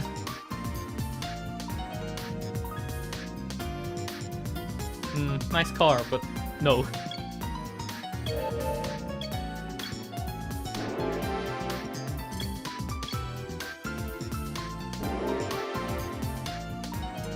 And the car's leveled up.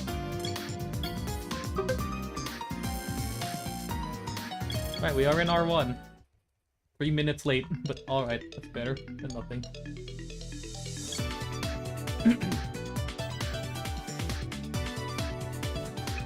Ah, here we go, finally. I just have to finish in 4th or higher. I just have to finish in 4th or higher. Nothing else matters. I just need to finish in 4th or higher.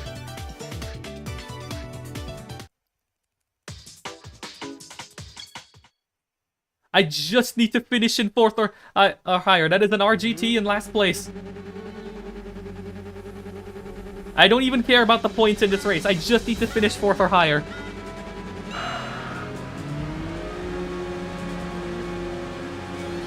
So points do not matter. I will even throw away all of my N2 points on this race. And I do not care. Because I have time.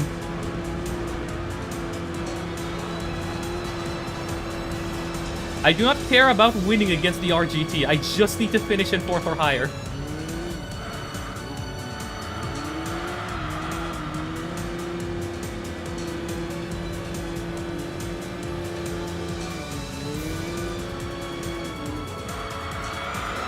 Whoop.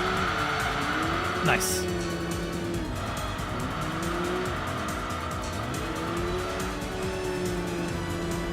This is also reverse. So you have to take that massive downhill into We Have Rouge at Home backwards. It's a bit awkward to do properly.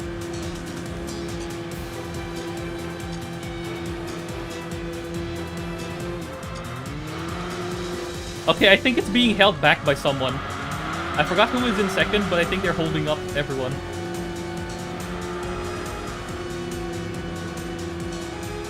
This is some really... the JRPG boss fight music now fits this current race. Oh, very good. Look at that. Perfectly positioned for the exit.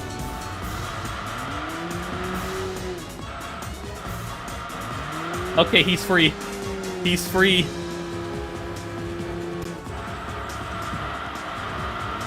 He's free. He's coming.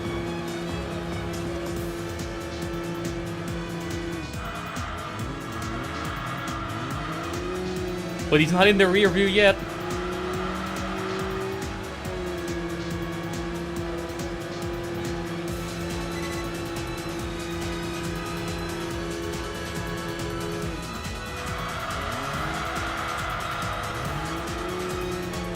Oh! Someone's blocking him! Someone's blocking him! Someone's blocked him!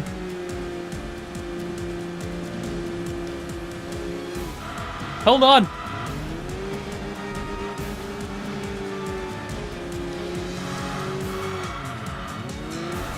Audi RS6 coming in clutch, hello?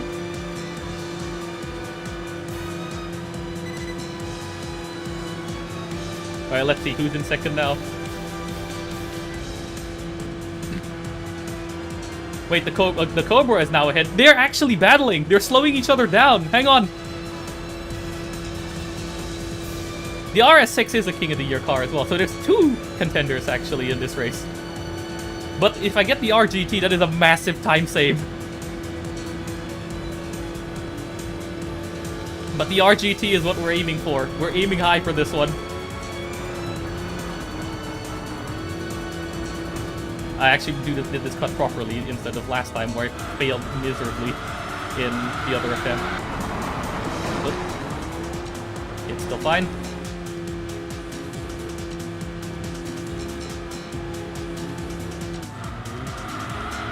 I just have to survive for the next 75% of the track.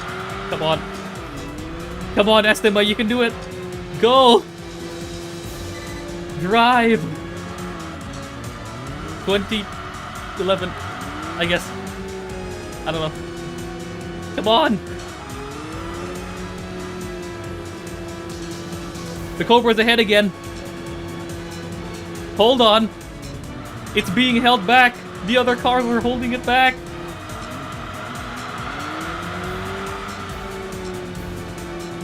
It's happened before in other attempts where I get a goated lineup like this. I push my ass off, win the race, and then the game's like, no car for you.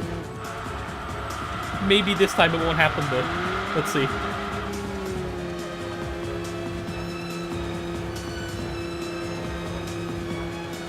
Alright, who's ahead now?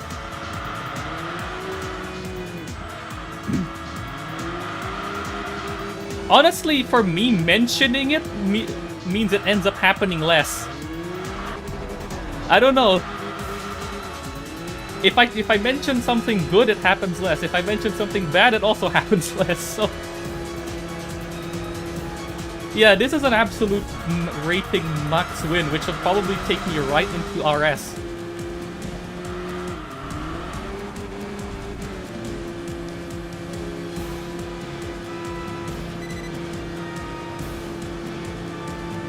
Cobra's still second.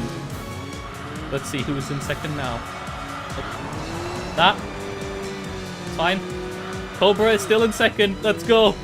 I think the Audi is in third, holding up the RGT.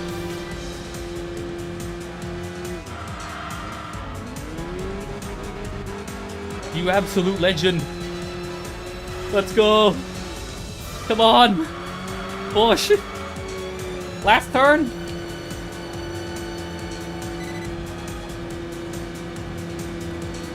Last turn! That's it!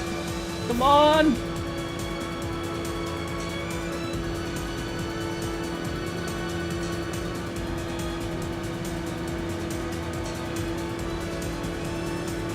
Let's go! Bring it home! Yes! Let's see who's in third. Okay, the RGT managed to get past the RS6, but it didn't manage to get to the Cobra. Wait, did I get FL? I could have sworn it showed that I had FL. Hang on. No! Come on, man! I don't want this car. It's horrible. That actually is max lose. That is a horrid car. Jit. But however, 3,600 points. I will not.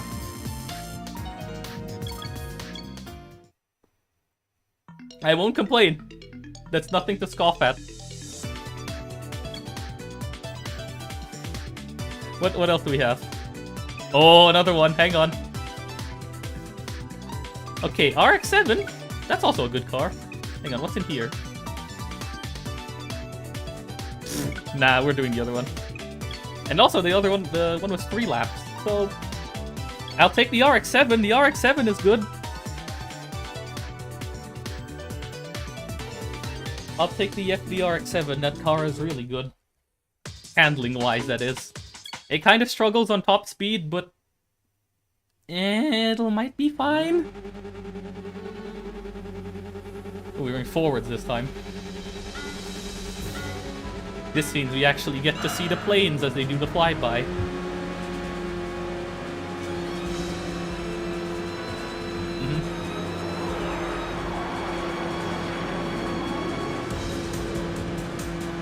Shame GT4 only does that in the 24-hour races. Oh, that guy almost died. We have the Stasia, but that means we can't skip that one December race. So that means we have to do the oval race for upgrades. I gotta fish for upgrades in the oval race if we have to use the Stasia.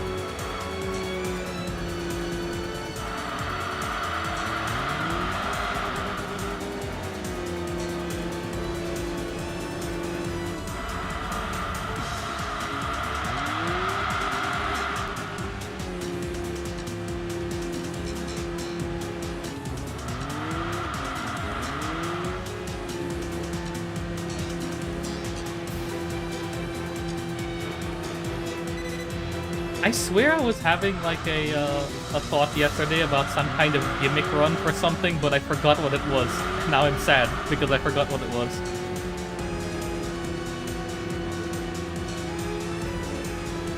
Actually, thinking about it, any percent in Spec 2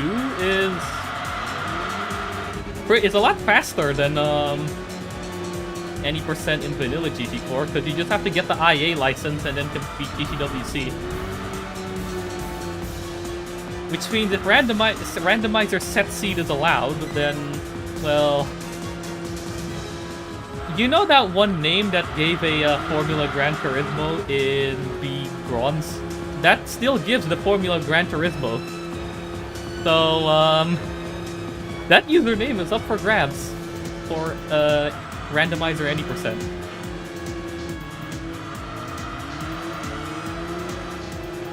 You could also run it in 1.0.5, or was it whichever version where GTWC was IB, so you only need to get up to International B.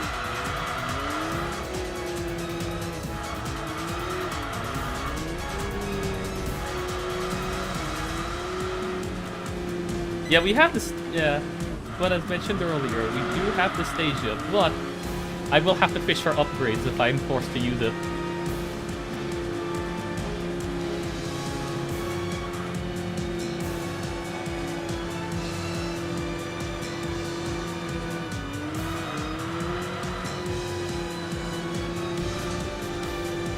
I guess ESA are fine with emulators because unless the emulator breaks certain tricks or whatever, or breaks the game enough that it's too different from console, then it doesn't really matter considering, you know, you're not really doing, like, actually attempting world record runs or whatever in ESA. It's more just a casual speedrun showcase type of deal.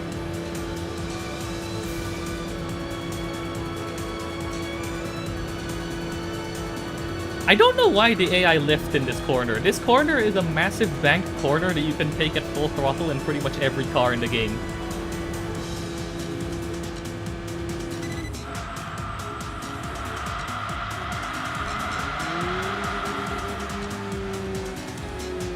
Okay, the RX-7 is behind me, that's fine.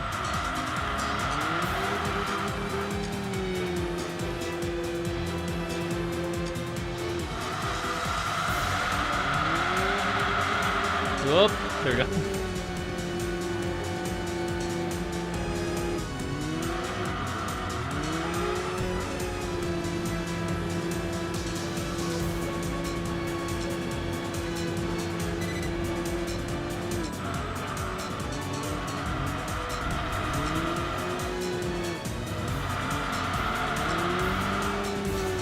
Yeah, that's the only weakness with the Estima. It doesn't like low-speed corners. I think you have to, if you really want to micro-optimize this car, you have to handbrake around the slow corners, but I am not brave enough to do that because every single time I tried, I always end up spinning the car out.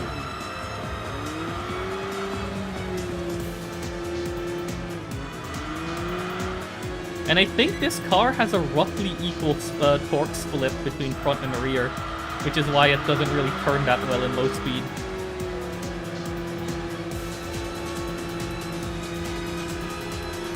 If I were to guess anyway, because I don't know, I can't check the torque split. The game doesn't tell you what it is. And you can't adjust it either, so have fun trying to figure out what the torque split is between front and rear. Because at least of the one singular thing that would make sense to be a numberless slider system would be a torque split slider. But no, that is not a thing in this game. You can't adjust the torque splits of four-wheel drives.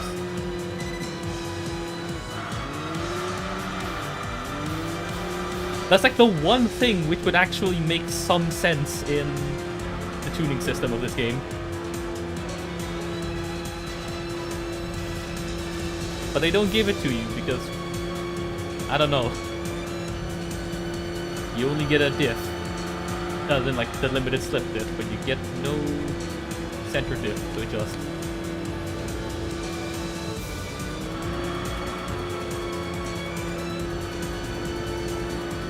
Nice.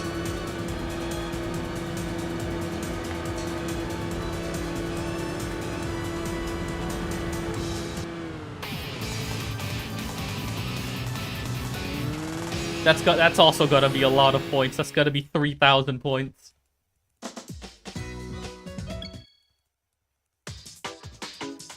The base points I think is 200 for R1, so yeah, I think it's 3,000 points.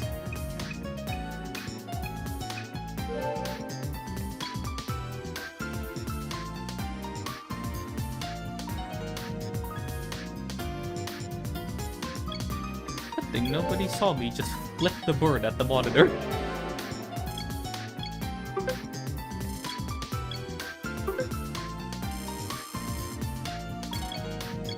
Okay, we're in rank 5, but I still gotta find a car. Wait, what week is it? You know what? Because we're in rank 5 at this point, just give me the Stasia. We're rank 5, just give me the Stasia. I am not using the Kroger, screw that.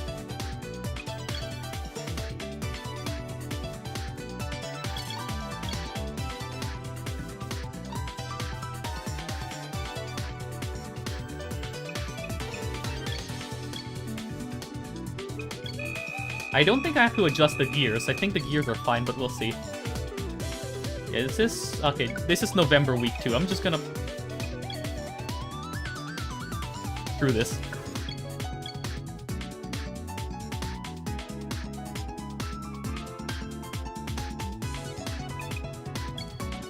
No, I gotta skip 2 more. 3 more.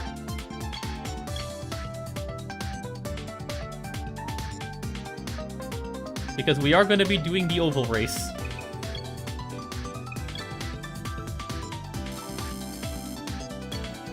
Okay, still rank 5.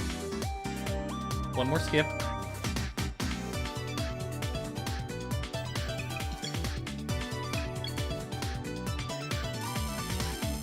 Okay, rank 6, still good. Because we're gonna be getting ranks back on this race. I'm gonna go into the RS race. Back in here again. Come on, please. I will also take that car. That's a car I haven't seen in these attempts, but let's go.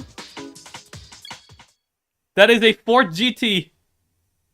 I would also take that.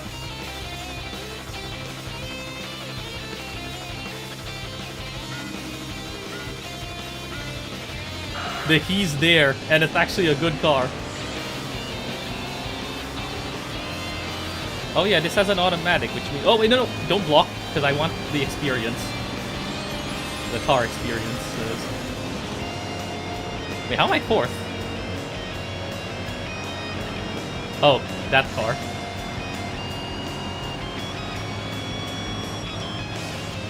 I like the Stasia, because look how well it handles. Like, it's...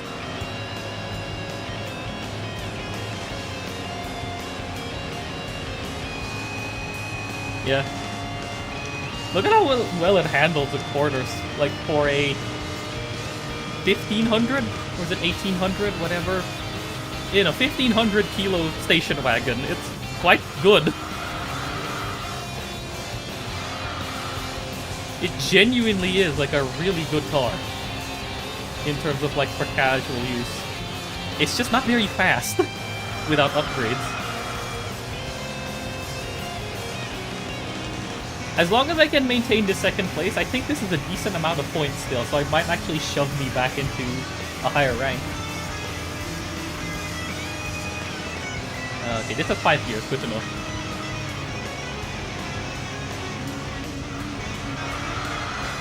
Yeah, this car would have needed all the upgrades to even get sniff P1 of King of the Year.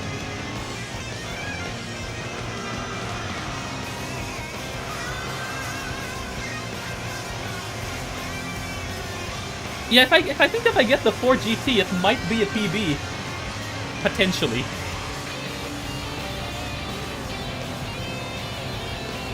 Because I think I skipped like 4 weeks of racing in this. I would have ended up skipping like 5 weeks of racing in this. So, it could be.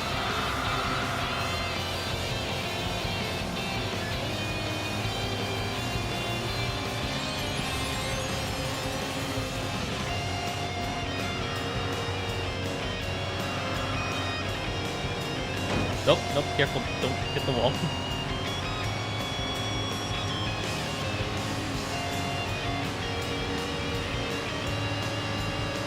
Okay, maybe I should have shortened the gears slightly. Just a little bit. At least for this race. And then raise them back again later.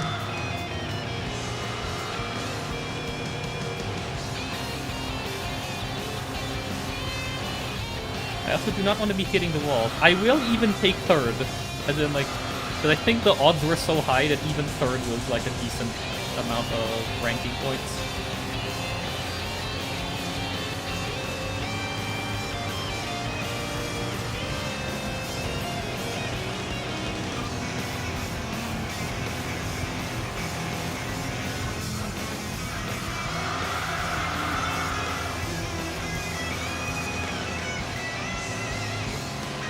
Although it depends on, like, my placement. If I'm still in 6th, I will be forced to do one more race. But if I'm 5th, then I can afford switching cars. 5th or 4th, I'd be able to afford switching a car. So I do at least want to get 4th in this race. Not only for the potential of getting the 4 GT, but also to preserve my rank position. Or at the very least to maybe increase it to 5 or 4.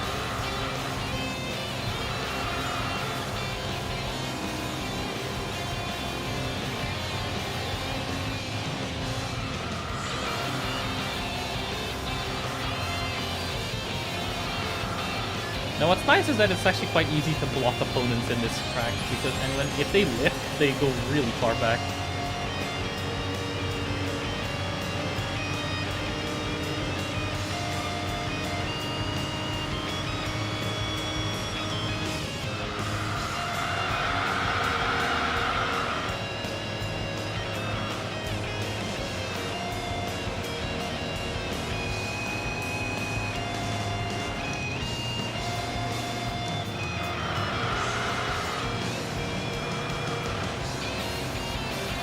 Fine, I think, yeah, 5th and 6th are absolutely nowhere to be found, so it's fine. I don't even mind if I finish 4th here, even. Just as long as I get some rank points.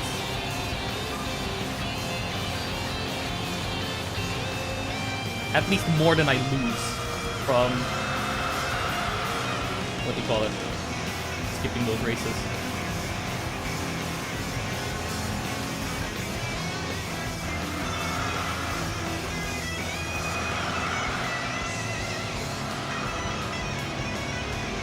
I don't remember what my odds values were, but if I were to guess, if the points were at about 1,000-ish, sorry, or about even 2 is a lot of ranking points if I finish in 4th.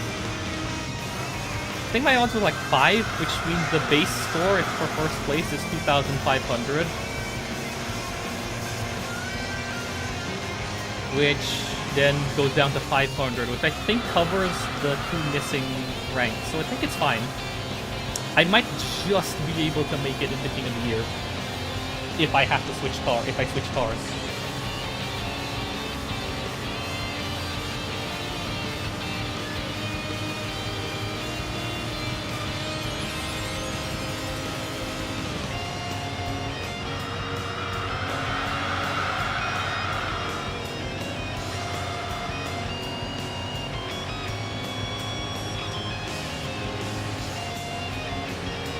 It's gonna be about 300 car experience, which hopefully is enough for 3 levels, so it brings it up to level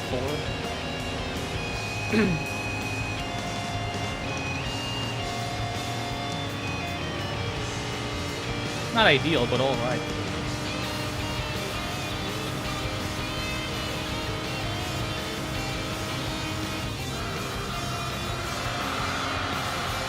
That's also why doing this race is worth it when there's a fast car. Even if you don't finish first, you might have a chance of getting it, which saves you time in the end.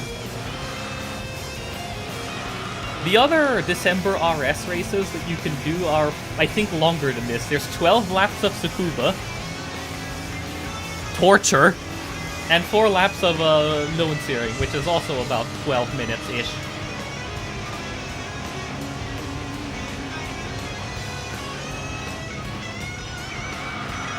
So this is the fastest out of the 3 December RS races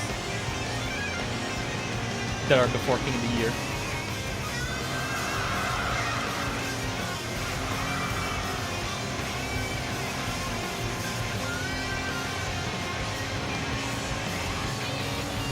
I think the Ford GT is about to lap 5th and 6th.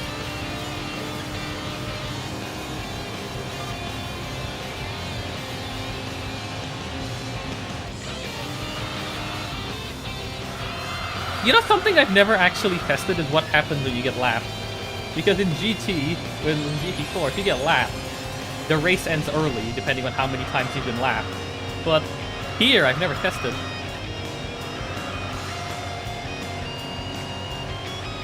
Yeah. If I want to attempt a PB, I basically just have to full commit.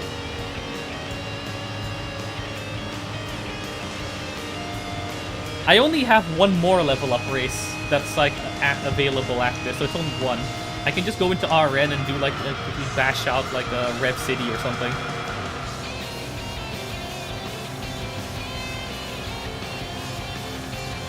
There is also a chance that I don't have to do that if I get the Ford GT.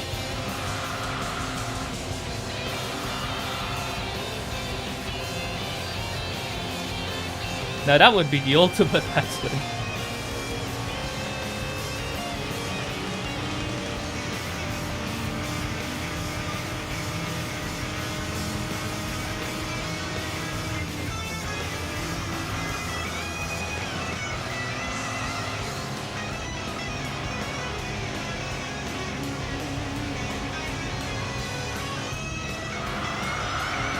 So essentially, if you haven't got a good car at least up until December week 2, which is when this race takes place in, you might as well reset the run. There's no point continuing after that point, because you've run out of chances to actually like get anything decent. Because December week 3, if you switch on December week, sorry, if you oh my god, my brain is not working. If you get a car on December week 3, you can't switch to it.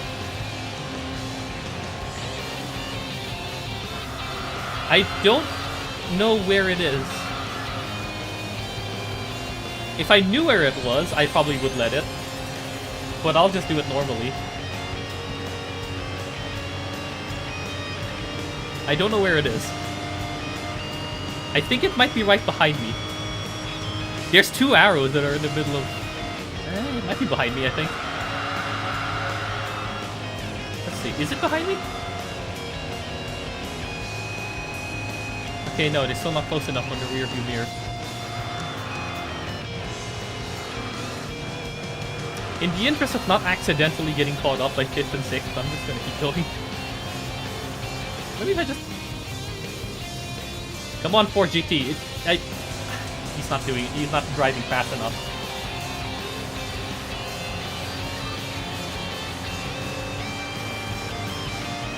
Okay, there he is. Finally. Took him too long to get here, but alright.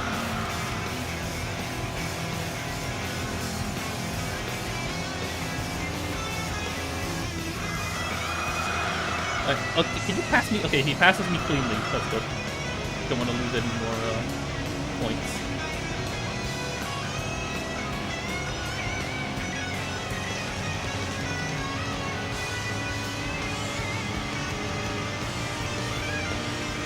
Sometimes I give way and they still ram into me anyway. So I don't think it matters that much what I do.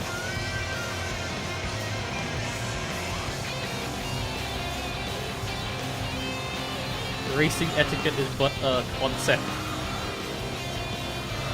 A joke. Sorry. Oh yeah, this is an automatic, so no clutch. I am spamming L1. Nothing is happening.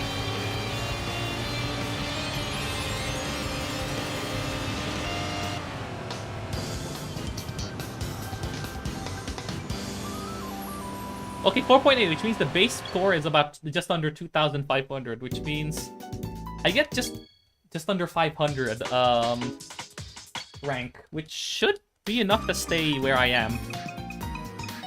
Alright, hit it. Oh my god!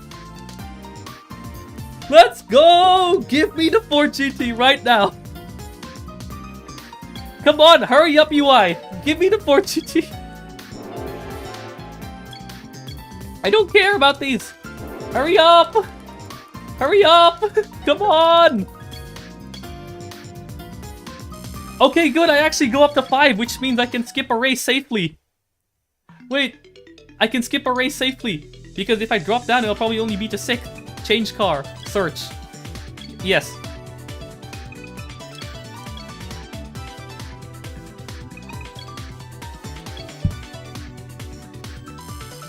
Yep, I even stay in 5th. Let's go. Quick, quick, quick. Adjust the thing, adjust the thing. Garage. Settings. And then... Okay, that's already locked. Good, good, good, good, good. It's not gonna be sub 130, but it might be faster than my PB at least. I'm the fastest car! But there is an Aston Martin in front of me, so that's going to be a tough battle. There's the Vanquish. That's going to be annoying. That guy's going to be a bit annoying.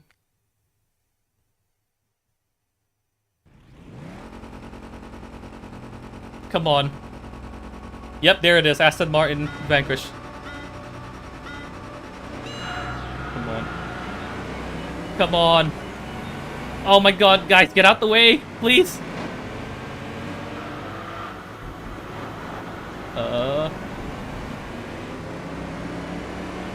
Okay, he's not free. He's not free. He's still getting blocked. Go, go, go, go, go. Oh my god, this car is so low to the floor I can barely see anything. I can't see.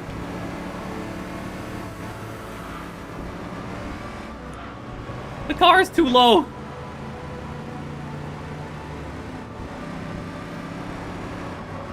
How well can you off-road, Mr. Ford GT? Relatively well, actually. Oh, careful, careful. Oh, yes. Yeah, it's the A8.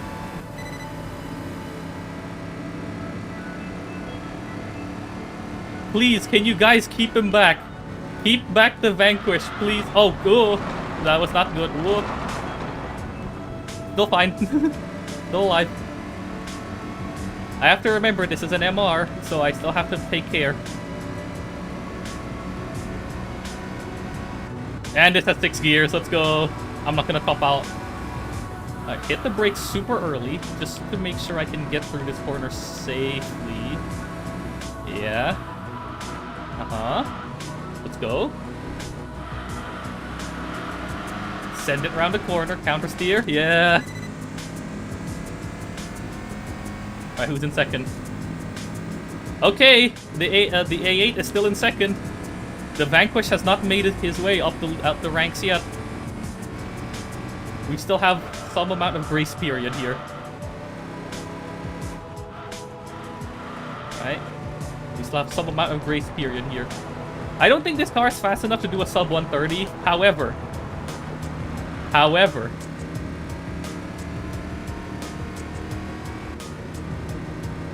See, the problem is, he's got max upgrades, which means he's got an insane amount of power over me.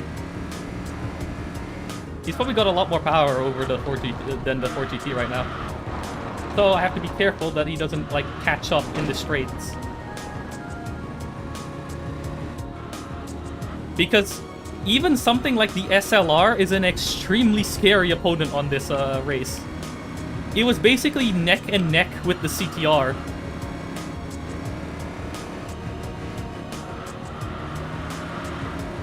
Even like the heavy cars are still like extremely scary as opponents.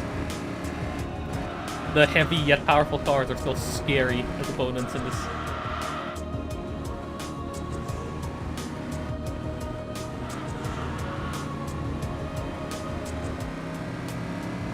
Because when the one time I had an SLR and a CTR as opponents, the two of them were basically neck and neck.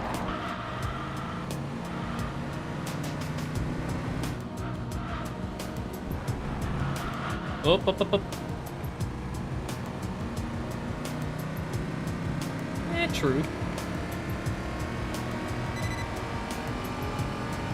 True, I suppose.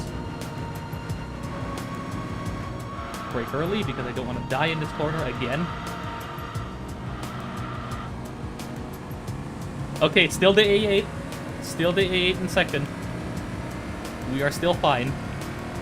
Just gotta build up as much of the lead as possible.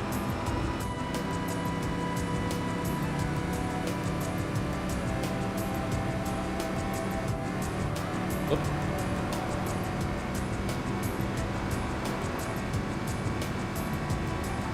Oh god, my trigger is acting up. There we go. It wasn't like fully pressing down. Wait, no, why am I downshifting? Upshift the fourth. There we go.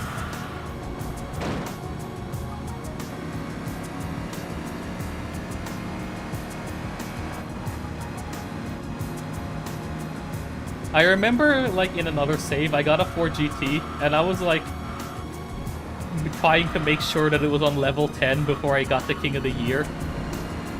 And then I got the King of the Year, and the fastest opponent was a Supra. And I was just like, are you kidding me?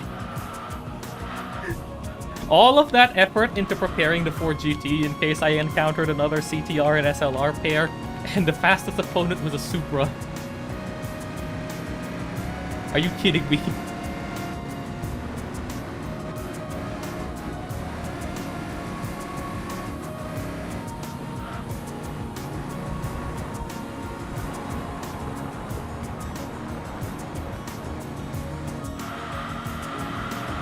Oh, this car is so good.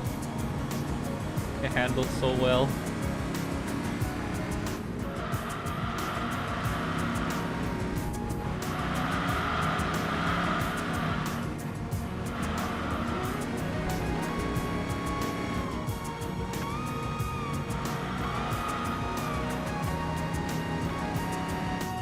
Okay, we might be fine, actually. Oh, nope. I over downshifted.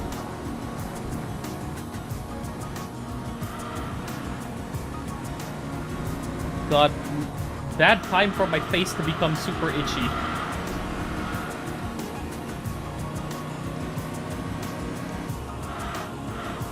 This might be like a 132 or a 133.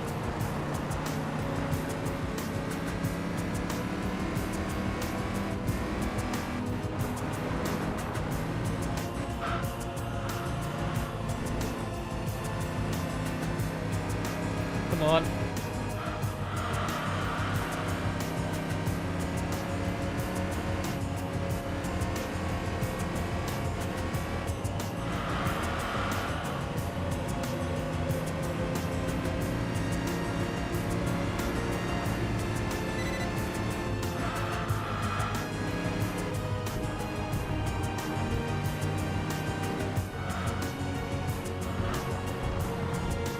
Don't downshift in mini carousel. Just stay in fourth.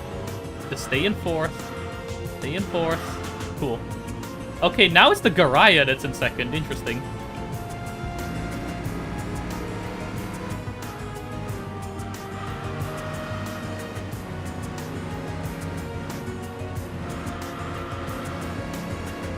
Alright, let's go. Where's the power peak of this car? Very late, I guess.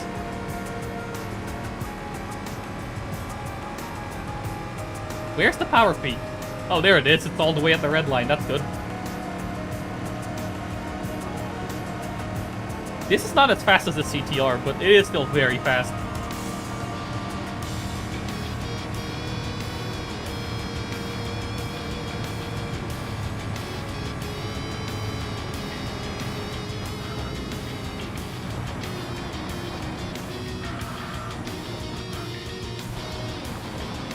That's the kind of stuff that I want to do for that last section.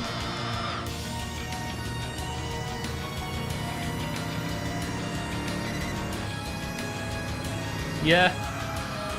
The RGT is the same. It's basically just a free win. It is like so nimble in the corners that you can just throw it around all the corners.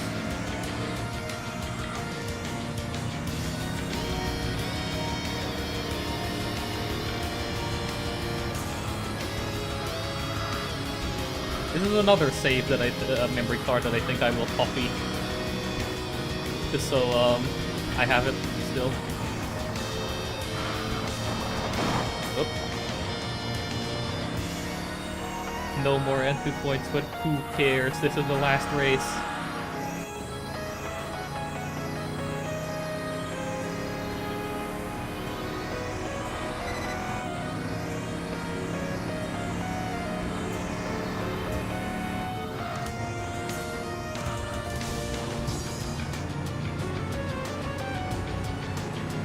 Not the best time for my head to start itching. Come on. There we go.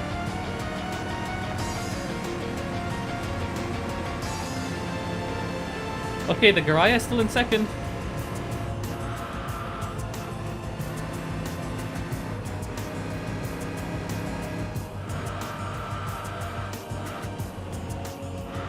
Shame that one piece of graffiti that I use as a braking marker isn't on this version of the Nürburgring.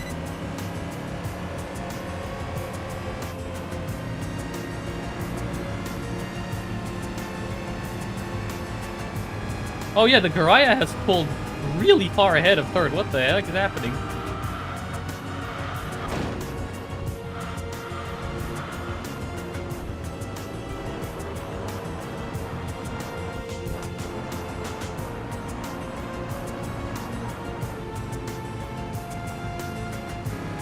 Look, there we go.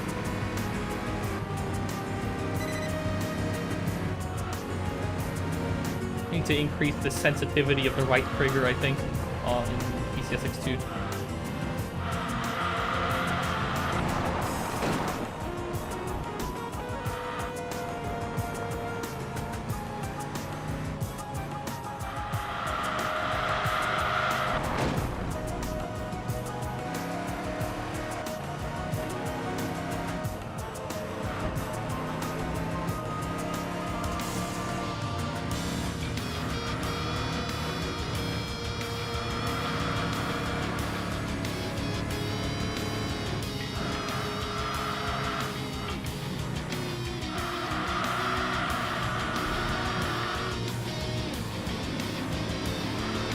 Yeah, that set of corners is much easier to do in a four-wheel drive car.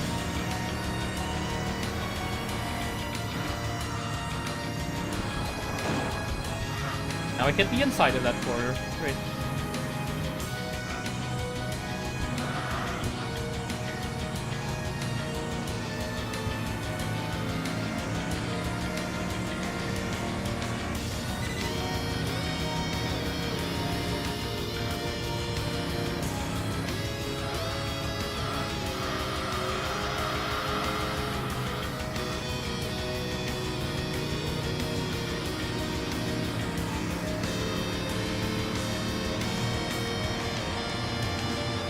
Yeah, okay, I can rev this all the way to red line before shifting. Good.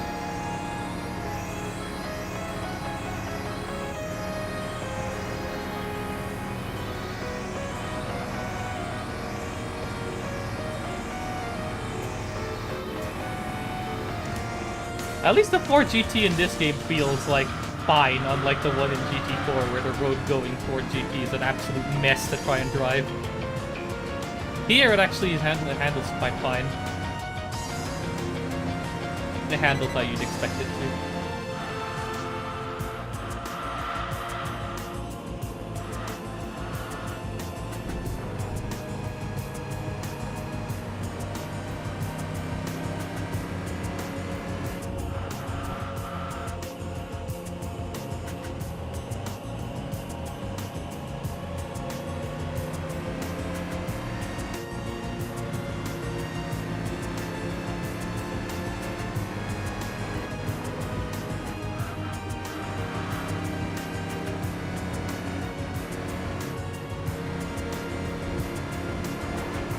Man, imagine if this run got the RGT earlier. That would have actually been just a straight up max win.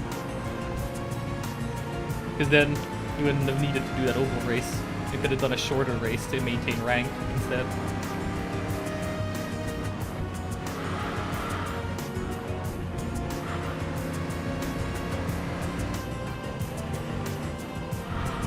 Oh well. No point flying over spilt milk, but that's the saying goes.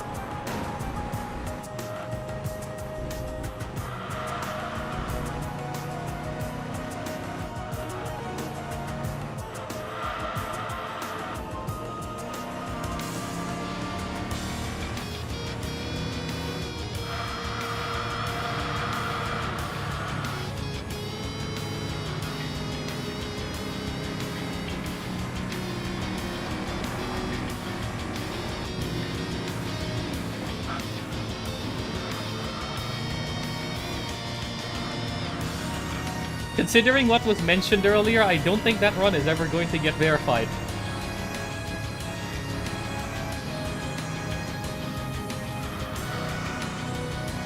I'll probably retract that submission and submit this one, but like, eh.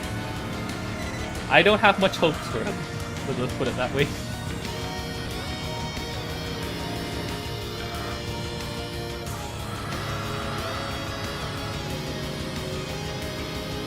No, I mean, like, what I want to do is I want to replace that submission with this one. Or am I allowed to multi-submit? Is that a thing I'm allowed to do?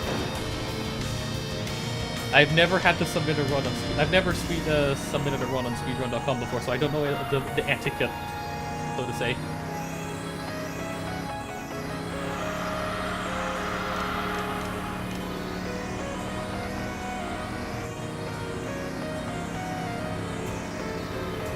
That would be funny if suddenly multiple submissions started, like serious submissions started appearing, and then they have to actually start, like, oh crap, there's people actually speedrunning this game now.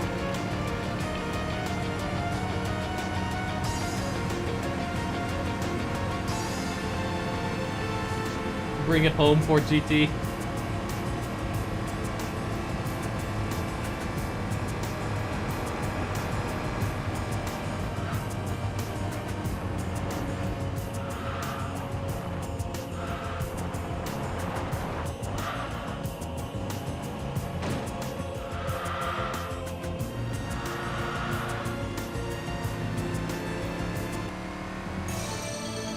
GG.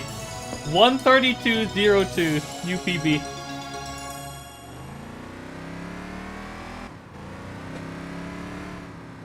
Nice. I forgot to take a picture. Goddamn it. Oh well, whatever. It doesn't matter. Quickly, quickly, quickly, quickly. Yeah, there we go. 132.18 on... What's it called? On... Retro Achievements. 7 minutes on the end part, yeah. An entire 7 minutes on the last segment, yeah.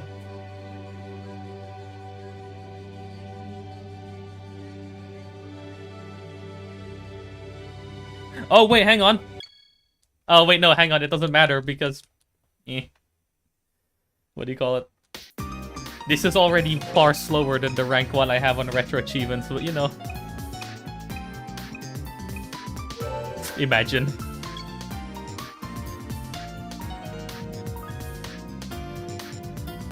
Okay. Yeah, okay. 700, yeah, no, that's not enough. I'm still gonna be in, like, 3rd. Yeah, okay. Okay. Nice. I don't care about the timer still going. That's for rank 1, and I do not care about rank 1 in this run. I am saving. And then copying the memory card. Where is it?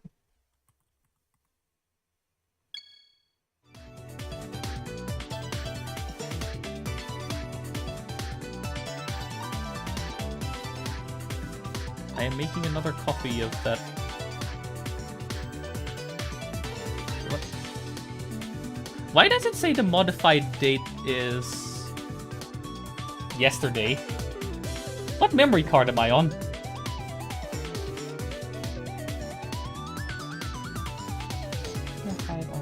I guess I gotta close the game first before it counts. Oh, well.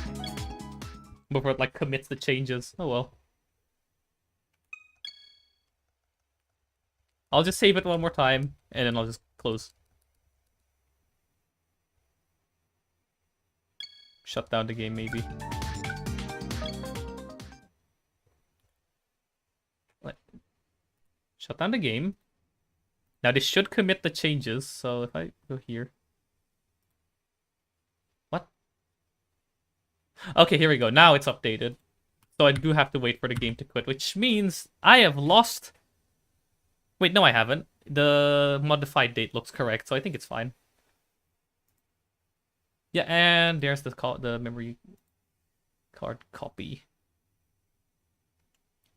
Also, yeah, it's all GT4 except I changed all of the online public beta covers to a slightly modified version that's not a 4GT in the cover.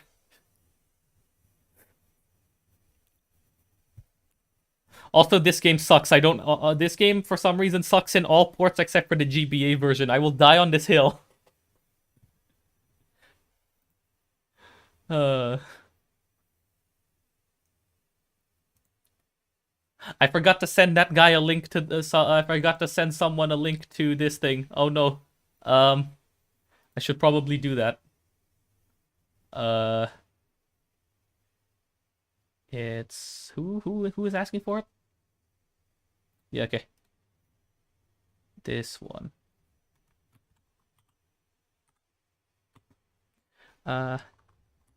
Here's a tool I made for checking. Yeah, I'll just send it here instead.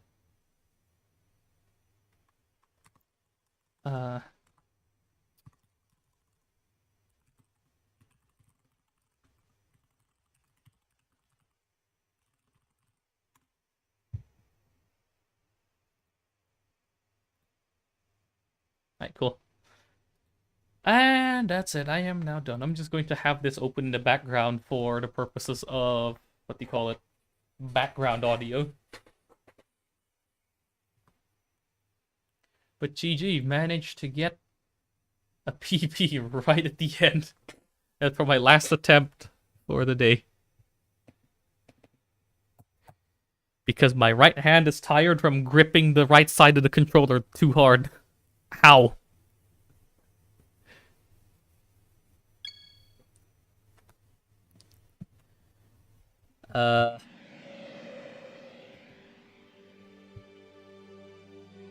There's nobody much here again. I'll just, I guess, here we go again. There